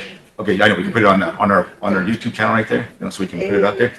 Yeah, there you go. It's on here. So again, if people are watching, not only here, but other places. So I mean, you get a better opportunity here to be able to see that out. So anyway, I'm excited. I congratulate you for getting where you're at. And again, we want to support what we can to help out. So I just thank you. want to get an order on not homeless anymore. You came up to, that's fine though. That's your back home. Home to homeless to home. Back to home. Okay, thank you. Any more questions? Lila. I just wanted, to say that, this is really,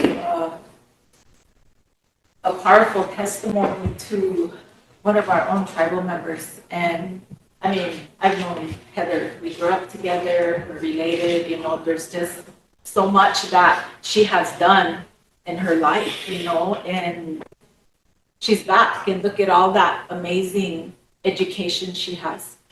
And to come here to us and offer this and bring it here back to our people, we need to scoop this up one way or the other, because we all know how our programs are with grants.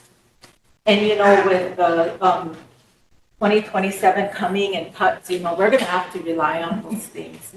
And this is really exciting for me because it gives me hope. It gives me hope, and it gives me something to look forward to, because we need to bring our own. And we have her offering, standing right here, today offering, I want to help. She needs to come back in and help us. There's room for her here, plenty of room. And I like for us to see, how we can bring her aboard, how we're gonna work with her to create something. And take her up on us. We can't let her leave.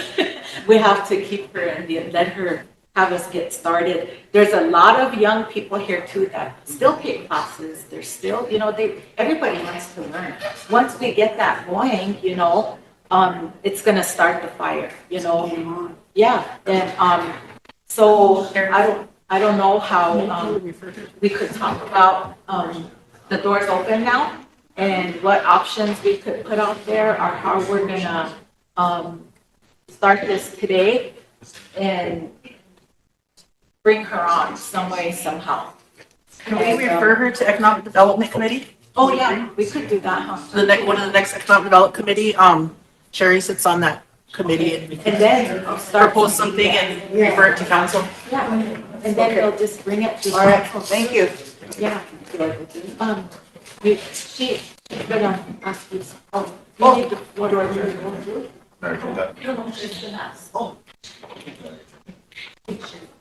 Yeah, at the next Economic Development Committee meeting. Yeah. Oh, okay, that'll be good. Awesome.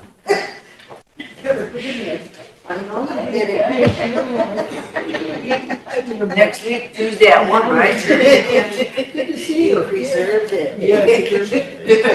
Take a word.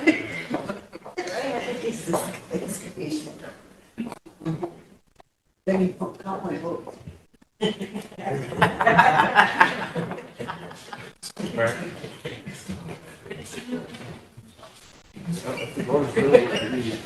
Well, that's like, Yeah.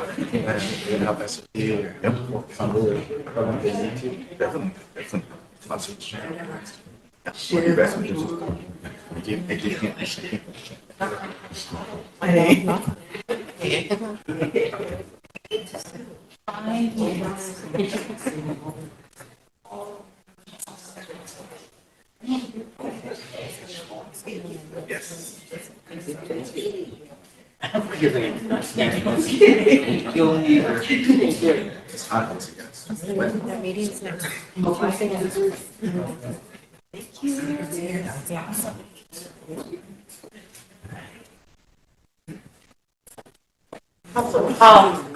Sherry, Wayne has the resolution for the TP already. You wanna bring that on real quick? Okay. And then we have SWA came down.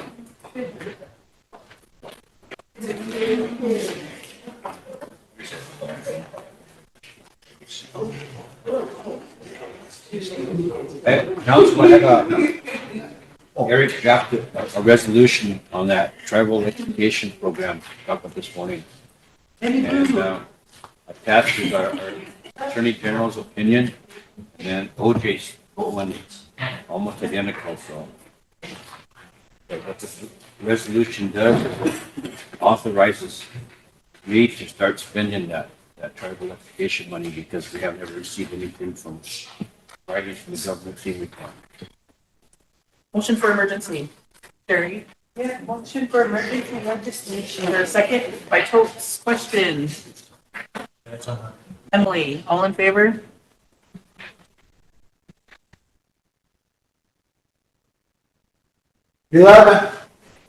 Opposed? Zero, Not voting? zero. For what?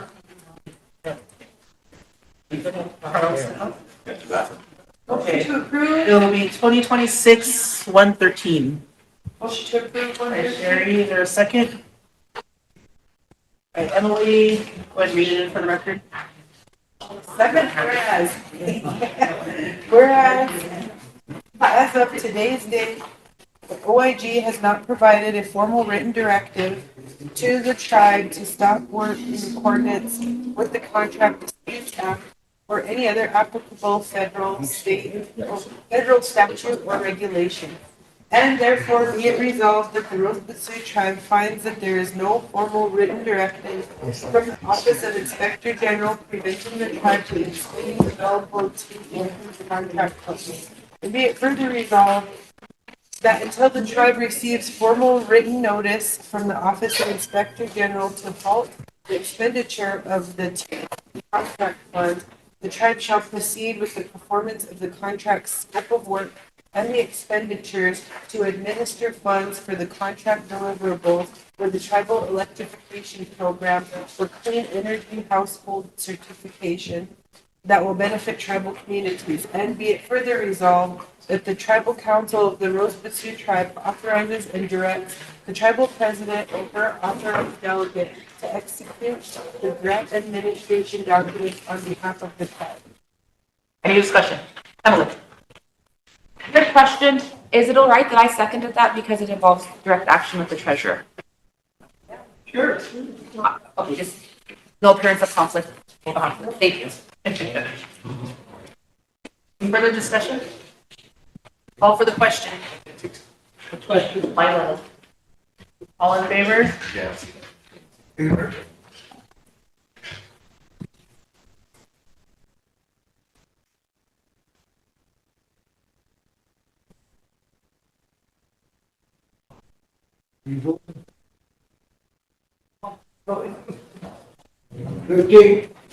Opposed? Zero. Not voting? Zero. Council, yesterday we asked SWA Kim to come back. Today by motion, there was a motion made for her return to bring the applications down. Any further discussion of, since it's regarding applicants in a position, we'll go out there.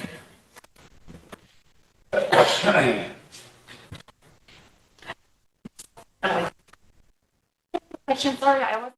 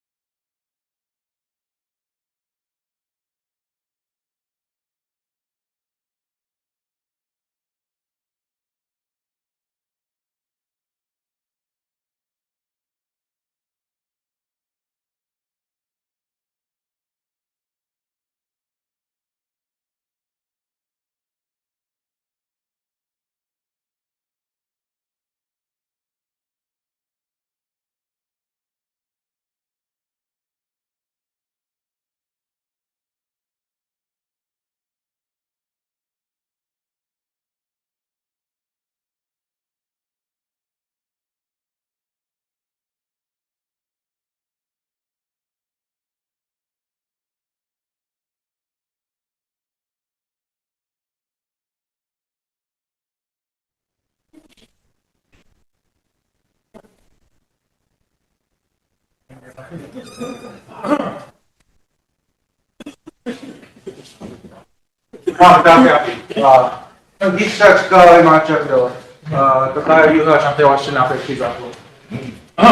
name is Christopher Eaglebear, and for the last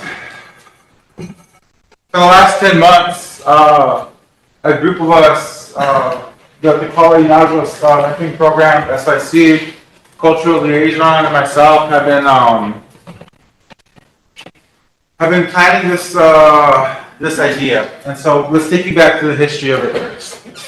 About a year ago, 11 months ago, let's go back further actually, start from the very beginning. This year is very unique to the United States of America. This year, the United States of America is celebrating its 250 years of gaining its independence as a nation. In the first 90 years of this nation's gaining its independence, they had a civil war. They broke apart, the North and the South. And so then the South, they tried to have war with the United States government, and they lost. They got beat. And they rejoined the nation again. 10 years after that, they had another battle. And a lot of generals that grew up in the Civil War era were generals for the battle, for the victory of Lacey Grass, because we won. And then that battle was unique, because that was 10 years later, and that was 100 years of the United States gaining its independence. And it's 250 years of existence. Only one nation in the entire world had defeated them in their own war, and that was us. Us and our allies, the Lakota, Nakota, Dakota, the Great Sioux Nation, the Ashatishakoe, Northern Cheyenne, Northern Arapaho.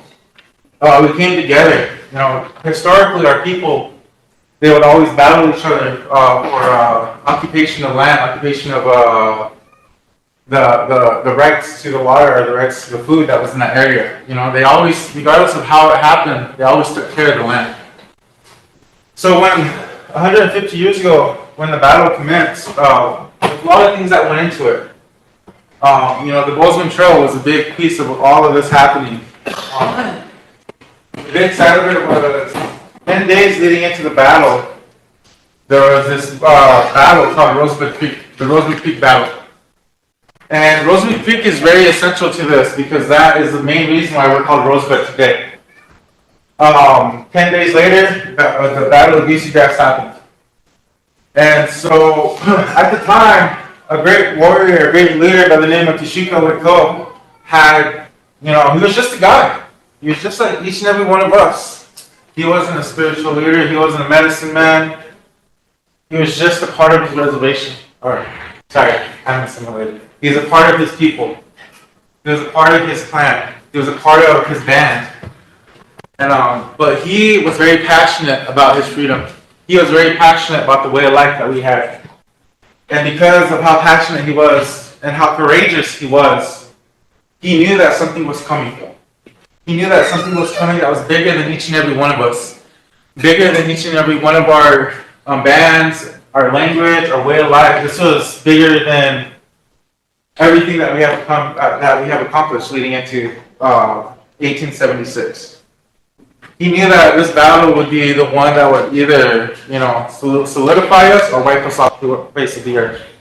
Because it was about fighting for our freedom. There's a new way of life coming, and no matter what we could do, we couldn't go around it, we couldn't run from it, we had to go straight through it and embrace it. And we did that. He brought together nations on nations for a vision much bigger than himself, for a common enemy much bigger than each and every one of us.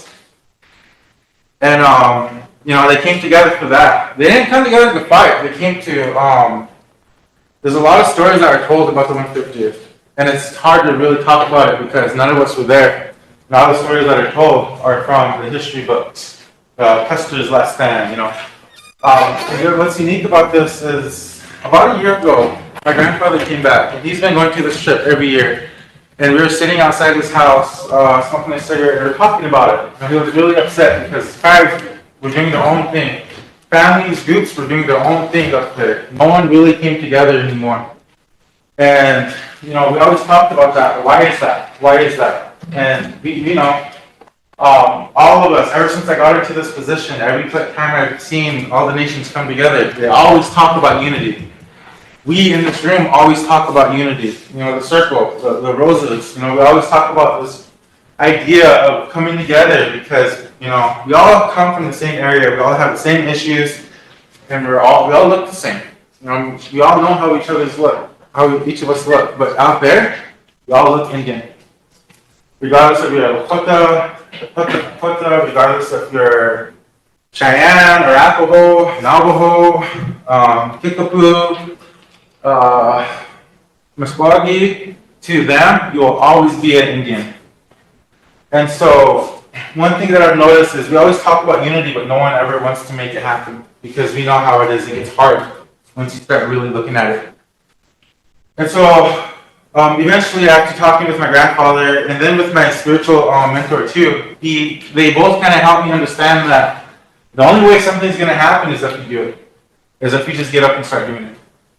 And people probably won't want to hop on at first, but once you get going, it's going to start working because the idea of the movement is much bigger than each and every one of us. So what I have in front of you is kind of what we made up when it comes to presenting to our communities. We're doing outreach now. So how all this happened was after that meeting, after July of last year, we started on it, started reaching out to all the chairmen of all the tribes. We started with the east side of the reservations in South Dakota first, just to start in that. And then we got some, attractions. We told them who, where, when, why. And then we try to have a lot of planning meetings here, at least every other week. And they started back in August.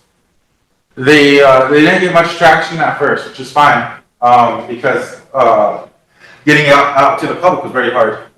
Communication skills, the same things we deal with today. But one thing happened towards the end of last year, beginning of this year. It was our last meeting at the beginning of December, end of December, for Rosebud's chapter, and there was only a handful of us. And so we kind of got discouraged, but instead of giving up on it, we just took a step back, we reevaluated it, and looked at it from a different perspective. And so we came at it from that new perspective, and that new perspective really helped get this off the ground. We came to the tribe, to the president, vice president, asking for support and getting the directors involved, getting the tribe involved. And how can we do that without, overstepping boundaries or anything? And so we figured it out. We hosted meetings out to the casino, and this is where I come in now. So what we have here in front of us is a who, what, where, when, and why. So the idea behind this is, who are they? Who are they today? And what we're celebrating is the majority of the indigenous people, the descendants of Turtle Island. You can see a lot of misspelling in this. This is done very fast. We have a new one now, but this is what I had on me, so I'm giving it to you guys. So if you see misspelling, I apologize. But, who are they today? They're the descendants of all the people that participated in that battle. And that goes beyond the Osheti Shakoi now today.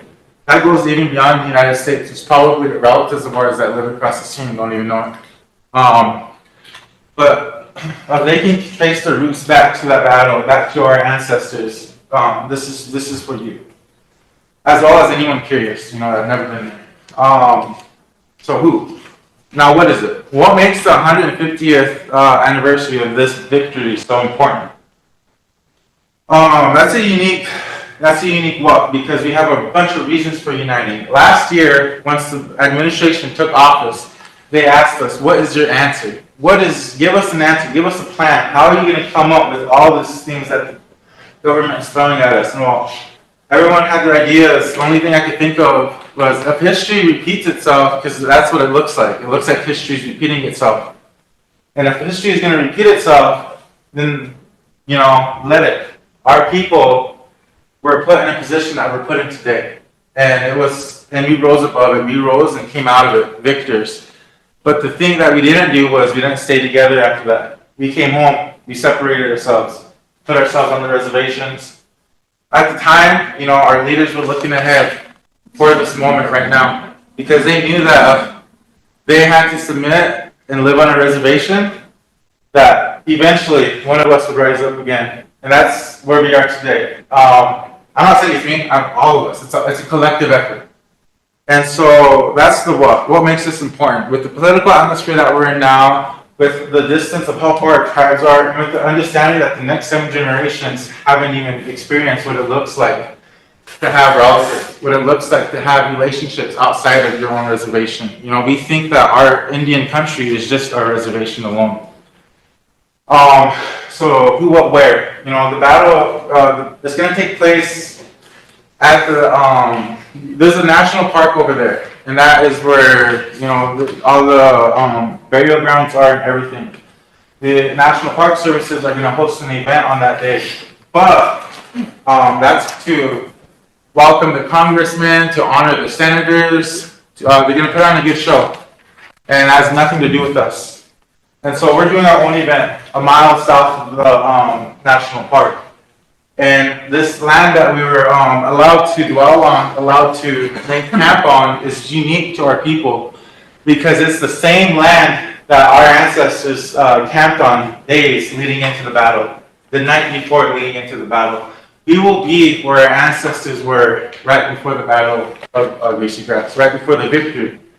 You may camp where Crazy Horse laid his head. Think of that. That's huge in itself. When? When is it? So we have 3 days that we're going to be up there. The day itself is the 25th. But from all the planning that we've done with the Osheti, Shakoi tribes that were available at the moment, we've come up with the dates. The travel date will be the 22nd. We'll get everyone up there.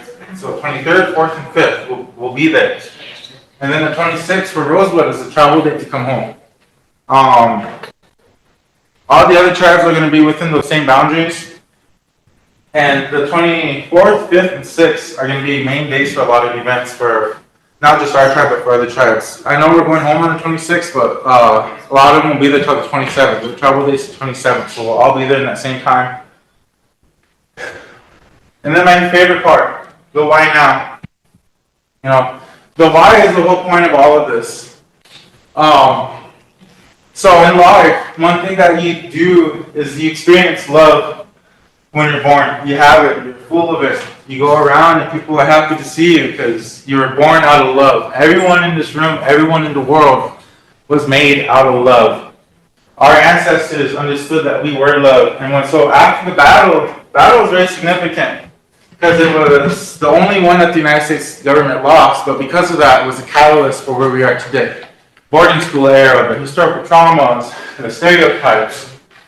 That love was taken away in that generation that went to the boarding school. And we've been looking for our belly button ever since. We've been looking for that ever since.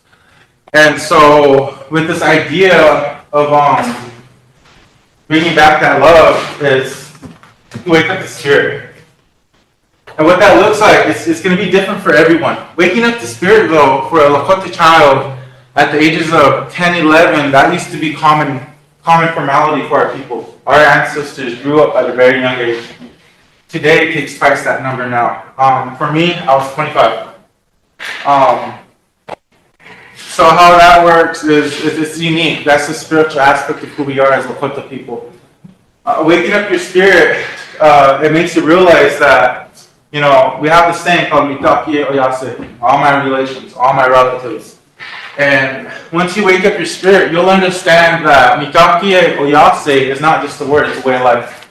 You truly are connected to everything and everyone around you and not around you. You are connected to those trees, that wind that you feel, the birds that come down, the clouds that you see. It's all one, and we're all a part of it, and it's all a part of us.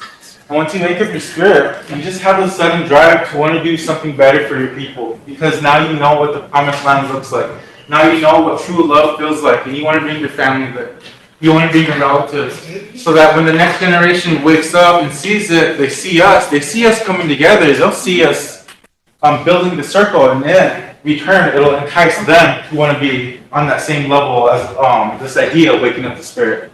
And so that's why this movement is so important, because yes, it's for the 150th, but this movement of waking up the spirit is the 150th is just going to be a catalyst.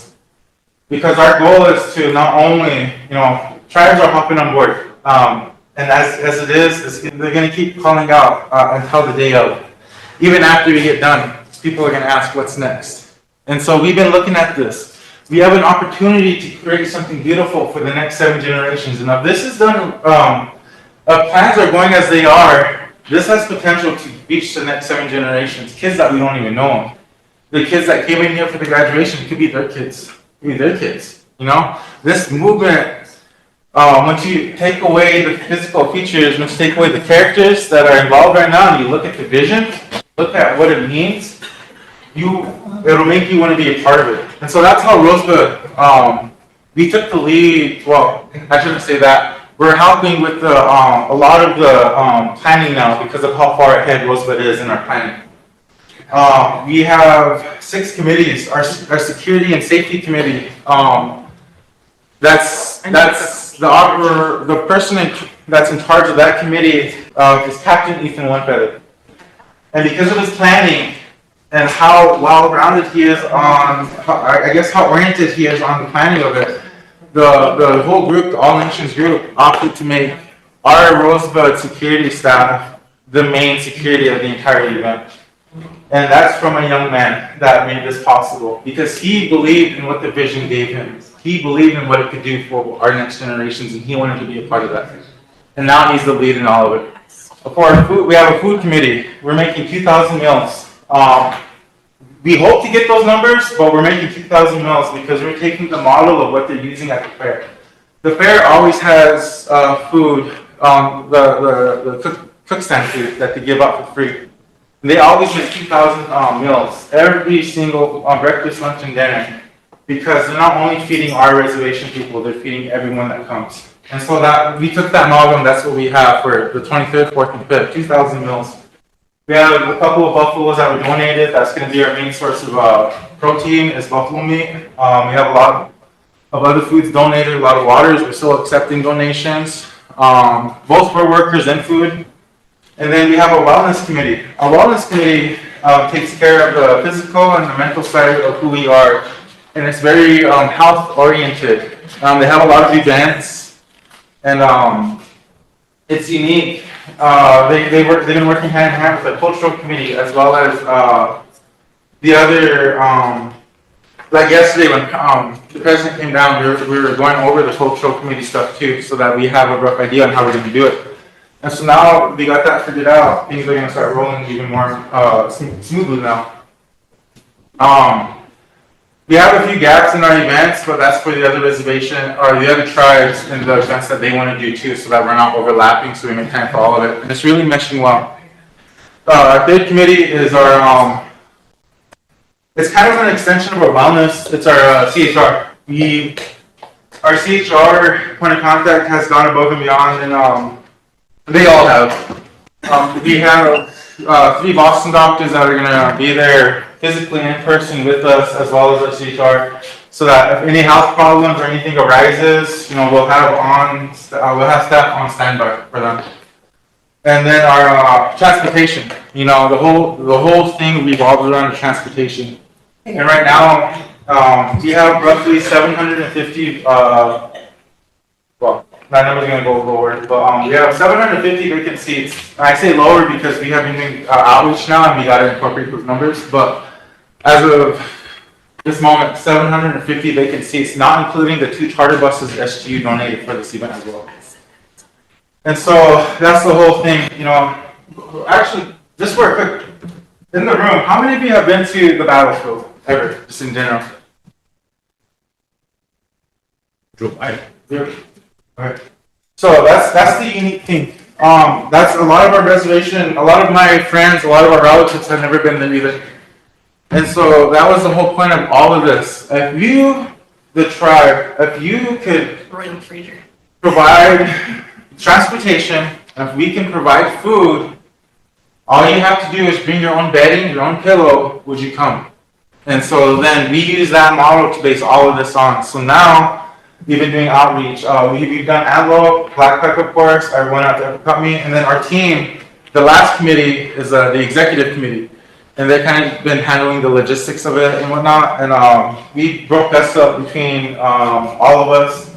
Half of us are going to the committees, and the other half are reaching out to programs for donations or any kind of support. And when I say donations, I don't mean monetary donations. I'm talking about providing physical bodies to be at this event. Even if you go and just bring your logo, because if every one of our programs went and brought a logo, think of how beautiful that would look. We don't even do that here. So how beautiful would it look if all the tribes would see that and then it would entice them to do the same thing? It would entice younger kids to be like, oh man, I like this idea of unity. And that's the whole point of the next generation, because without the kids, this whole thing doesn't make any sense. It doesn't mean anything. And so the kids are the most crucial part to all of this. And that's where my SRC kids come in. They've been my team. This whole event was just a bunch of kids. And so that's the whole point behind the why, is to wake up the spirit, so that even if we are struggling, our best teachers are those kids coming up to show us better. And if they see us, it's going to be corny, but if they can see us standing in unity, hand in hand, saying a prayer, if they can see us showing up for this idea of waking up the spirit, it's going to entice the next generation that, oh, I want to do that. Because what got me going to wake up my spirit is, I was raised by my grandpa Russell. Regardless of how you feel about him, to me, that's my crazy horse. And I wanted to be just like that. I wanted to have the drive that he had, just to be a good relative to his people. I wanted to be like that because that's what his spirit gave me, that comfort. That's what Crazy Horse gives a lot of our people. You talk about Crazy Horse to a group of Native Americans, you truly talk about Tashiko. It's going to wake something up inside of you. Each and every one of you has that fire. It's just, you've been allowed other people to take away the flame. Remember that you are Dakota. You are a descendant of an ancestor that fought in this battle. And through all of the hardships that people have, you are here today to be a part of this movement. Because the next 7 generations, that's our answer to everything going on. And so with that, on this flyer in the back, the front is just the Hula Urumai. The second page kind of talks about what we have. My handwriting's horrible, but we are having a meeting tomorrow to kind of come up with a tentative agenda, rough draft. So far, the tribe has not really done much for providing services other than helping us with the meetings when it comes to providing food. So paying for the food pretty much, as well as the travel that has gone on for the planning for the 150th. I have gone to every single event since the beginning of October. And with that too, because of our event, the one last week, and with everything going on, we were invited to Canada to reach out to our Canadian relatives, Whitecat, Saskatchewan, and they wanted to hear what I just presented to you up there from us, from myself and my children. And so with that, because I do sit on council, I keep it open to each and every one of you that want to participate in this event, because we need more people to show up. Regardless of you believe in it or not, it's in you. You're a part of it. The fact that you're alive, you're going to be a part of it. And so I would really recommend that you guys go. And regardless if you approve it or not, I'm still going to go because it's an honor that our Canadian relatives wanted us, Rosebud, to be there.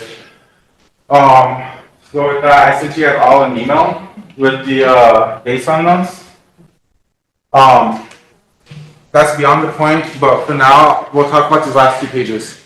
These last 2 pages are code of conducts, photo release, general release, waiver of liability, and the head of your household will sign that. For example, the last page is the family attending. So say we're one big family, and Sherry's in charge of us.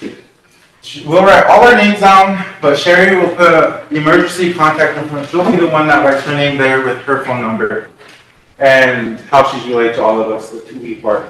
And so that's how you would get signed up. And we're collecting these on a weekly basis. Every community, we have a QR code online, which is a Facebook page. That's the 150th, the Rosebud logo. That's going to change soon because the other tribes that we're all meshing together, and we don't want one name to be ahead of anything. And so we're still kicking out the names of everything, but as of right now, it's called the All Nations. our youth involvement and movement is called the All Nations Youth. Real simple, but I mean, we're kids, we don't really know too much about big words. Other than that, Chris, yeah. where's the meeting tomorrow?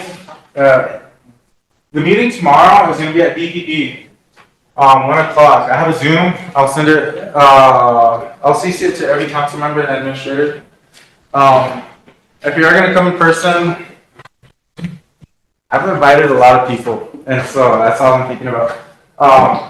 But yeah, you're all invited to come. You're all invited to listen to what we have, give us opinions, solutions, recommendations, volunteers. We're still accepting food volunteers. We're still accepting ideas for our activities we can do. So our point of contacts for all of it, I apologize, I don't have numbers, I just have names. Sure you do. For our security is, like I said, Captain One Feather of ACF. For our wellness team committee is our the SART team, Jesse Keys, now we lead the charge. Jordan Twain, also part of the cultural. Actually, SDU's, what's your department called? Lakota Studies. SGU's Lakota Studies is taking a big upkeep in our cultural side of it as well. We made relationships over there, so that's really working. Transportation, we have John Charles kind of heading that too.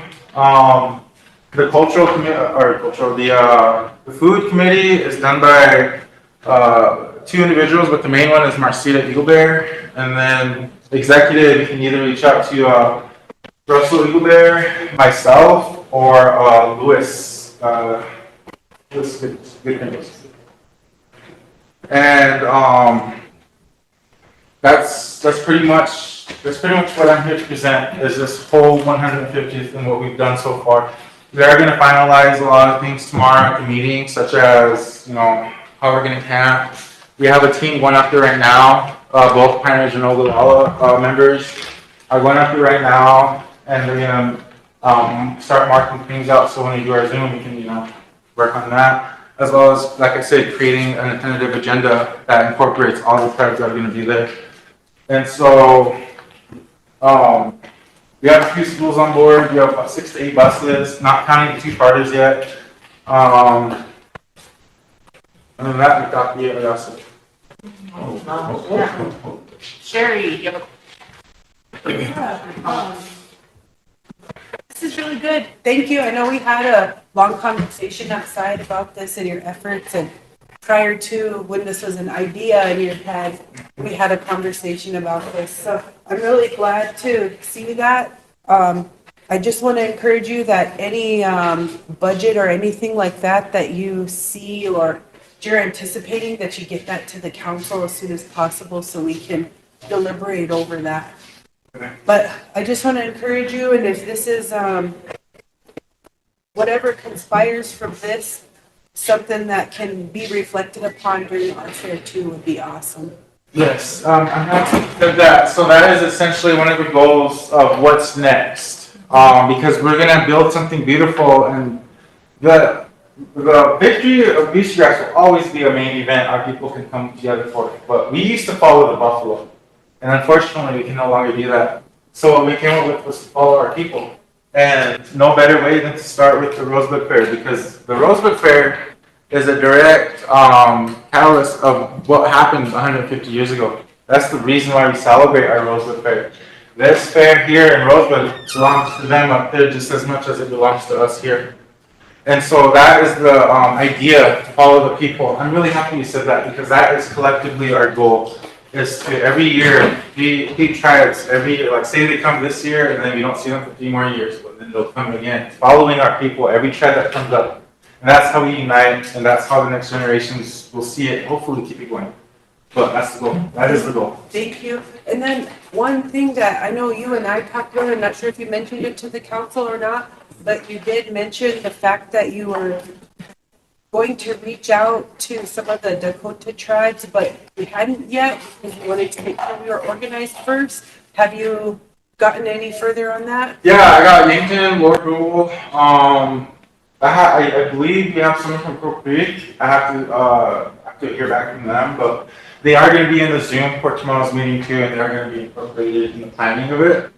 System Washington reached out. They're going to partake in our Cicady side and then incorporate what they have done into our vacant spots as well. But all 9 tribes, Standing Rock 2 was the last one to hop on to the endeavors. But all 9 tribes in South Dakota are partaking in it as part of the Tikawang band. So. Any of our wealthier tribes? We have reached out. I understand that. That's about concern. Trying to be nonchalant. I do know that a lot of we have reached out to them and there is interest, but there hasn't really been too much conversation about it other than the idea of you guys need support. But before we get to the support, and I think just for clarification, because we will probably bring something, but it's just going to be for gas. But that's only if we can't find it within the tribe itself first, like reaching out to programs or donations, reaching out to local vendors. So before we, I know we're in crunch time, but hopefully we don't have to spend a dime other than what we were. Awesome. That's really good. Good job on this, coordinating this and getting this moving for us. It's really important to acknowledge that. And I just want to mention one more thing. I know everybody's hard on us about travel all the time, but on one of the trips that I went on, we met with Standing Buffalo. And there's so much opportunity when all these tribes come together for business or whatever purpose. And there was, I hate to say this on air, not because of our tribal members, but because of the feds, but I'm just going to say it anyway. With all the tariffs and all the things going on in the world, we have so much opportunity when we start having conversations with our relatives across the borders as far as business ventures, because we can have our own international trade zones. And working with some of these other tribes in Canada or those who have ports, I mean, this is an opportunity to bring people together to be able to start talking about stuff like that and not just celebrating our victory. And finally, I think we should have a contest to see who could tell the best crow joke. Just kidding. Yeah, that's essentially the goal, is to foster the relationships between our nations. Because we are one great nation. At the end of the day, Rosebud is just a band. Ogallala is just a band. Shannon River is just a band of the much bigger Tikawang people. That's where we come from, but the Tikawang Nation is also not a nation itself. It's also just a band of the much greater Osheti-Chakoi. And it's the Osheti-Chakoi that's going to make the greatest change. So I know that the movement's going to go far beyond the 150th, and that is essentially the goal. Because, like I said, when they gave us that, I'm not talking about it because we have people in government listening, but regardless of what's going to happen, our ancestors did it, and we're alive and here today to make it happen. And the whole idea is once you wake up your spirit, you'll want to partake in stuff like that because it's the right thing to do. That's how all the programs got on board so far, was we talked about the why. And once you understand the why, you'll just start volunteering yourself, start donating things, because the why is much bigger than anyone in this room. The why is much bigger than council, it's much bigger than elections, it's much bigger than anyone. It's for those kids that we don't know of yet. And so with that, thank you for this opportunity to present. I recommend that each and every one of you reach out to whoever you know for this idea. We are going to send out, we are still starting, I know we're very late, but we are still seeking out spiritual leaders. It's very hard because we don't know every spiritual leader, and at the same time we don't want to insult someone because we forgot them. So we will get a formal form out and doing an invitation, but those of you that do know, get the word out to them, as well as those of you that have access or know people that have access to resources. You know the spiel now, and if you can talk from the understanding of waking up our spirit, you can make this happen too. I mean, you all made it here. People believe in you for a reason. So use whatever that is to push it forward. Okay, I have tote, span, and broil. Thanks for bringing this on the floor, Chris. And For those that are listening that have been going in the past years, you know, we want to honor them too for going and representing us and still honoring the victory that we have been celebrating. But I was gonna, same with Sheriff, I know it's gonna take a budget, Chris, so after tomorrow, you guys figure that out, what it is, because it's gonna take gas for the vehicles to go up there and different things, so make sure that the budget gets to us, so that way we can go over it, and then, can you get, after tomorrow, can you get us a list of the executive board, what programs are involved, and what they're donating in the budget? Because, so that way we can have a plan for back here, so say like if so many, like if solid waste is going, or whatever programs are going, we're covered back here still. Yeah. With the ones that are going. And then the budget's the biggest thing right now too. Okay, yeah, no, we'll get those to you, we'll push them to budget and finance, and then on the council at the end of the month. Okay. Ben, Okay, yeah, thanks again for doing a lot of this stuff. This is great opportunity. Looking forward to seeing what this comes of, because again, this is what we're all part of. One of the things I really am, I guess, passionate about is, you know, the same thing as what Crazy Horse had at that time. It's pretty much what we would be as leaders to say what we believe in our tribe ourselves too. So to me, I always think, you know, we need to make sure that we get, don't forget about our tribe. Don't forget about us here. And we are representing up there, which is good. I'm glad that you're doing a lot of that stuff, which is good. I'm kind of concerned, you know, I'm advocating, I think throughout the day here, I advocated for the 25th and up in St. Francis, you know, the Indian Day up there, 25th, also on Rosebud Fair. So I do really like to see them also coming to the table too for this planning stage. And again, I do feel that we need to make sure that we do need to at least figure out how we can do this, because again, like I told the treasurer, it's going to be a lot more funding than anything else. We're going to have to get more money out there. We got to find out where we can get this money. So, but again, as with June and with Indian Day, St. Francis, and also Rosebud Fair, the planning of that too. I don't know if that was supposed to happen. We're supposed to have the coordinators' applications if they were supposed to be here now. I don't know. Tomorrow they're having a meeting, so we can attend to that. Okay. So those are just my concerns, I guess, with a lot of this. But I do support this because again, it's giving our people the opportunity to go up there and actually see where the battle site's at, to actually camp out, to actually do a lot of stuff, which is great. And I really encourage a lot of people to do it. I was thinking about it a few times there, you know, even riding a horse or something like that to go up there, but we'll just see how that plans out as we move forward. But I'm glad you're doing this, and, you know, again, give us a budget so we can move forward of what we can do to help you guys out. So. Yeah, I'm happy you said that, and I'm happy you said that too, Todd. For the families that are doing events, I want to apologize to you too if you feel like we're doing this without you. Actually, you're the whole reason why we're doing this, because the tribe has never shown up for you individuals that have gone up there time and time again. And so, yes, this whole event is for the families that kept us alive, and we really love that interaction with each and every one of them. And as for the St. Francis, the Indian Day on the 25th, Miss Whitehat was a big part of how we kind of got off the ground. Her and her daughter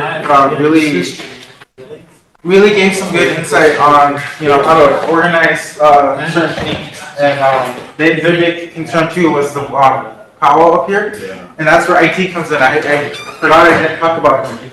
IT is going to be our official media source up at the event itself, but we're also going to have a team here too.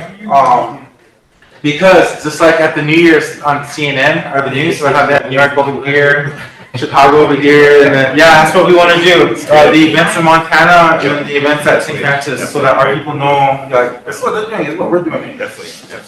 So I want to give a shout out to Ms. Whitehat and Lexi for really being a big help in the who, where, and why. Thank you guys. I have Royal, Lila, then Phyllis again.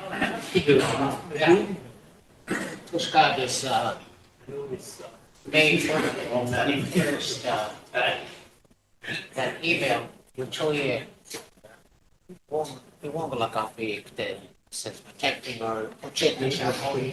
So you're not listening. There are 2 years that they're travel for that. That sounds interesting. Yeah, we were invited, unfortunately, because next week's very big too for Peshwa.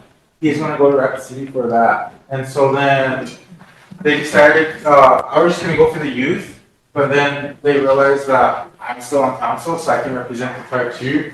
But I don't, I'm very big on this idea. What I'm learning about this whole movement is learning how to trust. You have to trust someone else. You have to trust one another. And so you guys are all elected just like me in this room. And so if you wish to partake in this, they need to know. But yeah, I do need the Budget. we're gonna get it done and then we'll meet into budget and finance on the 26th and then we'll present it to council on the 27th.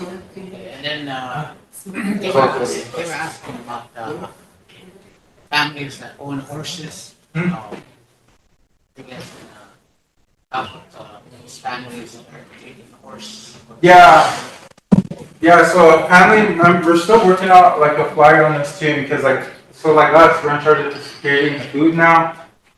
Northern Cheyenne are really keen on the horse, so, they're gonna, that's how we're hoping this works tomorrow, is in the meeting, they're gonna give us like a dirt blueprint, and then we're just gonna shove it out. It's gonna be the same essential request, so like a sign up, a waiver, and then how many horses we have, they have to get the confidence test. And I believe that our own animal clinic can provide that. But we will have, if they have their own trailers and everything, we can assist with gas. If they, just have horses, we have trailers on standby. Our big thingy is we need vehicles for those trailers. I did a, annual for THQ, and I met this lady, and she mapped, tribal story. She mapped them an annual. That was a good time. Every family has their own, from, passed down generations. It says that, media will be there. But, also I was contacted by, Cheyenne River, and Ivan Looking Horse. They were saying that they're gonna do 3 tribes. They're gonna do a waktig, a scalp dance. Each has a way of doing it. And you guys gonna plan on doing any kind of activities like that, where you're gonna do a scalp dance or Yeah. groups or happen, build. Yeah, as far as our coordination is stepping up to give us a lot of opportunity. They're gonna help us provide willows so that we can, build our own uniques and so that we can, take our people through uniques. They have an opportunity to do all sorts of dances, and we have a big ceremony that we need to accomplish before we even set up camp. That was one of the main objectives from one of the spiritual leaders that advised us. Is we have to follow four principles right when we get there, so that we can establish our camp in a good way before we do anything. So we're taking those precautions. They'll be a part of the agenda whenever I bring it back on the month. Yeah, and they were planning to go, when they contacted me, they said they're going to City Hall, Vision, Flag Vision. They're gonna go to, Sundance. yeah, where the, Mount Hotikila, the, Emerald's Tower, they were planning to do all these summer ceremonies and all these things, it'll be good to, report people who want to, stuff like that, maybe try and, ask them back and have somebody, or I even, invited that lady who does the map for tribes, report that member, she created that mapping for tribes to record their history if they wanted to, and maybe just kind of get it for us. Yeah. To have interviews, we want to be interviewed, things like this, so we can have that base. Back, I just want to share it, so we did. Somehow come after you or your families, but I think we're years in, so kind of share with the team, not the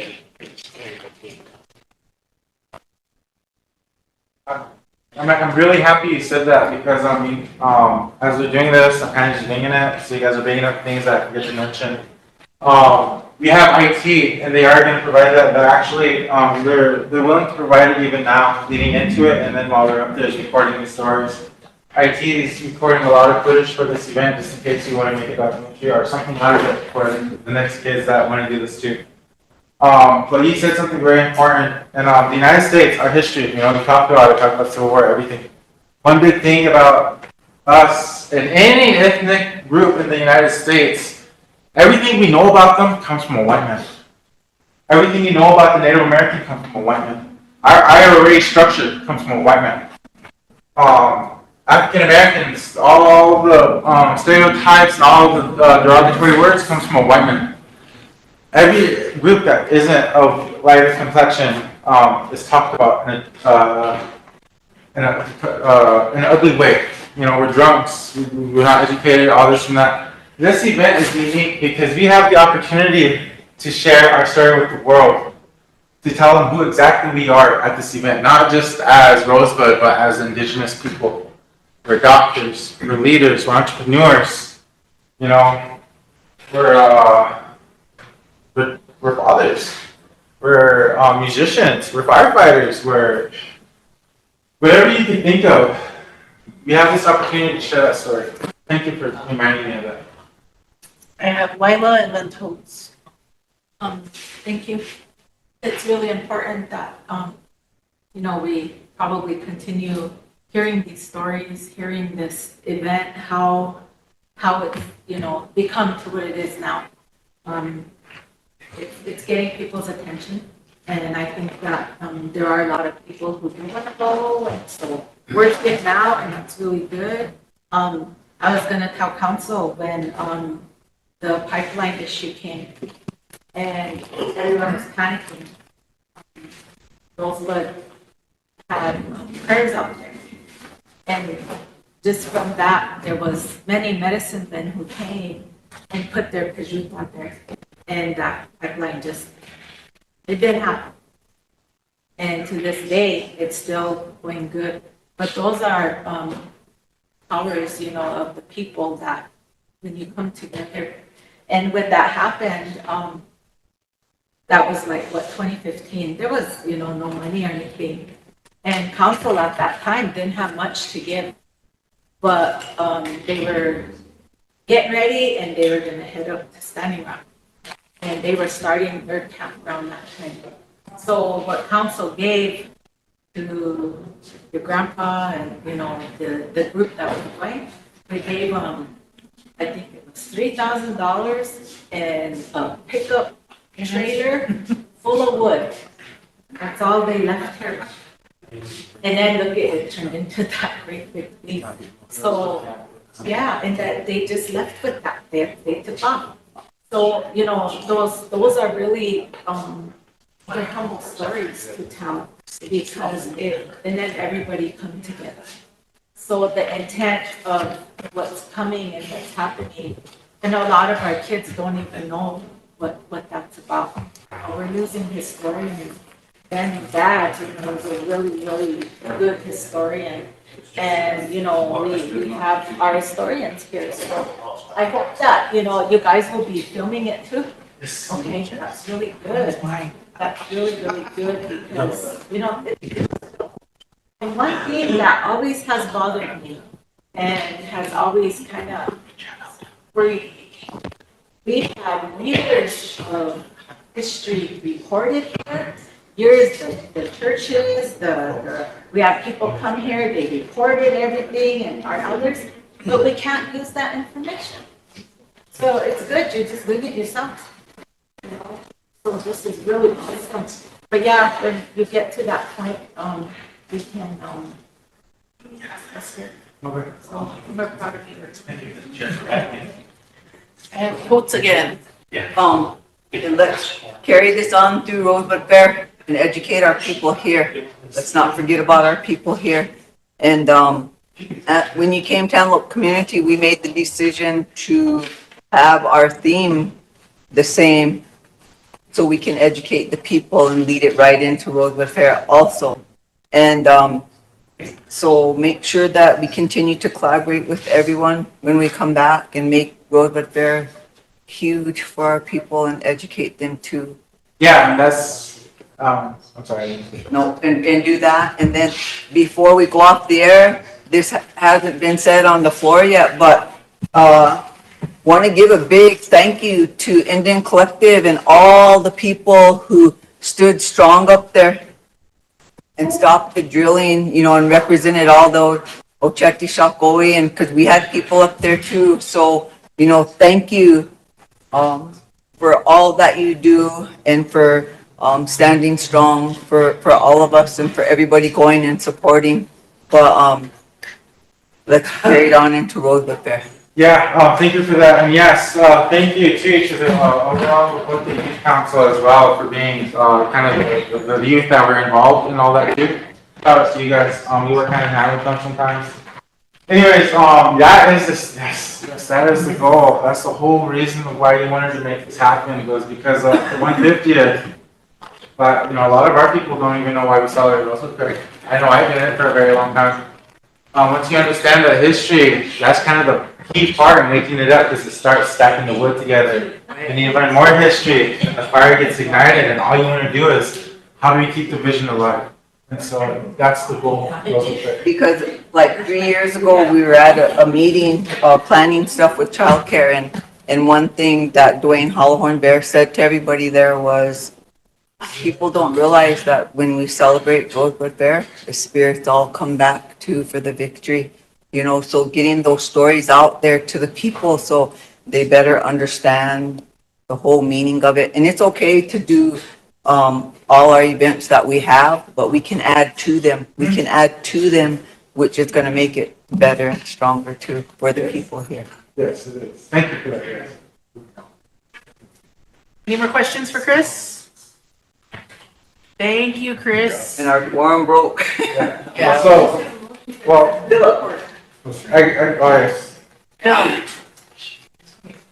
Yep, I'll give him.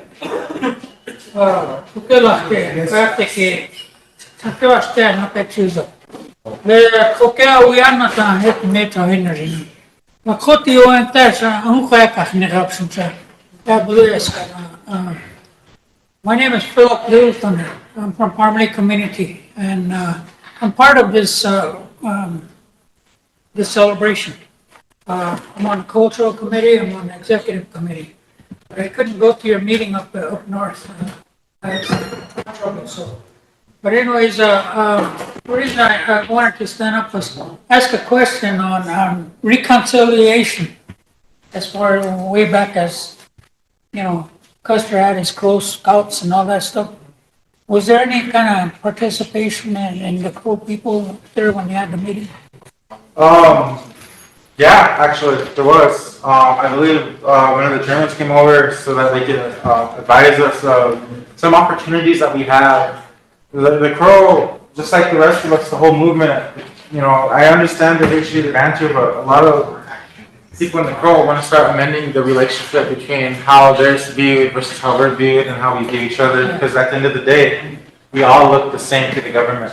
Our people are, anyways, they provided their spare grounds for us to dwell on too, even providing us the opportunity to host our powwows that we plan to have one there as well. Getting our security guy connected with the hospital as well as the emergency services in the local area, solid waste. They provided a lot of opportunity for us. So yeah, there is communication. And earlier you mentioned people that were going up there earlier in the years. One of them was Tina Klobman and Steve Leadercharge. They had their groups that were going up there, celebrating this. Yeah. And I was part of it too. So, I want to thank you guys. I want to thank the youth council, especially for doing stuff like this, like bringing our children back from Carlisle, and that kind of set me off to participate more in stuff like this. And it's our younger people, I realize now that I'm in a grandpa role now, so I got Dakotas that wanna, participate and stuff. So I wanna thank you, Chris, for being on council, but at the same time doing things like this. Yeah, no problem. I appreciate it. Thank you. For any public members that have yet to get these out by your community, we will have them in the cultural liaison's office and the president's office. They'll always be there and they'll always pick them up on at the end of every Friday and compile them so we can start lowering how many available seats we have. But please, those of you that are listening, this is a great opportunity. If you want to travel with the tribe, this is your opportunity to experience what our ancestors did 150 years ago. It's free of charge. All you have to do is sign up. Wherever you are, talk to your Chris, should leave some of those sign-up sheets at the, grocery stores. Not everybody can get around, so maybe if they're checking out, they can grab one and fill it out and drop it off to that stamp. Just a suggestion. Yeah, like on a little bulletin. Yep, yeah. Exactly that. Yeah. Thank you. Have a good evening, everyone. Peace out. Thanks, Chris. Thanks.